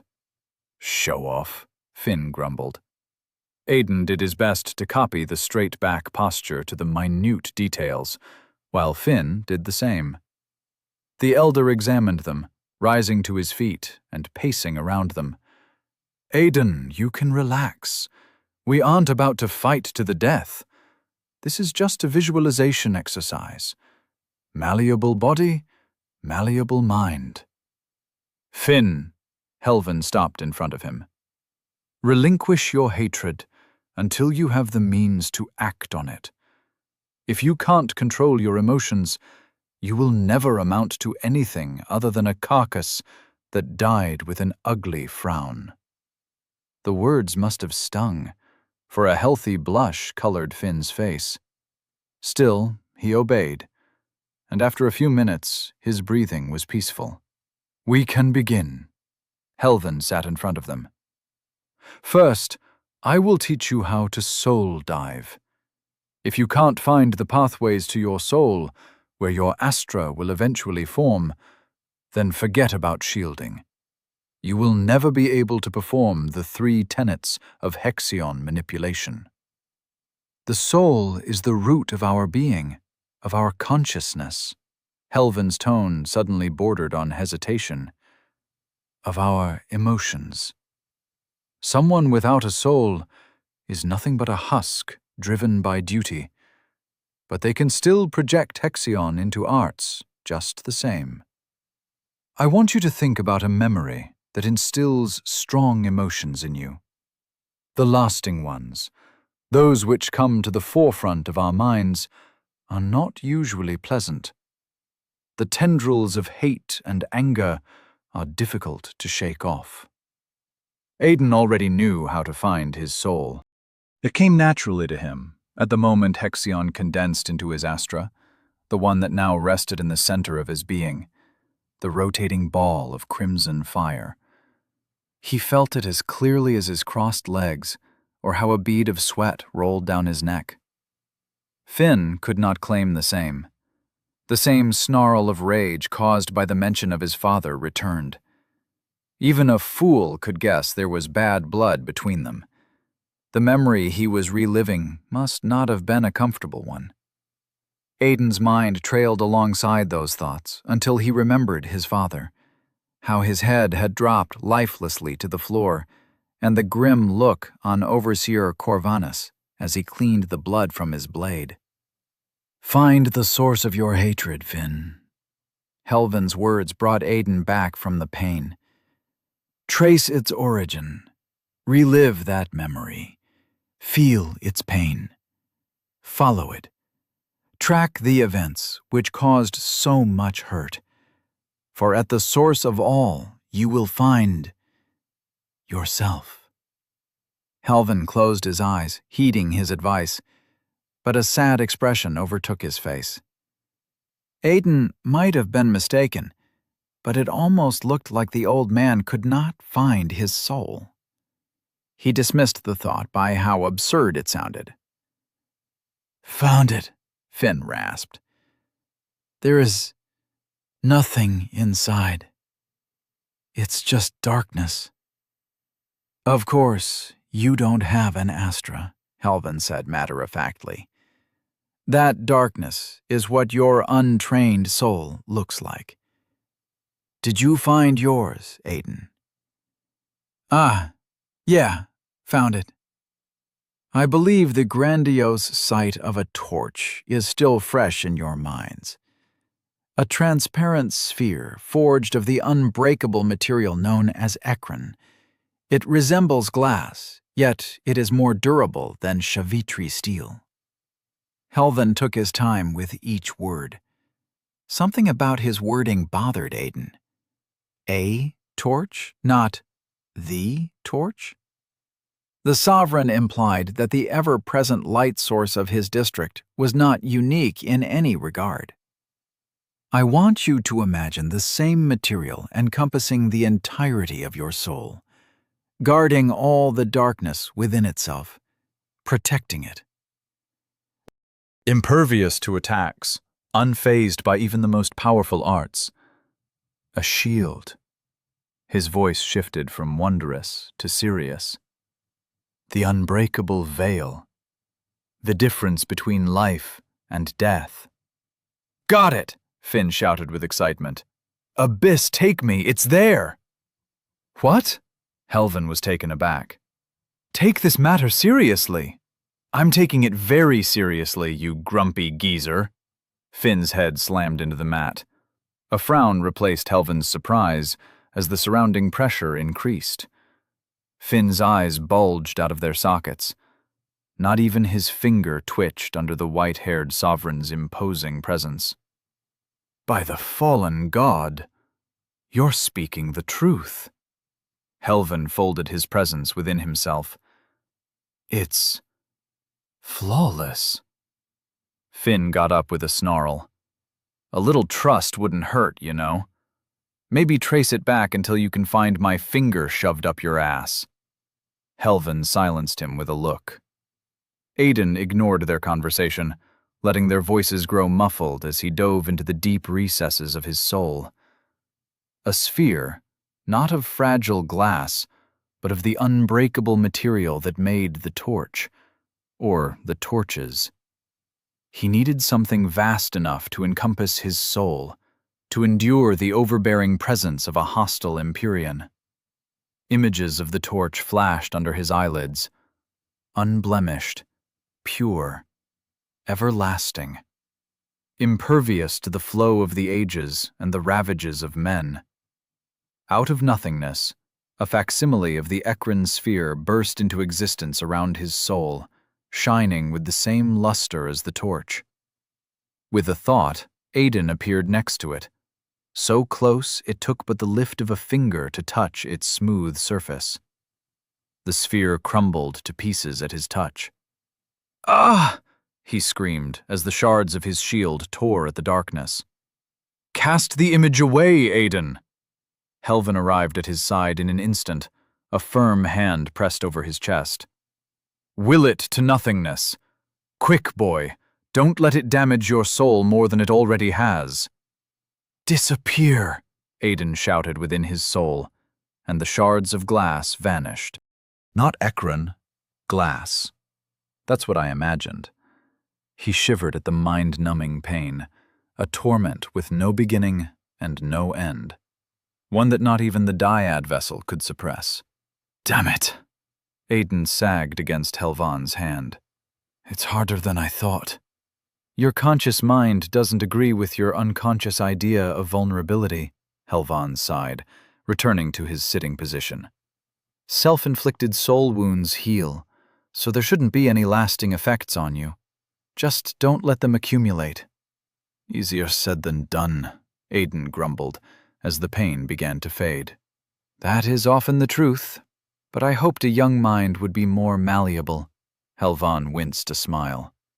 "You all right, man?" Finn nudged him with an elbow, his excitement gone. "I don't know. Maybe." Aiden looked at him up and down.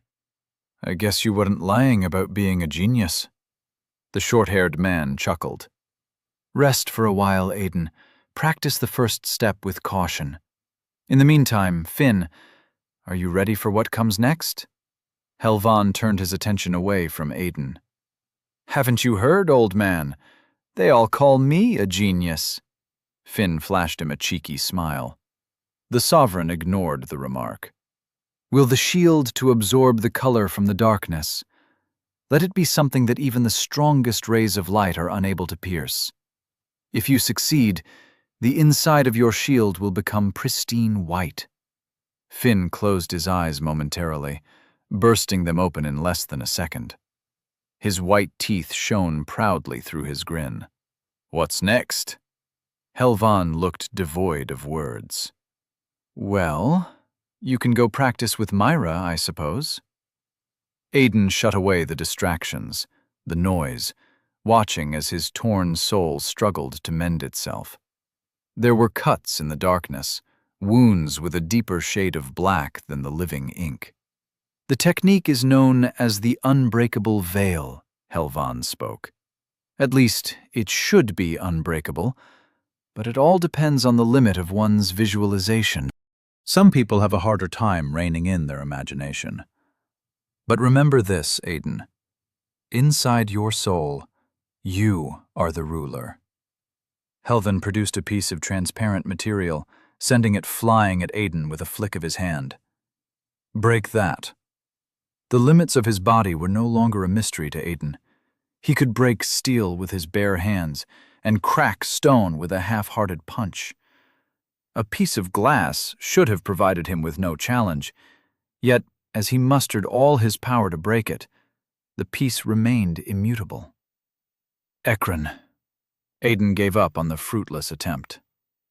"Precisely," Helvan nodded with a smile. "Priceless, yet useless, for only the most powerful transmuters can ever hope to shape it. The methods of its creation are a mystery.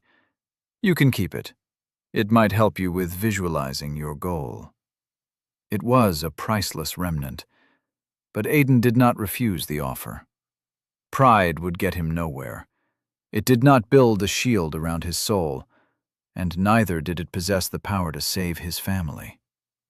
If accepting a gift from a sovereign helped him achieve his goal, Aiden would take it.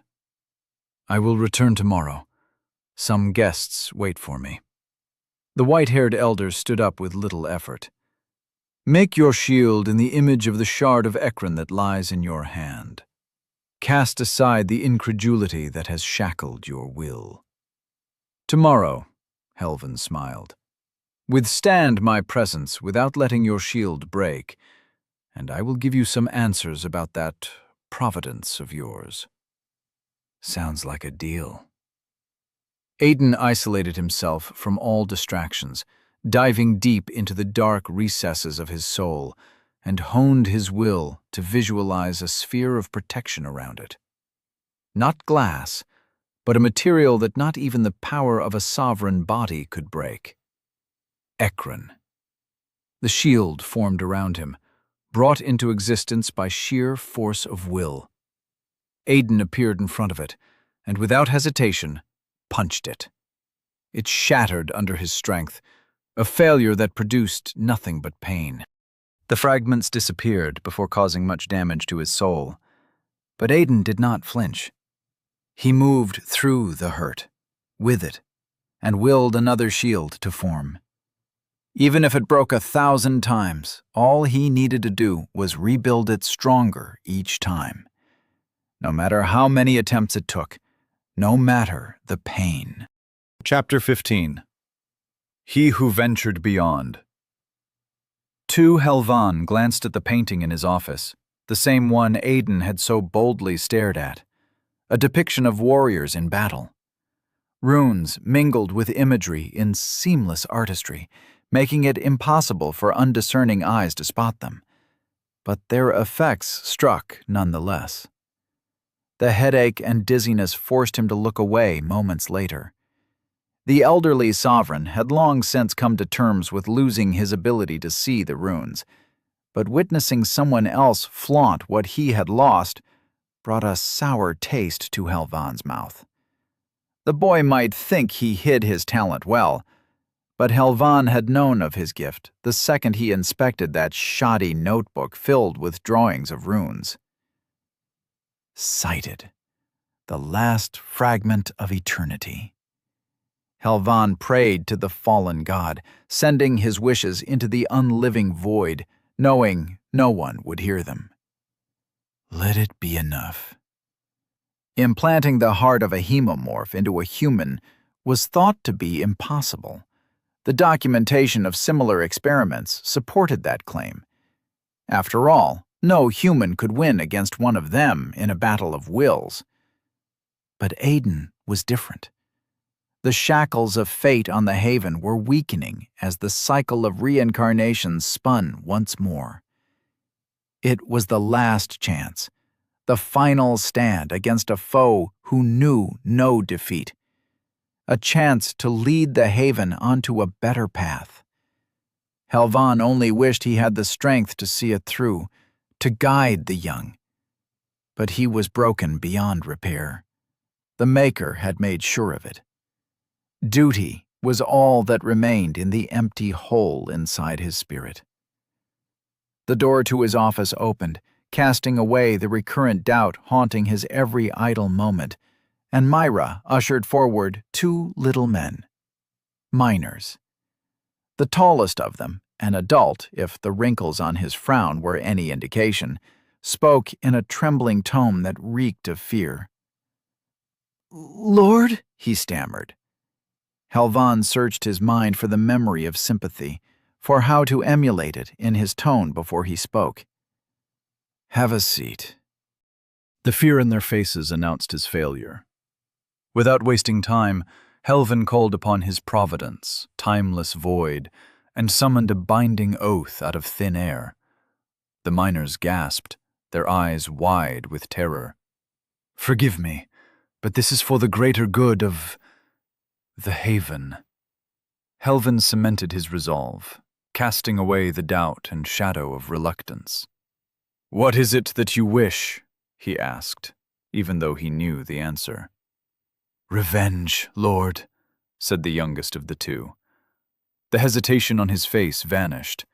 The trembling in his lips steadied as fire filled his eyes. "A life, then," Helvan sighed. The hatred against sovereigns ran deep in the Catalyst districts, a consequence of their wanton cruelty and the assurance of no repercussions. It always ended this way. This time was bound to be no different. Myra bit down the regret on her face, but stood firmly behind them. "Give me a name." Helvin's voice was like the sentence of an executioner. "But know that the price of a sovereign's life cannot be paid with just one of yours." He expected hesitation to strike one of them, but there was only resolve, the kind of which Helvin no longer had the means to understand. They knew nothing of the method that would seal their fates, but they knew their lives had ended the moment they heard the whispers running in the shadows of the gloom caves. A man who killed sovereigns. In some places, it was a woman. It all depended on each district's circumstances. Yet the fact remained. Someone was willing to right the wrongs no one else could, and their payment was blood. Helvin had not started those rumors, but he reaped their rewards with pleasure. "We are ready, Lord. My sister," the youngest of them spoke, his features growing haunted with each word. "She never done nothing wrong, wouldn't hurt a fly. But that monster, he don't care. She was the only thing that made life worth living in that shithole." The eldest gripped the chair, but the limits of his flesh did not leave a scratch on it.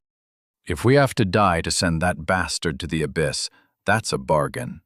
Least I get to see my wife and daughter on the other side." Very well. Helvin let his will inscribe the words on the oath. The name of the man you want killed? "Overseer Alterus," the miners snarled. "I, Helvin Carimonder, vow to kill Overseer Alterus. In return," he raised an eyebrow at them, "Ed Brightlight and Cain Brightlight, my lord," the father spoke. "In return, Ed Brightlight and Cain Brightlight hereby forfeit their lives to the witnesses of the beyond, to be used in aiding the greater good of the haven." The words solidified on the piece of living leather. "Is that acceptable?" Yes. Lord, the eldest miner met Helvin's eyes. Make the bastards suffer. They placed their hands on the oath, removing them with familiar surprise as it burst into flames. The ashes of their vow seeped into their souls, binding their lives to Helvin's whim. The same energy of karma fell dead within his hollow, soulless husk. There was no compunction to fulfill the oath, for Helvin had long since lost his soul. But they did not need to know that. A word given is a contract on its own. Timeless void whistled to life, and the head of the man who had caused them such pain appeared on the desk. The sovereign's face was frozen in a rictus of despair, bloodshot eyes wide and mouth opened in a soundless scream. It was as fresh as anything stored in Helvin's providence. The miners stood up from their chairs as if they had produced spikes. "Lord, is that—" The eldest walked up to the table, raised a fist, and punched the severed head in the nose. It bounced against the ground, fresh blood trailing along Helvin's floor and desk. But he forgave the insolence. The man screamed, his previous composure lost as he trampled the carcass until not even Alterus's mother would recognize him. Energy faded from his body minutes later, leaving him no more than a sobbing mess. "How?" the youngest asked with undisguised suspicion. The witness's eyes and ears spanned the entire haven. The least Helvan could do was put their hearts at ease. "The moment you contacted our people with the resolve to seek vengeance, to seek us, Alterus's fate was sealed." "Did the bastard suffer?" "Yes," Helvan lied. Time was too precious a commodity to engage in needless torture, but the truth was better kept from the two miners pledged to him. Myra, sympathetic to their plight, had done a great job manipulating the deceased sovereign's blood to contort his features in a rictus of suffering. Hope he freezes in the abyss. The young man embraced his father. It's done, Dad. It's done. Helvan walked in silence, alone, taking solace in his thoughts. The darkness in the hallways seeped into the mood of those who had to endure living in hiding, and he was no different. Not much longer now. The missing pieces had just signed their souls to his service. Tomorrow, they would make their way to Elysium, where his two initiates would see the real world for the first time. The experience was bound to either break them or make them stronger. The weak presence of an Empyrean drenched the room ahead with the scent of fresh blood. Only one soul sang its song to Helvan's awareness, not two, just one. Impressive. Finn was a prodigy in every regard, but his visualization was unfettered beyond common sense, molding foreign concepts with the ease a child had when believing a lie. Unbreakable Veil took years to master, yet the boy had done it in a minute. The only other capable of doing so was the man whose name was not safe to utter, even within the boundaries of the mind. A name Helvan had sealed away under mental locks, so wandering thoughts could roam freely without risking a calamity. How my brothers would have fared had they known this technique. Would I have been born at all? Helvan scoffed at the thought. Probably. If that alone was enough to stop the Maker, then their battles would not have spanned the centuries. Helvan opened the door, his insecurities and doubts cast away as Finn's head snapped toward him with a worried frown. "Gramps," Finn said, his usual petulant act nowhere to be seen. A chill ran down Helvan's back as he followed Finn's pointed look. Blood seeped from Aiden's eyes, nose, and ears. Abyss take me, so much blood. It was as if he had just come back from one of Myra's trainings. He stood perfectly still, his unveiled soul and even breathing the only proof of life. Helvan spread his presence through the Hexion in the air, filling the room with a pervasive and unseen touch. The sounds of thunder traveled from Aiden's soul to every raised hair on Helvan's body. Once. Twice. It followed a rhythm of creation and destruction, a song of resilience and will. It was impossible to gaze inside his soul. Only an evoker was capable of such feats, but Helvan knew what the child was doing. He's punching it. By the fallen god, the imbecile is punching the very fabric of his soul. How long has he been like that, Finn? Helvan asked. Since you left, old man. He abandoned the book in his study and turned his attention to Aiden. He won't answer. He won't eat. He hasn't moved an inch from there. How is he still alive? 1 day of pummeling holes in his soul? Helvan increased the pressure of his presence like a ferocious, ethereal wind, unleashing the entire authority of his Astra in the room. Finn took a step back, his face paling, but quickly adjusted his breathing and stood straight, his shield held, unbreakable as it was supposed to be.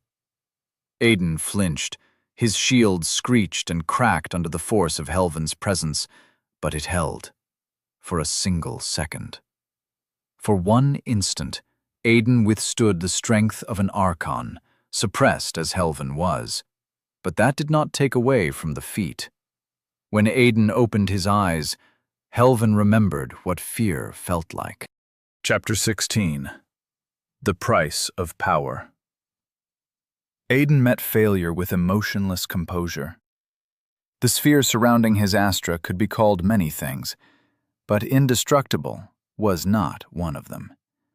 Another punch sent cracks worming their way through the entire structure until it crumbled to pieces. The fragments of yet another failed attempt, gone in an instant. Another one.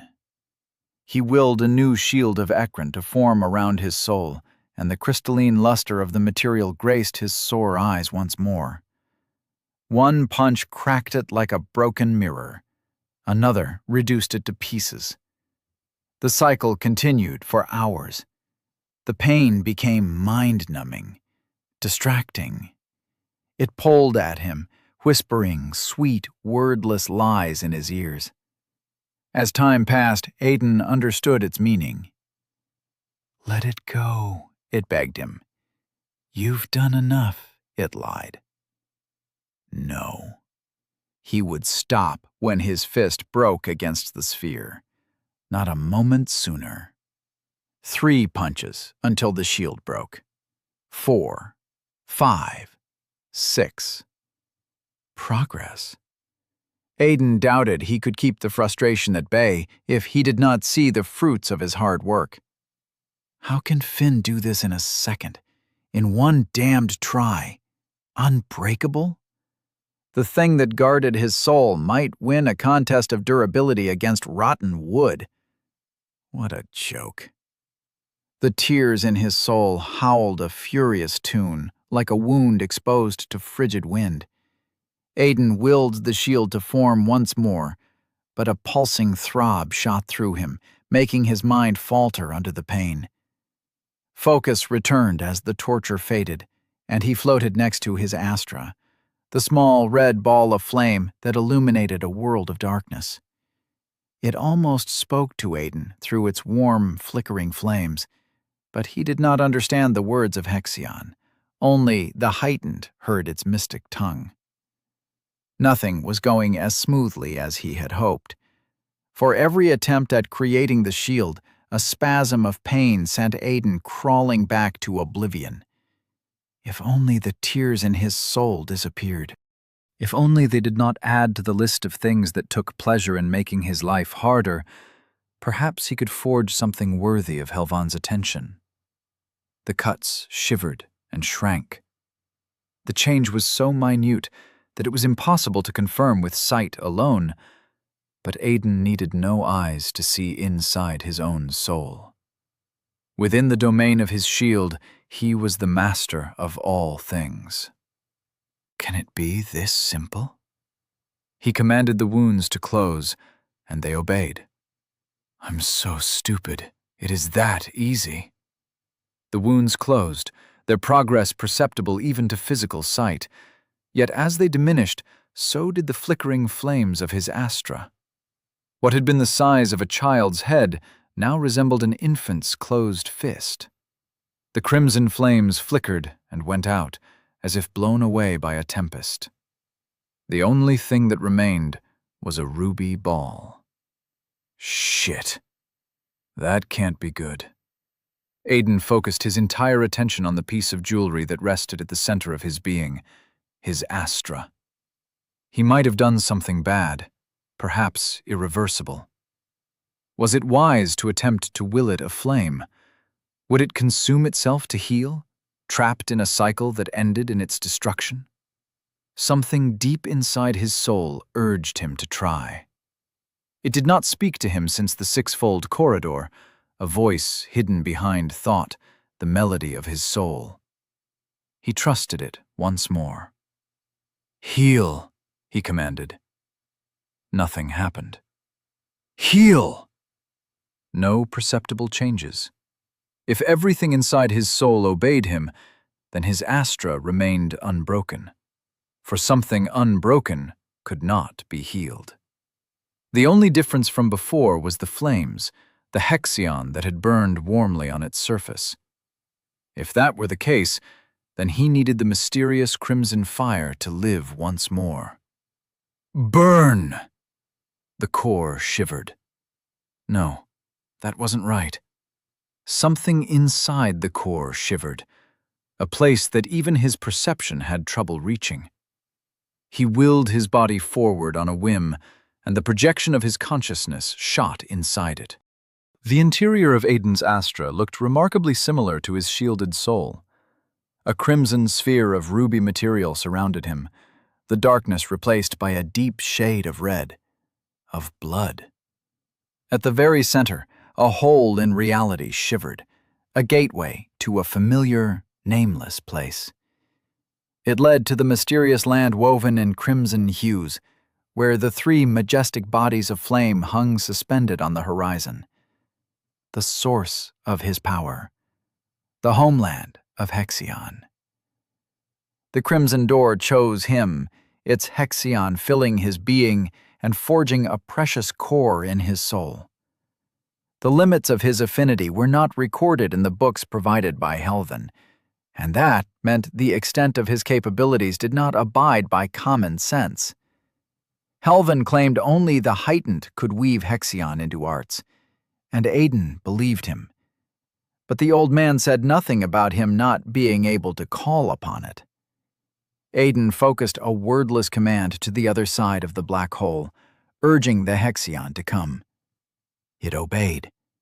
He had expected resistance, but the crimson flames were eager to comply. They yearned to fill the hollow husk that was his Astra, limited only by the black gateway that connected him to freedom.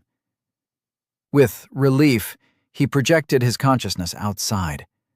The Astra burned like a dead ember, but the little flames continued to grow as more Hexion flooded from the mysterious land beyond the rift. The progress was slow, but if he took enough care, it would be enough to heal his soul from the damage of a failed shield. Back to work. Another shield surrounded his soul, and Aiden got back to punching. Aiden dismissed the crumbling shield with a flicker of his will, opening his eyes to face Helvin as he sensed the Sovereign's foreign presence crashing down on him. Damned old man. He had been so close to improving the technique just a little more, but it all went to pieces as Helvin's pressure weighed on his soul. "We head to Elysium tomorrow," Helvin said, making his way back to the door, his message delivered. "Wait! You promised me some answers." Aiden stood up, his joints grinding painfully from the uncomfortable position. "I believe I said that I would consider it, but it all depended on your progress."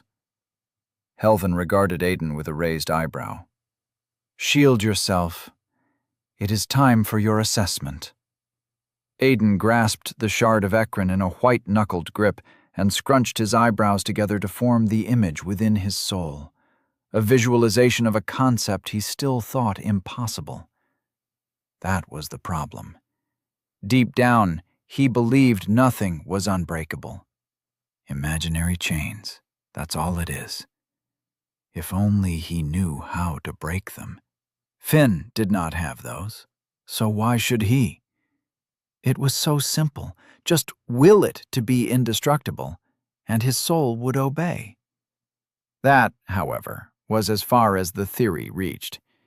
If his mind refused to follow, then his soul had no reason to comply. Mustering all the pain of hours of incessant repetition, Aiden willed a shield around his soul. Unbreakable, like the torch. Can't break it with a punch. Can't break it. Helvin's presence bombarded him like the weight of an insurmountable boulder crashing on top of his head. The transparent boundary whined, cracks spreading throughout its spherical creation, little pieces falling and willed to oblivion in an instant. Aiden mustered his will to strengthen the shield, to reinforce it against the assault, but he might as well have not bothered. The fissures grew wider, the broken fragments stabbing at his soul, until it gave in and crumbled to nothingness. Cold stone greeted his knees as all the strength in his body fled with the last shreds of his will. 2 seconds. What a joke. Aiden did not raise his head to look Helvin in the eye, for he knew the man did not need to follow up on his promise. His progress was non-existent. "Finn, leave us." Helvin's voice brooked no disagreement. Finn knew when not to provoke someone in a sour mood. Aiden would give him that much. He left without a word, almost fleeing from the room. The silence stretched between the two of them until Helvin broke it. "Your soul is undamaged. A ridiculous notion after how reckless you have been." Aiden looked at him and saw no disappointment, but acknowledgement. There is only one way to accomplish that. You have channeled Hexion, if only a measly trickle. But that is not all. You have commanded it from beyond the rift. So what? Aiden crawled to his bed, and exhaustion hit him like a hammer. It's not possible with an unheightened soul, Helvin said without hesitation. Or it should have been. Perhaps the core of the hemomorph is at play again. Say, have you perhaps felt an instinct you couldn't quite explain? No, Aiden lied. It matters not. Helvin sighed. But I will grant you one answer for that feat alone, if it makes you stop frowning. Really? Aiden stammered. Helvin moved his head in a minute nod. There was so much Aiden needed to ask. Runes and his ability to see them were out of the question. He did not trust the man enough to reveal something that could get him killed. He wanted to ask about his family, how they were doing, but wasting this opportunity on insecurities did nothing but keep him away from the power needed to protect them. Aiden needed to know more about his path, a clear road to tread forward in search of power. But Helvin was not the best person to teach him about the blood path. The man was a wielder of time. Myra had the knowledge and experience to guide him, much as he dreaded the idea of spending time in her clutches. How do I make my providence stronger? Aiden asked. It was the best use of Helvin's reluctant concession. Use your providence on me. Helvin nodded, as if expecting the question already. Are you sure? You might piss yourself, or worse. Aiden's voice carried a mocking tone, but he still remembered Helvin's previous threats to kill him for this very reason. Do it. Say less, you shitty old man. Aiden grabbed his hand and unleashed 1/3 of Dyad Vessel's stored power. Helvin's eyes widened, but not a whisper or grunt escaped his mouth. Quite the bite, he merely said. That's it? Aiden remained still, stunned into silence. Helvin withstood a moderate amount, given that Dyad Vessel had not been full, with nothing but mild surprise. Whoever he truly was, Aiden knew the Sovereign was not someone to mess with. Perhaps even a full release would not hinder the man for more than a second, which meant little to those who embarked on the time path. You haven't made your abilities a secret, Aiden said. That whole thing about making things appear out of nowhere to spook folk is not very subtle. Unless you're wielding time to run around and bring things from a safe, then what you have is a providence. That's what your broad knowledge of the Empyrean arts tells you? Helvin turned from Aiden and ran his hand over the opened books on the table. You've read one of these, yet the shallow wisdom it provides is enough for you to be certain.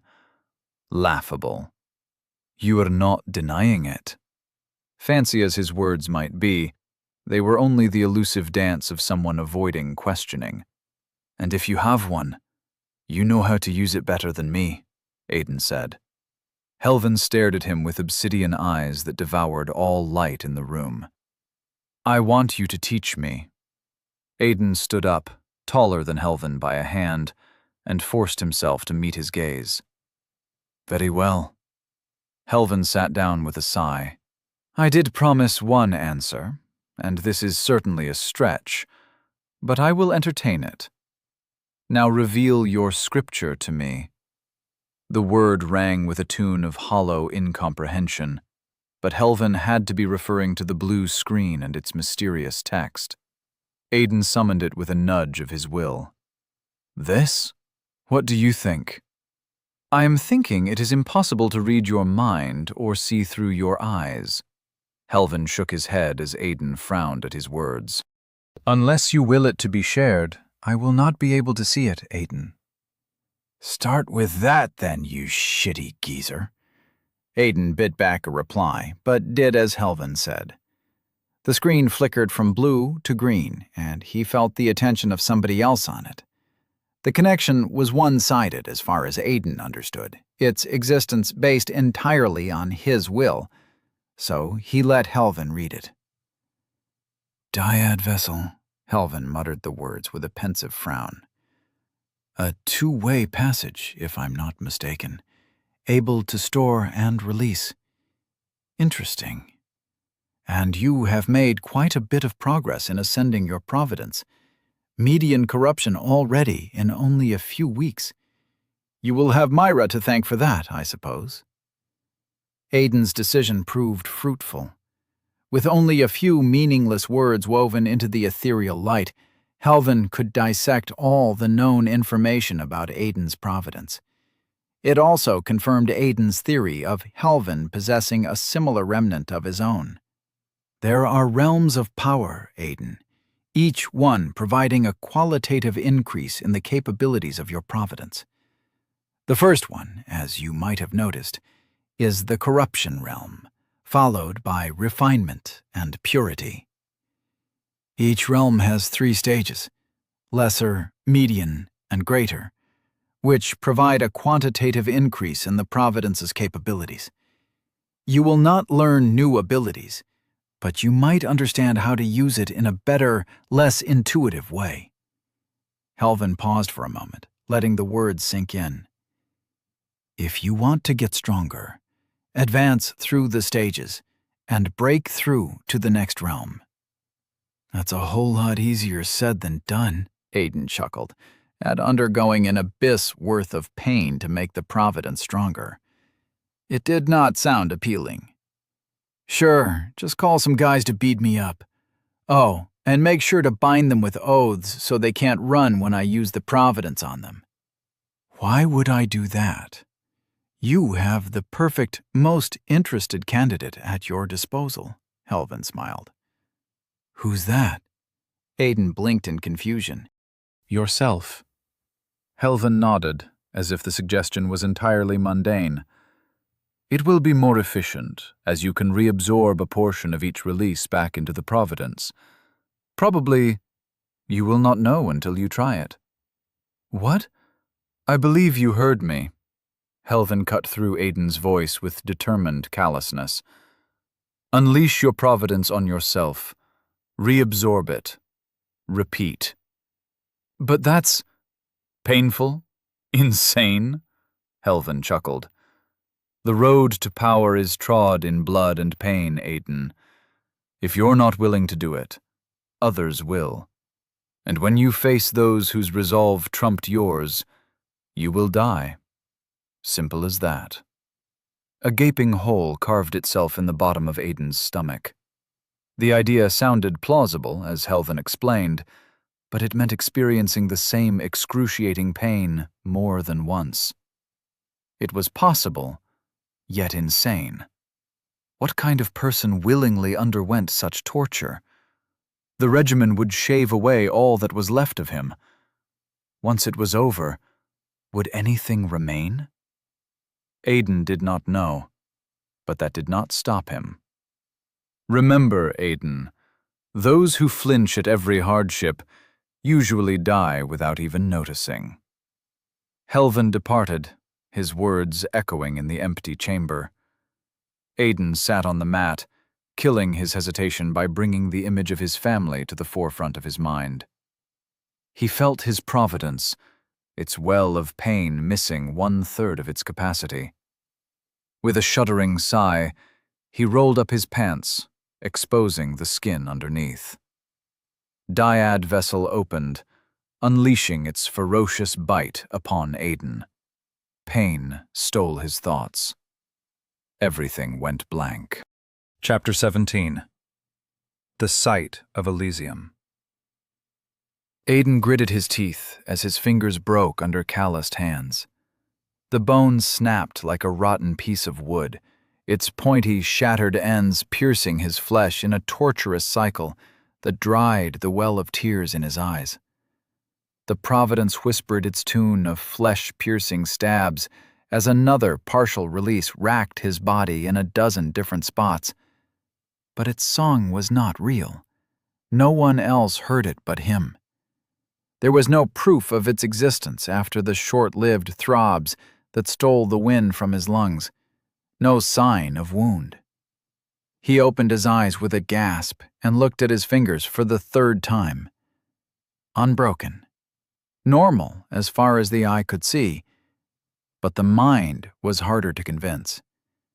The trickle of pain flowed back to Dyad vessel, half of the pain returning to the Providence, half lost forever in the nightmares Aiden was sure to have. No matter how much he tried, it was impossible to release less than 1/3 of the Providence's reserves. 3 uses. In a proper fight, even one could mean the difference between life and death, but that was only true when facing a single opponent. The tune of Dyad vessel filled his mind as he willed it to action again. But instead of the phantom pain that made his eyes water and muscles cramp, there was nothing. The imaginary space it occupied in his mind felt hollow. The Providence's reserves drained to what was less than 1/3 of its full capacity. A limit. An end to the pain. Thank the Maker. Led waited, his eyelids closed, but before sleep claimed him, he summoned the scripture one last time. Its cold blue light shone peacefully, but the information it displayed remained unchanged. The power that lay at the end of the road of progress never seemed so distant before. The next morning flew by in a rush. Myra, who remained unnaturally aloof despite Aiden's and Finn's attempts at conversation, summoned the two, Aiden and Finn. That was for the best, Aiden decided. Better to suffer her silence than entertain one of her recent training sessions, torture thinly disguised as education. This is how we make beggars look like sovereigns. She drew a silver scissor. To Aiden's surprise, the red-haired sovereign commanded the scissors with a level of expertise unbefitting her powerful hands. After half an hour, Aiden's hair was combed back with a lustrous gel that both held it in place and gave it a peculiar, minty aroma. A pristine white suit hung tight on his skin, but it did not hinder movement. The fabric stretched effortlessly with each flexing muscle, a creation that had to be related to magic. Finn strode in front of him, dressed similarly, groomed to perfection, with a confident smile on his face. "Looking good, my lord." "You're not bad yourself, my lord." Aiden bowed with a smile. The title still brought some uncomfortable memories, but he brushed them aside. This was one more step to getting his family back. Nothing more. Helvin strode into the room, 2 strangers following close behind. Miners? What in the cold abyss are they doing in a place like this? Aiden scoffed at his thoughts. These were his people. His appearance of a changed body did not change that, but without realizing, he started thinking of himself as a sovereign. I'm still a miner, no matter how I look. One was well into his 30s, while the other one looked just a few years older than Aiden. Both resembled no one Aiden had ever met.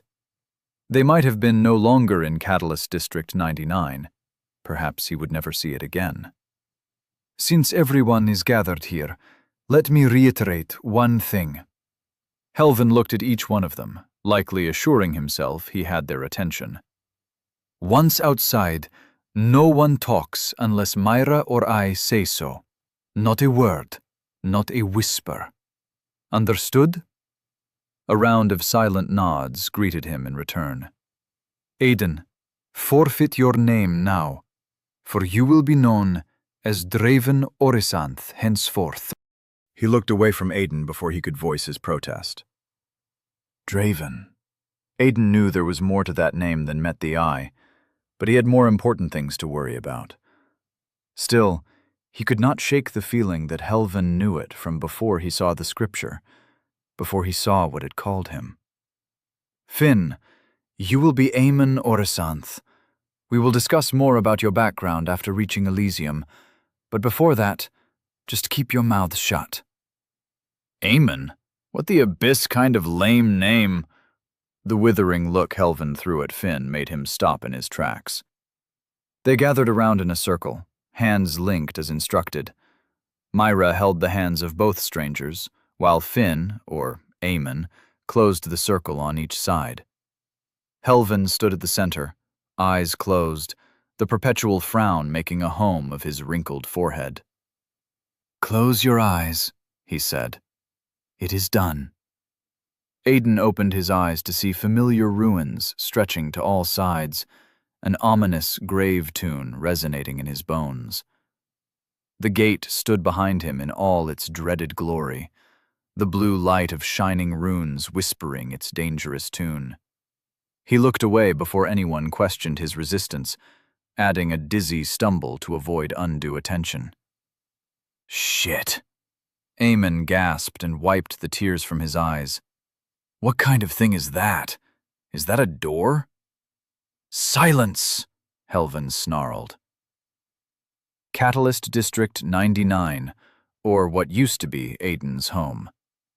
It felt hollow with no one waiting at the shoddy house he once lived in, an empty husk that brought nothing but painful memories to mind. They made their way deeper into the district, in silence and nerve-wracking tension. Instead of heading to the center of the district and the platform that stood under the torch, they headed to the opposite side of the gate, the Overseer Tower. Aiden did not know which one was more dangerous, the gate and its forbidden nature, or the place the Overseers called home. But he was about to find out. The streets became empty, as word of their arrival spread unseen from one miner to the next. The Overseer Tower, a piece of solid stone magnificently sprouted from the earth, rose from the ground and connected to the ceiling in a seamless proof of Empyrean craftsmanship. It had no windows on the lower floor, only a gray metal door. No guards patrolled the outside, for there was no need to stay vigilant against the so-called ratlings. If they threw their bodies mindlessly at the door, the only result would be the unpleasant sound of bones breaking, nothing but an inconvenience. Helvin stood at the front, the two miners behind him, Myra at the back, Eamon and Aiden flanking both sides. A peculiar formation that resembled prisoners being escorted, and perhaps that was the intent. The elderly man raised his hand and knocked on the door once, a simple nudge that carried no genuine force at first glance, yet the iron dented under his wrinkled knuckle, and the whole tower seemed to vibrate. Abyss take me. How could someone be so strong? Is this the result of commanding Hexion? It has to be. The door opened, and Overseer Corvanus, the bastard who killed Aiden's father, greeted Helvin with his impassive face. "Eminence Caramanda, a pleasure to meet you. Do come in and make yourself at home." Aiden took a step back, the fear of being recognized fresh on his mind. But the Overseer did not even glance in his direction. Corvanus's face was as punchable as ever. He wondered if a punch with all his strength would be enough to kill the Sovereign in one shot, but he knew that for the fantasy it was. Without Dyad Vessel, the Overseer would make quick work of him. Helvin stepped inside without a word of acknowledgement.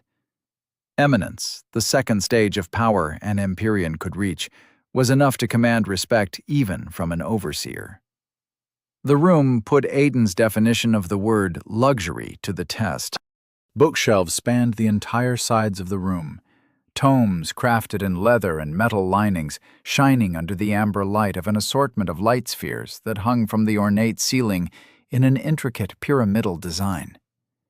4 red couches made of dark wood surrounded a table of a similar look, a set crafted with luxury as the foremost aim, and comfort as a sweet aftertaste. The 4 of them sat, the 2 miners standing behind Helvin, sweat dripping down their necks, while Corvanus strode up the stairs in the center of the room to the higher levels of the tower. The blonde-haired man came back a few minutes later with a silver tray and 4 porcelain cups with steaming, fragrant liquid. Poison, if Aiden had to guess.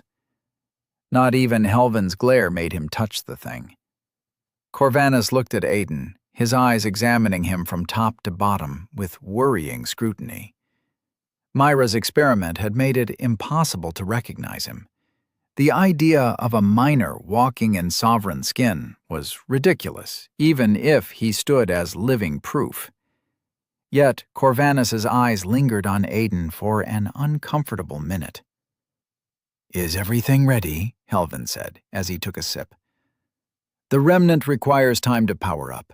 Nothing but a few minutes, I assure you." Corvanus stood with his hands crossed behind his back, no couch left for him to sit on. Serves him right, Aiden thought, savoring the only petty revenge he could reap. One day, Corvanus would pay for what he had done, but Aiden refused to let hatred compromise the safety of his family. "Not today, Corvanus. Not today." "That's acceptable." Helvin put the cup down, its contents drained. "Your fellow overseer?" "Away on patrol, as reported." It was clear Helvin knew the man, perhaps using his network of connections befitting the witnesses of the beyond. But was he so well known that an overseer had to give him reports? Aiden found it suspicious. There has been an uprising in violence and resistance ever since the last ascension, but we are acting to ensure it settles down with minimum bloodshed, the overseer sighed. Travor's actions raised a lot of questions in Elysium. With the prices to procure catalysts as high as they have been, people start to question the wisdom in wanton slaughter. Helvan raised an eyebrow at the blonde-haired man, who winced and looked away. Corvanus nodded before saying, "The man is competent beyond measure, but his bloodlust tends to get the better of him." A single knock shook the tower again. Rather than the force of the blow being enough to make it tremble, it felt as if the building thrummed by itself like a living thing. The door opened before anyone could say a word, and Overseer Travor entered the room with an exhilarating grin. "You found the ratling, Corvanus." Travor strode inside with energetic steps, but surprise took hold of his face as he saw their gathering. "Am I missing something?" "The ratling? No." Corvanus shook his head and motioned to Helvan. "This is Eminence Caramonder. You will do well to show him some respect." "Of course. It is a pleasure to meet a master of the art such as yourself," Travor said with a bow, before turning to Corvanus. "What do you mean? Whatever was blocking my tray stopped just a few hours ago. I would not have noticed if I did not channel Hexion into it every day." He unbuttoned his white uniform, retrieving a necklace that ended with a glass vial filled with blood. Helvan sighed, picked up Aiden's untouched cup, and took a sip. Myra's face soured as if she took personal offense at the man's presence. "Pardon me, Eminence. This is a matter I must attend to." Corvanus touched Travor's shoulder and tried to escort the man away, but the Sovereign did not budge. "He's close, Corvanus. That damned ratling. He will regret the day he fled my blade." Travor's eyes glowed with red light. Myra extended an alarmed hand to Aiden, who frowned in confusion before passing Finn's untouched cup to her. She snarled and sat back with an angry scowl. "Madwoman, they know I'm close and you want tea? Knock yourself out then."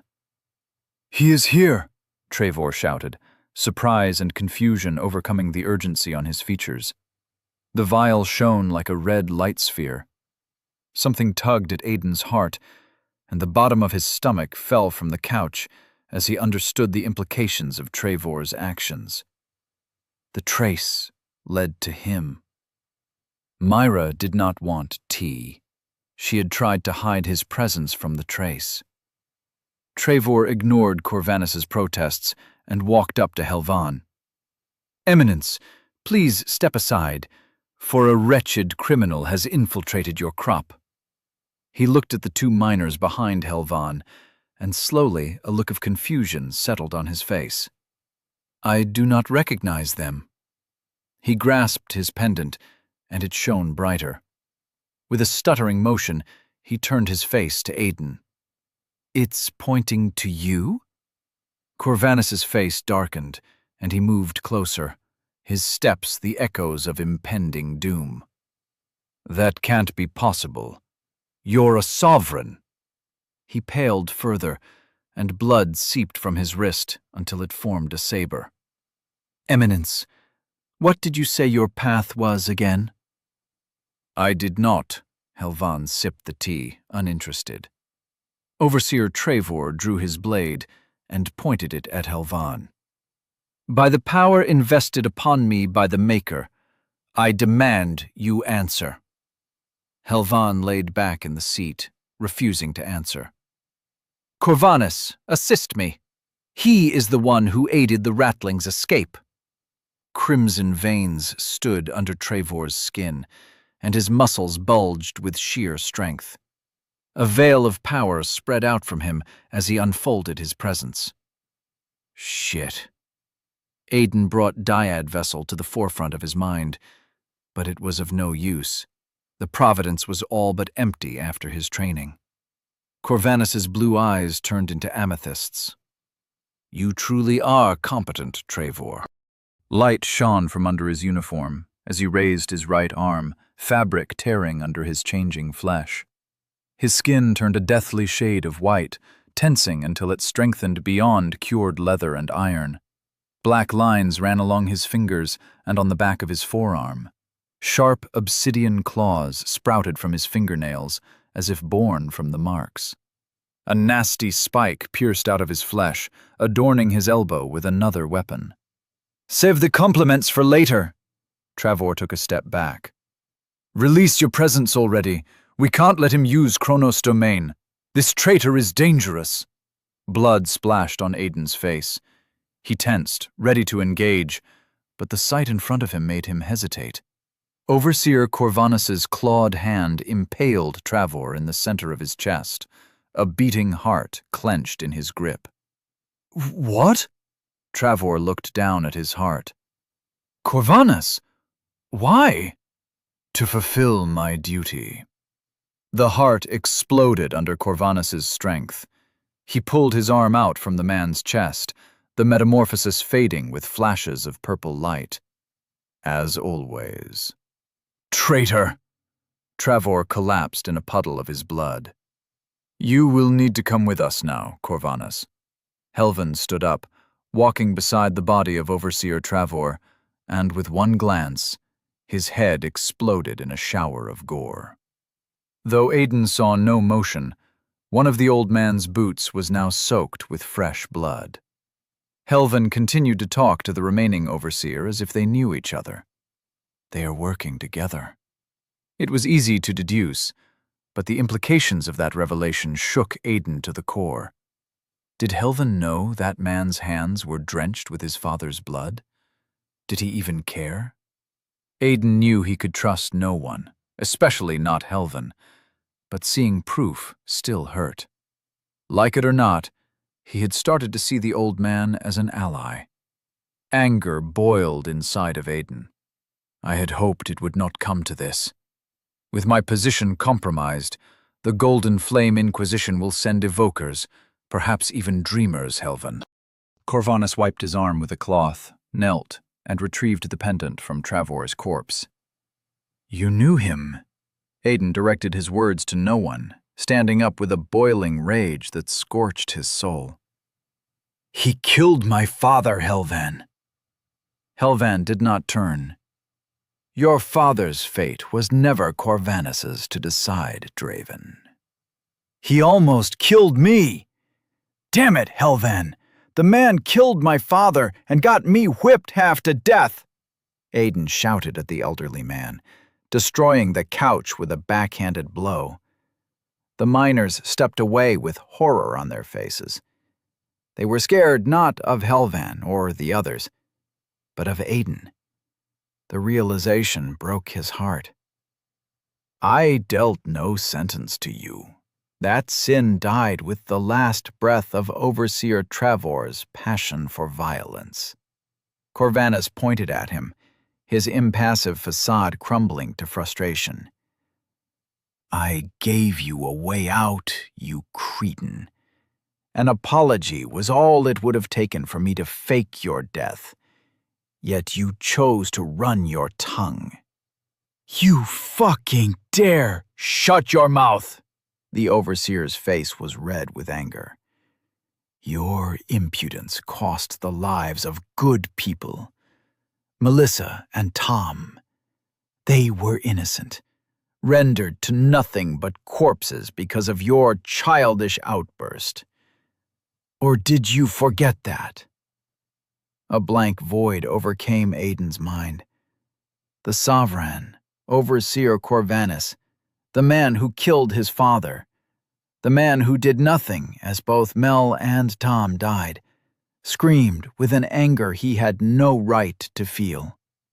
The emotion that flooded his voice was real. He took their death as a personal failure. You tied my hands, made me watch like a powerless bystander as those people were slaughtered. Enough, Corvanus. Helvan patted him on the shoulder. So much for staying silent. Eamon winced. Myra is the quiet one now. Is it just me, or is that weird? Shut up, Eamon, the red-haired woman snarled. Of course, Master. My apologies. Corvanus, will you please lead us to the remnant? I might remember insanity if I remain here 1 minute longer. Helvan walked up the stairs, accompanied by a grim-faced Corvanus. Myra was the next to follow, ushering the miners to hurry in front of her. Eamon approached Aiden with silent steps, his smile gone. You good, Draven? I don't know. Aiden sighed and let a new breath wash away the dark emotions inside him. You want to jump that Sovereign? He nudged Aiden with an elbow, his smile tentatively returning. We're probably going to lose, but I'm down if you are. I'm not sure that would do any good. Corvanus's words rang deeply in Aiden's soul, their echoes demanding he face his actions. I thought all the wrong that happened to me was because of them, because of him. But I have to stop denying my part in it. I'm as guilty as him, maybe more. Aiden walked up the stairs alone. When he looked back, the expression on Eamon's face made him wince. It resembled his own, for reasons unknown. The windows of the Overseer Tower were a portal to a view few had the privilege to witness. The wide expanse of Catalyst District 99 stretched in all directions, sprouting from under the torch and ending once it touched the forbidden surroundings governed by the gate and its ruins. Everything looked so small from up there. A circular plate hummed with the melody of the runes behind them, its intrusive noise a challenge to ignore. It was something Aiden got better at with each passing day, pretending he did not hear it, averting his gaze as if the sight caused him pain. Pretending, averting, lying. It's ready, Corvanus said, his voice sullen. Gather around then, hands linked. Helvan chimed in with the instructions. Aiden walked to the center of the barren room, stepped onto the rune-inscribed metal, and ignored the sight of several runes he had never seen before. The low noise increased to an overbearing thrum that echoed inside his bones, rushing alongside his blood, throbbing painfully in his eardrums. Everyone else displayed no reaction other than an averted gaze, so Aiden did the same. Or tried to. Sweat dripped down his neck in concerning rivulets. You all right, man? Eamon nudged him with a confused frown. Aiden nodded out of instinct, too fast. If Eamon noticed, he let the matter rest. Eamon at one side, Corvanus at the other, Aiden took their hands and ignored the dark thoughts that plagued his mind. Bile rose in his throat as the blood on Corvanus's hand melded between his fingers, but he swallowed it and closed his eyes. Remember, once we step foot into Elysium, not a whisper. Aiden felt the old man's gaze on him, but that too he ignored. The remnant whined an acute screech, enough light bursting from the runes inscribed on its surface to blind any curious glances Aiden might have tried to steal. It vibrated slowly at first, but its intensity picked up with each passing second until it shook the foundations of his soul. The thrum grew to a crescendo, then went still. Aiden opened his eyes with tentative curiosity and wariness, but the sight that lay outside the windows stole the wind out of his lungs. A long row of towers stretched to one side, each similar to the one he set his feet in, their numbers spanning farther than his sight could reach. 99, he knew with no need to count, all connecting to places similar to the cave he grew up in. But that was not what drew his attention. Beyond the row of towers, beyond the hint of the wall that gave origin to them, lay an endless expanse of green. His eyes searched for an end, his soul craved the comfort of the known, but his heart beat with excitement as he gazed deeply into the horizon that stretched without limit. The ceiling lay in the distance, the light of countless torches decorating it like precious gems floating in vibrant blue water. Helvin walked beside him and placed his hand against the window. Shoulders sagged like he carried an unsurmountable weight. After a silent, deep breath, he turned around, his obsidian eyes showing not a hint of joy or wonder. Welcome to Elysium. Chapter 18. Shared Scars. The novelty of vast unknown horizons and chirping birds was lost somewhere along the trails carved in the emerald hills surrounding the 99 Overseer Towers. The amazement at discovering where wood came from stilled to a somber silence as Helvin's rigid frown ushered them forward with uncaring practicality. "Look at that one," Eamon whispered, his eyes filled with the same excitement Draven tried to hide. "These tree things are not just green. That one has some pink parts on it." "With so much wood, we'd never need to sleep in the cold again," Draven said without thinking. "Damn it, man," Eamon sighed. "Do you need to be this gloomy all the time?"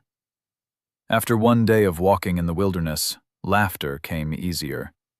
Corvanus's words might have faded to echoes in Draven's memory, but the dull throb of their stab was still present, the accusation in his eyes even more so.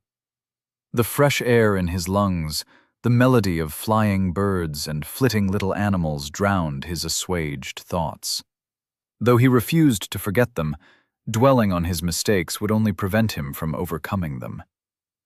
"How's the unbreakable veil going?" Eamon stared at the green surroundings. "And you ask why I am gloomy?" A sigh escaped Draven's lips. Shattering and remaking the veil each time improved its integrity, but the process was slow and mind-numbing. But to drain the darkness, to weave it into the making of the shield that protected his soul, was a different task altogether. The inky black refused to heed his commands, as if it possessed a will of its own. Perhaps it did. Draven's inner voice was not something that originated entirely from himself, after all. Helvin insisted he could not visualize, but the issue ran deeper than that. The thought was far-fetched, a little insane when he ran his mind over it, but it resonated with the silent voice of his soul. He was incomplete, broken. Something was missing. A portion of himself he never knew he lacked, but its absence was undeniably there. Bringing the matter to the white-haired sovereign was out of the question, so Draven resorted to reading the many books that weighed like feathers in his leather backpack. "How did you do it so fast?" Draven's attention wandered to Eamon, who walked beside him, his white uniform now stained with brown dirt near the boots. "You did it in seconds." "Huh?" "The veil," Draven said. "Who knows?" Eamon shrugged carelessly, ignoring Draven's frustration. "I might remember if you tell me how you manage that gloom touch of yours." Myra and Helvin walked in the front, their silent glances from side to side carving a worrying hole in Draven's stomach. The two miners, Ed and Kane, walked a few paces behind the two sovereigns, with a quiet exchange of excited whispers. None listened to their conversation, but Draven did not trust appearances. After what happened in the Overseer Tower, he was certain he could trust none of them. Not here. The Providence was not a secret at this point. Both Myra and Helvin knew about it. Among all of them, Draven trusted Aemon the most, but not enough to disclose the limitations of Dyad Vessel. Some things were better kept unspoken. Come on.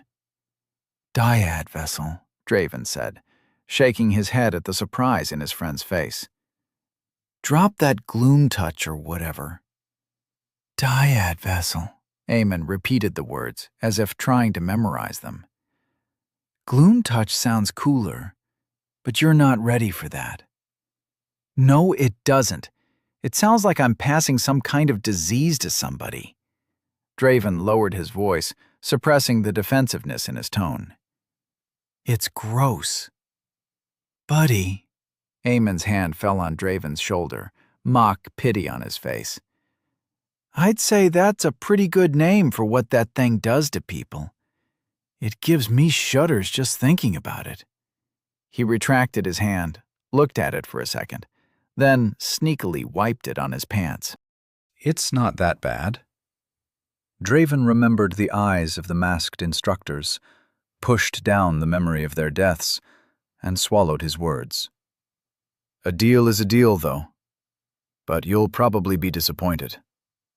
Aemon hummed, a frown overtaking his features in a whispering tune of consideration. I mean, it just sort of happened, you know? I did as Gramps said, and everything followed suit. It can't be that simple. Draven shook his head and pressed him. You just will the changes to take place, right? I'm doing that, but the blasted darkness barely moves. I've been trying to drain it for a day now, and the shield, which can barely be called that, as that thing breaks with the mildest breeze, is only a little foggy.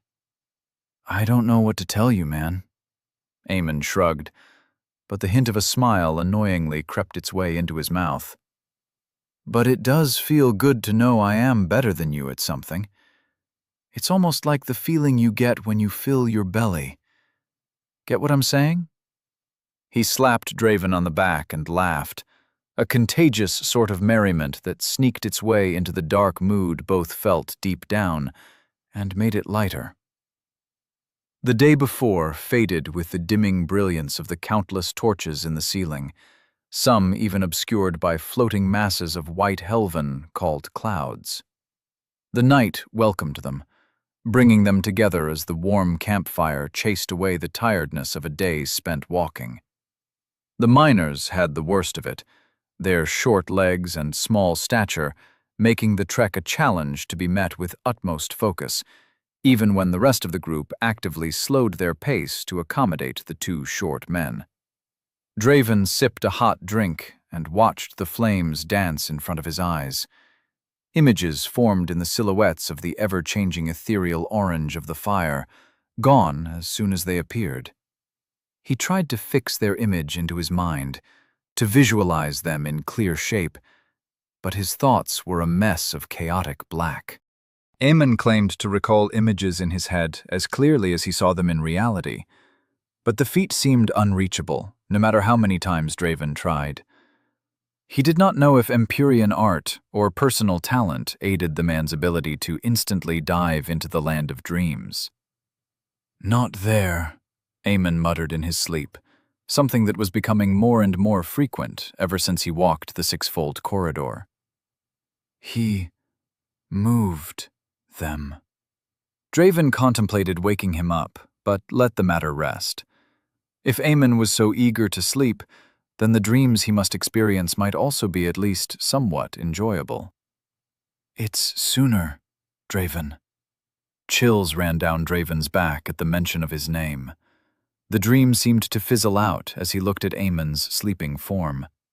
Sweat drenched the man's forehead, even though the climate was comfortable. To the abyss with this. He said my name. Draven stood up, walking closer to his friend, intending to wake him up and inquiring about what he saw. Dreams often meant nothing, but those had by a dreamer were different. They carried meaning, often glimpsing into fate itself. Draven. Myra walked out from behind a tree that marked the perimeter of their watch. Draven turned his attention to the red-haired woman. Myra. Follow me, she said, walking away from the fire and into the clear night. The canopy of trees made way as if to pay respect to the peaceful air above, opening in a circle of fluttering leaves that did not hinder the sight of the distant clouds. Have a seat. Her words were curt and devoid of her usual cheer. There was nowhere resembling a chair, so Draven sat on the ground, assuming a cross-legged posture out of habit. The Sovereign kept looking at him in silence, her eyes scanning him from top to bottom, her presence brushing against his shield and undoubtedly seeing through the poorly implemented technique. It's true. Your Astra has grown a bit. The glint in her eyes became filled with accusation, the dry rasp in her voice bordering on anger. You can channel Hexion. So? He said. She laughed at his question, but there was no mirth in her chuckle, only resentment. You take everything for granted, don't you? Even what should be impossible. Irritation stewed under his skin. I take everything for granted? Draven gritted his teeth at her expression, at her words, at her demeanor. Fuck off, Myra. Who do you think you are? He stood up, not sparing her another glance. Why don't you go solve your own shit before shoving your problems on me? You? I didn't say you could leave. She snarled, and the air surrounding her gained the metallic tang of blood. To the abyss with this. Draven did not turn back or deign her with a reply. Run away, Draven. Her voice trembled with anger. Like the rattling you are. Draven's foot stood frozen in midair. Something primal roared within his chest, and it yearned for blood, for violence. He was facing her before the realization even dawned on him. Say that again, he snarled. Myra crossed her arms, her caramel eyes bursting with crimson light. You came from nothing. You were nothing before I put my hands on you, a sniveling little boy on the verge of wetting himself. And you have my gratitude for that. The sound of rushing blood pounded in his eardrums. But I suggest you stop thinking you own me. You don't. No one does. Her hands fell to her sides. Your very existence mocks all the hard work I've done. How dare a ratling? Draven leaped at her before she finished her sentence, throwing a right hook to her temple, wide, telegraphed, a feint. She raised her forearm to block it, the familiar mad smile that had been absent for so long returning to her face. He ducked low, his leg arching for a low kick to take her balance. She raised one leg, dodged the kick, and punched him in the face. He rolled away, blood flowing from a busted nose, heat spreading in his face. All that talent, and this is all you got? She scoffed, her hands falling behind her back. Helvin is mad if he thinks a ratling could ever rival a sovereign. For all the disguises you wear, you can never hide who you truly are. Truth be told, you will never amount to anything more than a minor. Draven stood up, anger beating inside his chest in a violent tune. A few deep breaths, and it cooled down to a smoldering rage. Dyad Vessel drank the pain from her blow, but it was not enough to unleash it even once, not after the training he had done the previous day. Surrounded by powerful people like Helvin and Myra, he never thought he would need the Providence so soon. Now the oversight was reaping its toll. I won't make the same mistake again. If it was empty, he just needed to fill it. Closing the distance, he swung at her, leaving himself open for a punch in the ribs. The blow came as expected, the explosion of pain cracking bone. Not enough. He stumbled back and sent a high kick at her, slow, predictable. Myra grabbed him by the leg, lifting him with dangerous ease and bringing him down. The ground rushed at him, but instead of protecting his face, he smiled as it came closer. He opened his hand wide and let his fingers spread. It took all his will not to flinch as 3 of them broke under the impact. That's all you amount to. You can shove all the talent in the world inside a rat, but it will never make for the fundamental difference between it and a superior species. Why can't you understand that? She released Draven's leg, a parting kick aimed at his ribs. He grunted in pain, in annoyance. It's not enough. More! He bit his tongue until his mouth filled with blood. Then, supporting himself on his forearm, he slammed it down. The bone broke with a resounding crack and a muffled chuckle. Dyad vessel tinkled in his mind. Are you mad? He grabbed her leg with his unbroken hand and let all the hurt inside his providence flood into her. All the misery, all the resentment he had been bottling down after her teachings, during her torture. He let it all out until Dyad vessel was empty. Ugh! She trembled under his grasp, stumbling back. Taste it, you fucking mad woman. That stings! She pulled her leg effortlessly out of his grip. Did you have to break your arm? Are you stupid? You are stupid, she sighed. This is why I didn't want to do this. I'm just not cut out for it. Makes me feel bad. Huh? Draven pulled himself up, confusion killing his will to fight. Cold abyss, Myra. Can't you do your job properly? Helvin appeared in front of them out of nowhere. I told you the importance of your role in this. I know, but I can't. I just can't be all, you ratling. You are beneath me, puny ratling.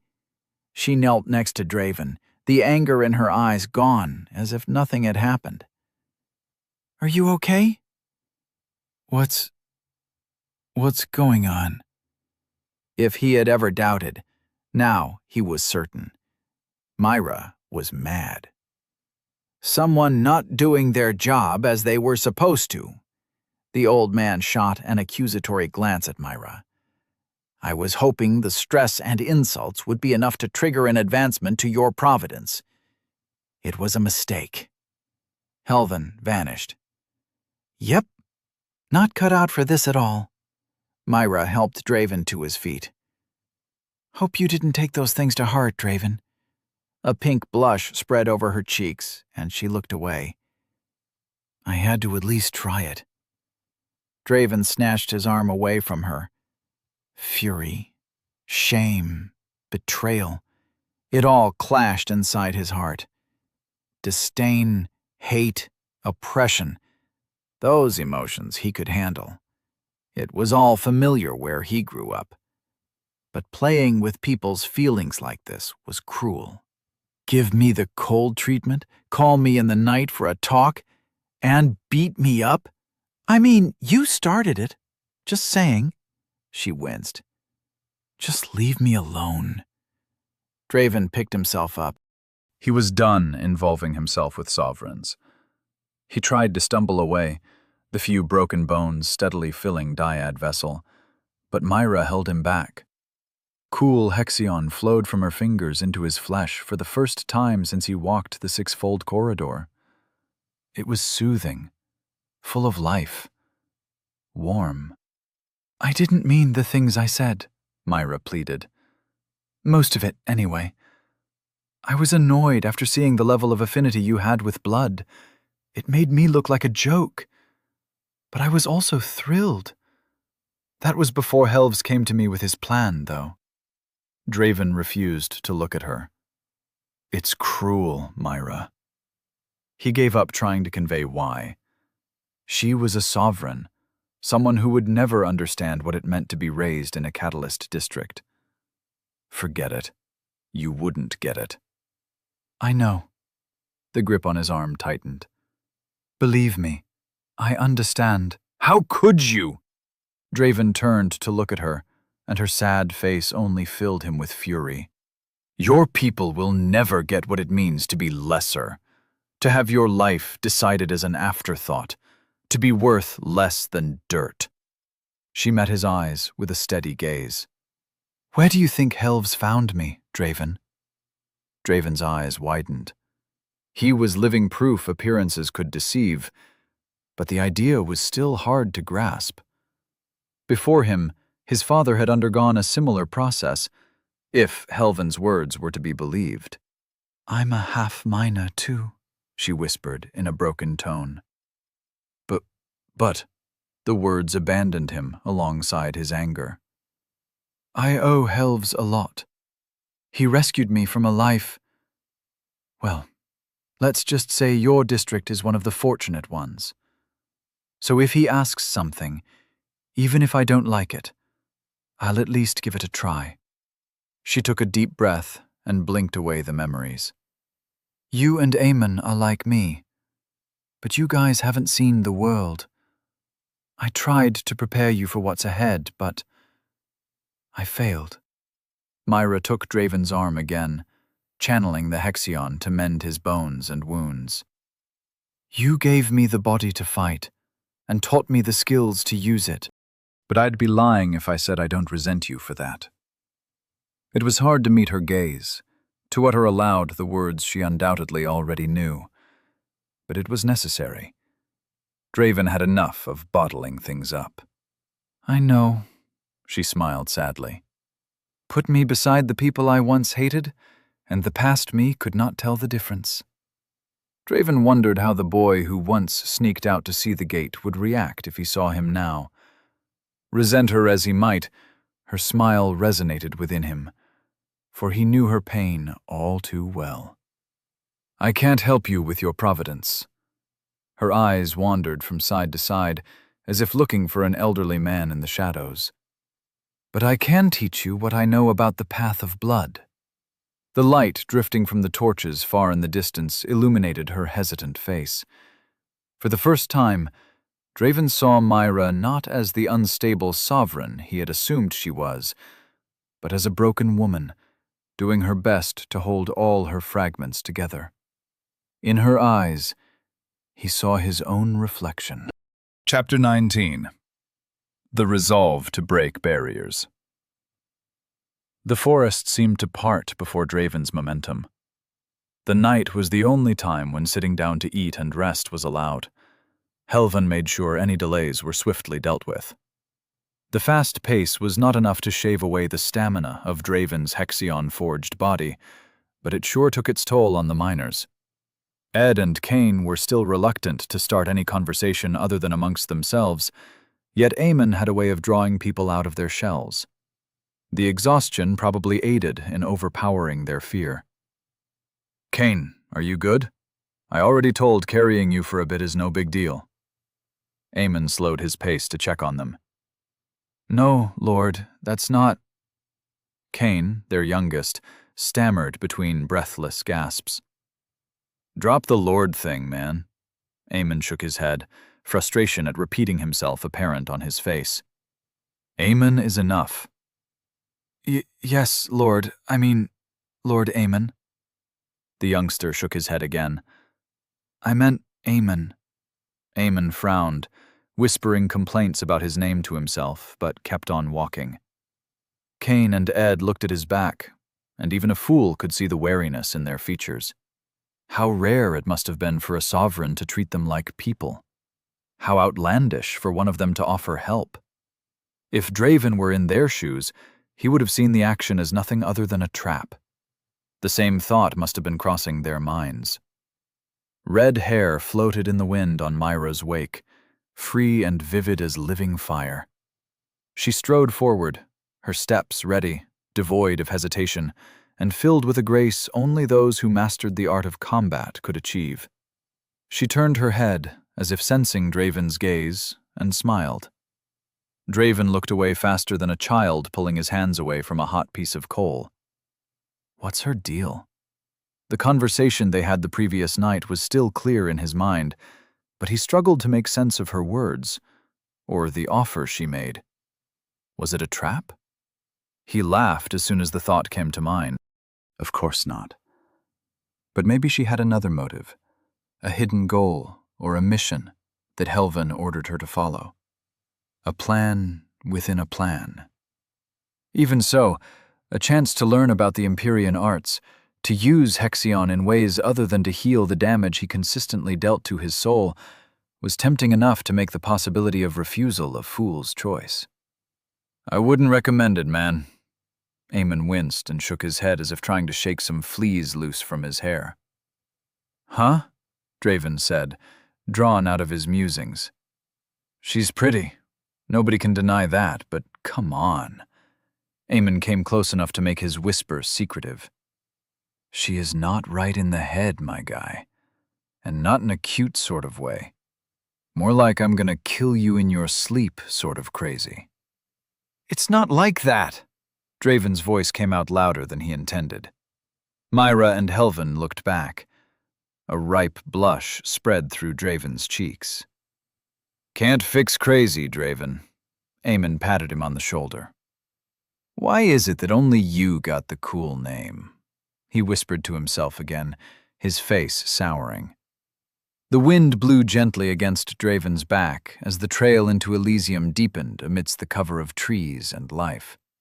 Mountains speared the air in the distance, small silhouettes of flying animals casting shadows on those who walked below.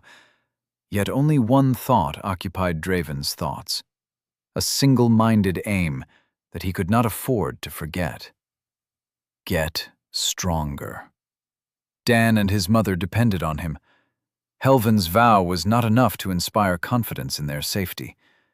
Their well-being, their very life and future, lay in his hands, and Draven knew his strength was lacking. He could not save himself, much less other people. It was time to change that, even if that meant abandoning the warning that blared in his mind. He did not need common sense. It was power that he needed. Myra, Draven forged ahead, ignoring Eamon's misguided whisper of encouragement. Draven? The name is still a bit weird, not gonna lie. It's not too bad, though. Almost sounds like driven. Or craven. Oh, forget that last one. She motioned to her side, her figure falling behind Helvin. So? That thing you said last night? I'll take it. Draven met her eyes and forced himself not to look away. Please teach me about the path of blood. Took you long enough. Her pure, sincere laughter did not fit the twisted smile on her face. The first thing you gotta know— I'm not done, Draven interrupted. I need your help with something else. Offer a hand and you take the whole arm, The smile fell from her face as she examined him closer. Why do you look so pale? Overseer Trevor did something to me before. The memory of that still sent waves of phantom pain crawling beneath Draven's flesh. It was like something chewed my body from the inside. I don't know how to explain it. She whistled and looked away. Yeah, I got the gist of it. Sovereign's hard at work. Can't say I'm not familiar with the concept. They slowly drifted apart from the group, and her voice fell into the comfort of secretiveness. But there shouldn't be any damage left after your heart procedure. I've checked. I feel fine, and that's the problem. With a sigh, Draven braced himself and took a step toward a path of no return. I want you to do the same to me. Worse, if you can. No. Her voice was clear. Her answer brooked no disagreement. The refusal caught Draven off guard. It did not fit the image of the red-haired sovereign he had in his mind. Myra, as he knew her, would have delighted in causing others pain. But the twisted smile he had grown familiar with was nowhere in sight. Instead, she looked like she was about to vomit. "I won't do this sort of stuff." When she looked back at him, there was fury in her caramel eyes. "What kind of person do you take me for?" It's not like that." Draven tried to find the right words to salvage the situation, but the damage was done. Still, like a fool who did not know when to cut his losses, he insisted. "I need to train my providence, Myra. It's my best chance of saving my family. If you need it that badly, Draven, do it yourself." Her anger was silent, her tone unaltered, but her face was stone cold. "I'm not taking this on my consciousness. I'll teach you how to channel, weave, and emit Hexion, but I won't walk around torturing people." "Myra, listen, we're done, Draven. Find me when the torch is dim, not a second before." Her mind was set as she rejoined Helvin at their silent pace. Draven's steps carried him to Aemon's side, a gloomy expression no doubt plain for all to see. He took the hint and asked no questions, a small mercy after what had just happened. Draven was noticing just how much he had misjudged Myra, and how little he knew of the person who made him what he was. "You won't help? Fine. I'll take your advice." Draven took a small knife from his backpack. Aemon's eyes took on a dangerous glint. He plunged the metal into his left forearm, ignoring the hot sting and the blood that dripped around the knife. His hand refused to move, though his mind ordered it to twist the instrument of pain. Something instinctual stopped his muscles. The primal need for survival, the fear of pain, kept his hands frozen as he walked. With a grunt, he tore down the restraints. Tears stung his eyes as the knife slowly twisted, carved, stung, and bore down into his flesh. The white uniform's sleeve took on a healthy crimson hue. Dyad vessel drained the pain away like a bottomless pit of hunger unending. "Dude, what is wrong with you?" Aemon gripped his hand, stopping the blade from cutting further. "Did you completely lose it? Snap out of it!" "I'm fine, Finn." Draven looked at him and blinked away the tears. "I'll do what I have to do." Aemon's eyes widened, his grip on the knife's handle loosening. Draven took the handle once again and began methodically inflicting agony on his arm. Pain was not torment. It was the shackles the strong used to imprison the weak in eternal servitude. Draven refused to remain a prisoner of himself. Pain was the stone that would pave a way to the power he needed, and he would forge each brick in blood. Bandages wrought his arms in blood-stained patches. The terrified glances of the miners dissuaded any notion he had of making conversation with them, but the looks from Myra and Helvan regarded him with no hint of surprise or disgust. Aemon had fallen silent for once. It had become a habit to unleash the dyad vessel in short bursts against himself. Even as he walked, it took only a nudge of his will to make the providence comply. It had become an instinct deeply engraved in his body and mind, something akin to the movement of a limb. His steps faltered with each release, but Draven got better at handling the pain. Draven von Astreus dyad vessel. Corruption, greater. Blood path, reverence, lesser. The reward for Draven's efforts, another stride in the path to power. Greater corruption. Helvan had said advancing past greater was a threshold hard to break through, for it required something other than routine and diligence to be surpassed. Yet there was only one way to know for sure. He felt dyad vessel within himself. It was nearing full capacity after an entire day of cold knives carving against his arms. 2 uses. So long as he had one of them ready in case of an emergency, he could continue to cultivate the providence without fear. Pain coursed through his body, the sensation of steel cutting flesh, burning bright lines of torment in both his arms. He clenched his hands and steadied his step to prevent a stumble, and not even a grunt escaped through his teeth. Draven inspected the providence with his mind. It was like feeling something with eyes closed. Ethereal hands traced the outlines of his power and observed any noticeable changes. It remained the same. The geezer was telling the truth. What he faced resembled a bottleneck, a barrier that prevented progress, a tier of power that required something else to cause growth, something Draven had not experienced before.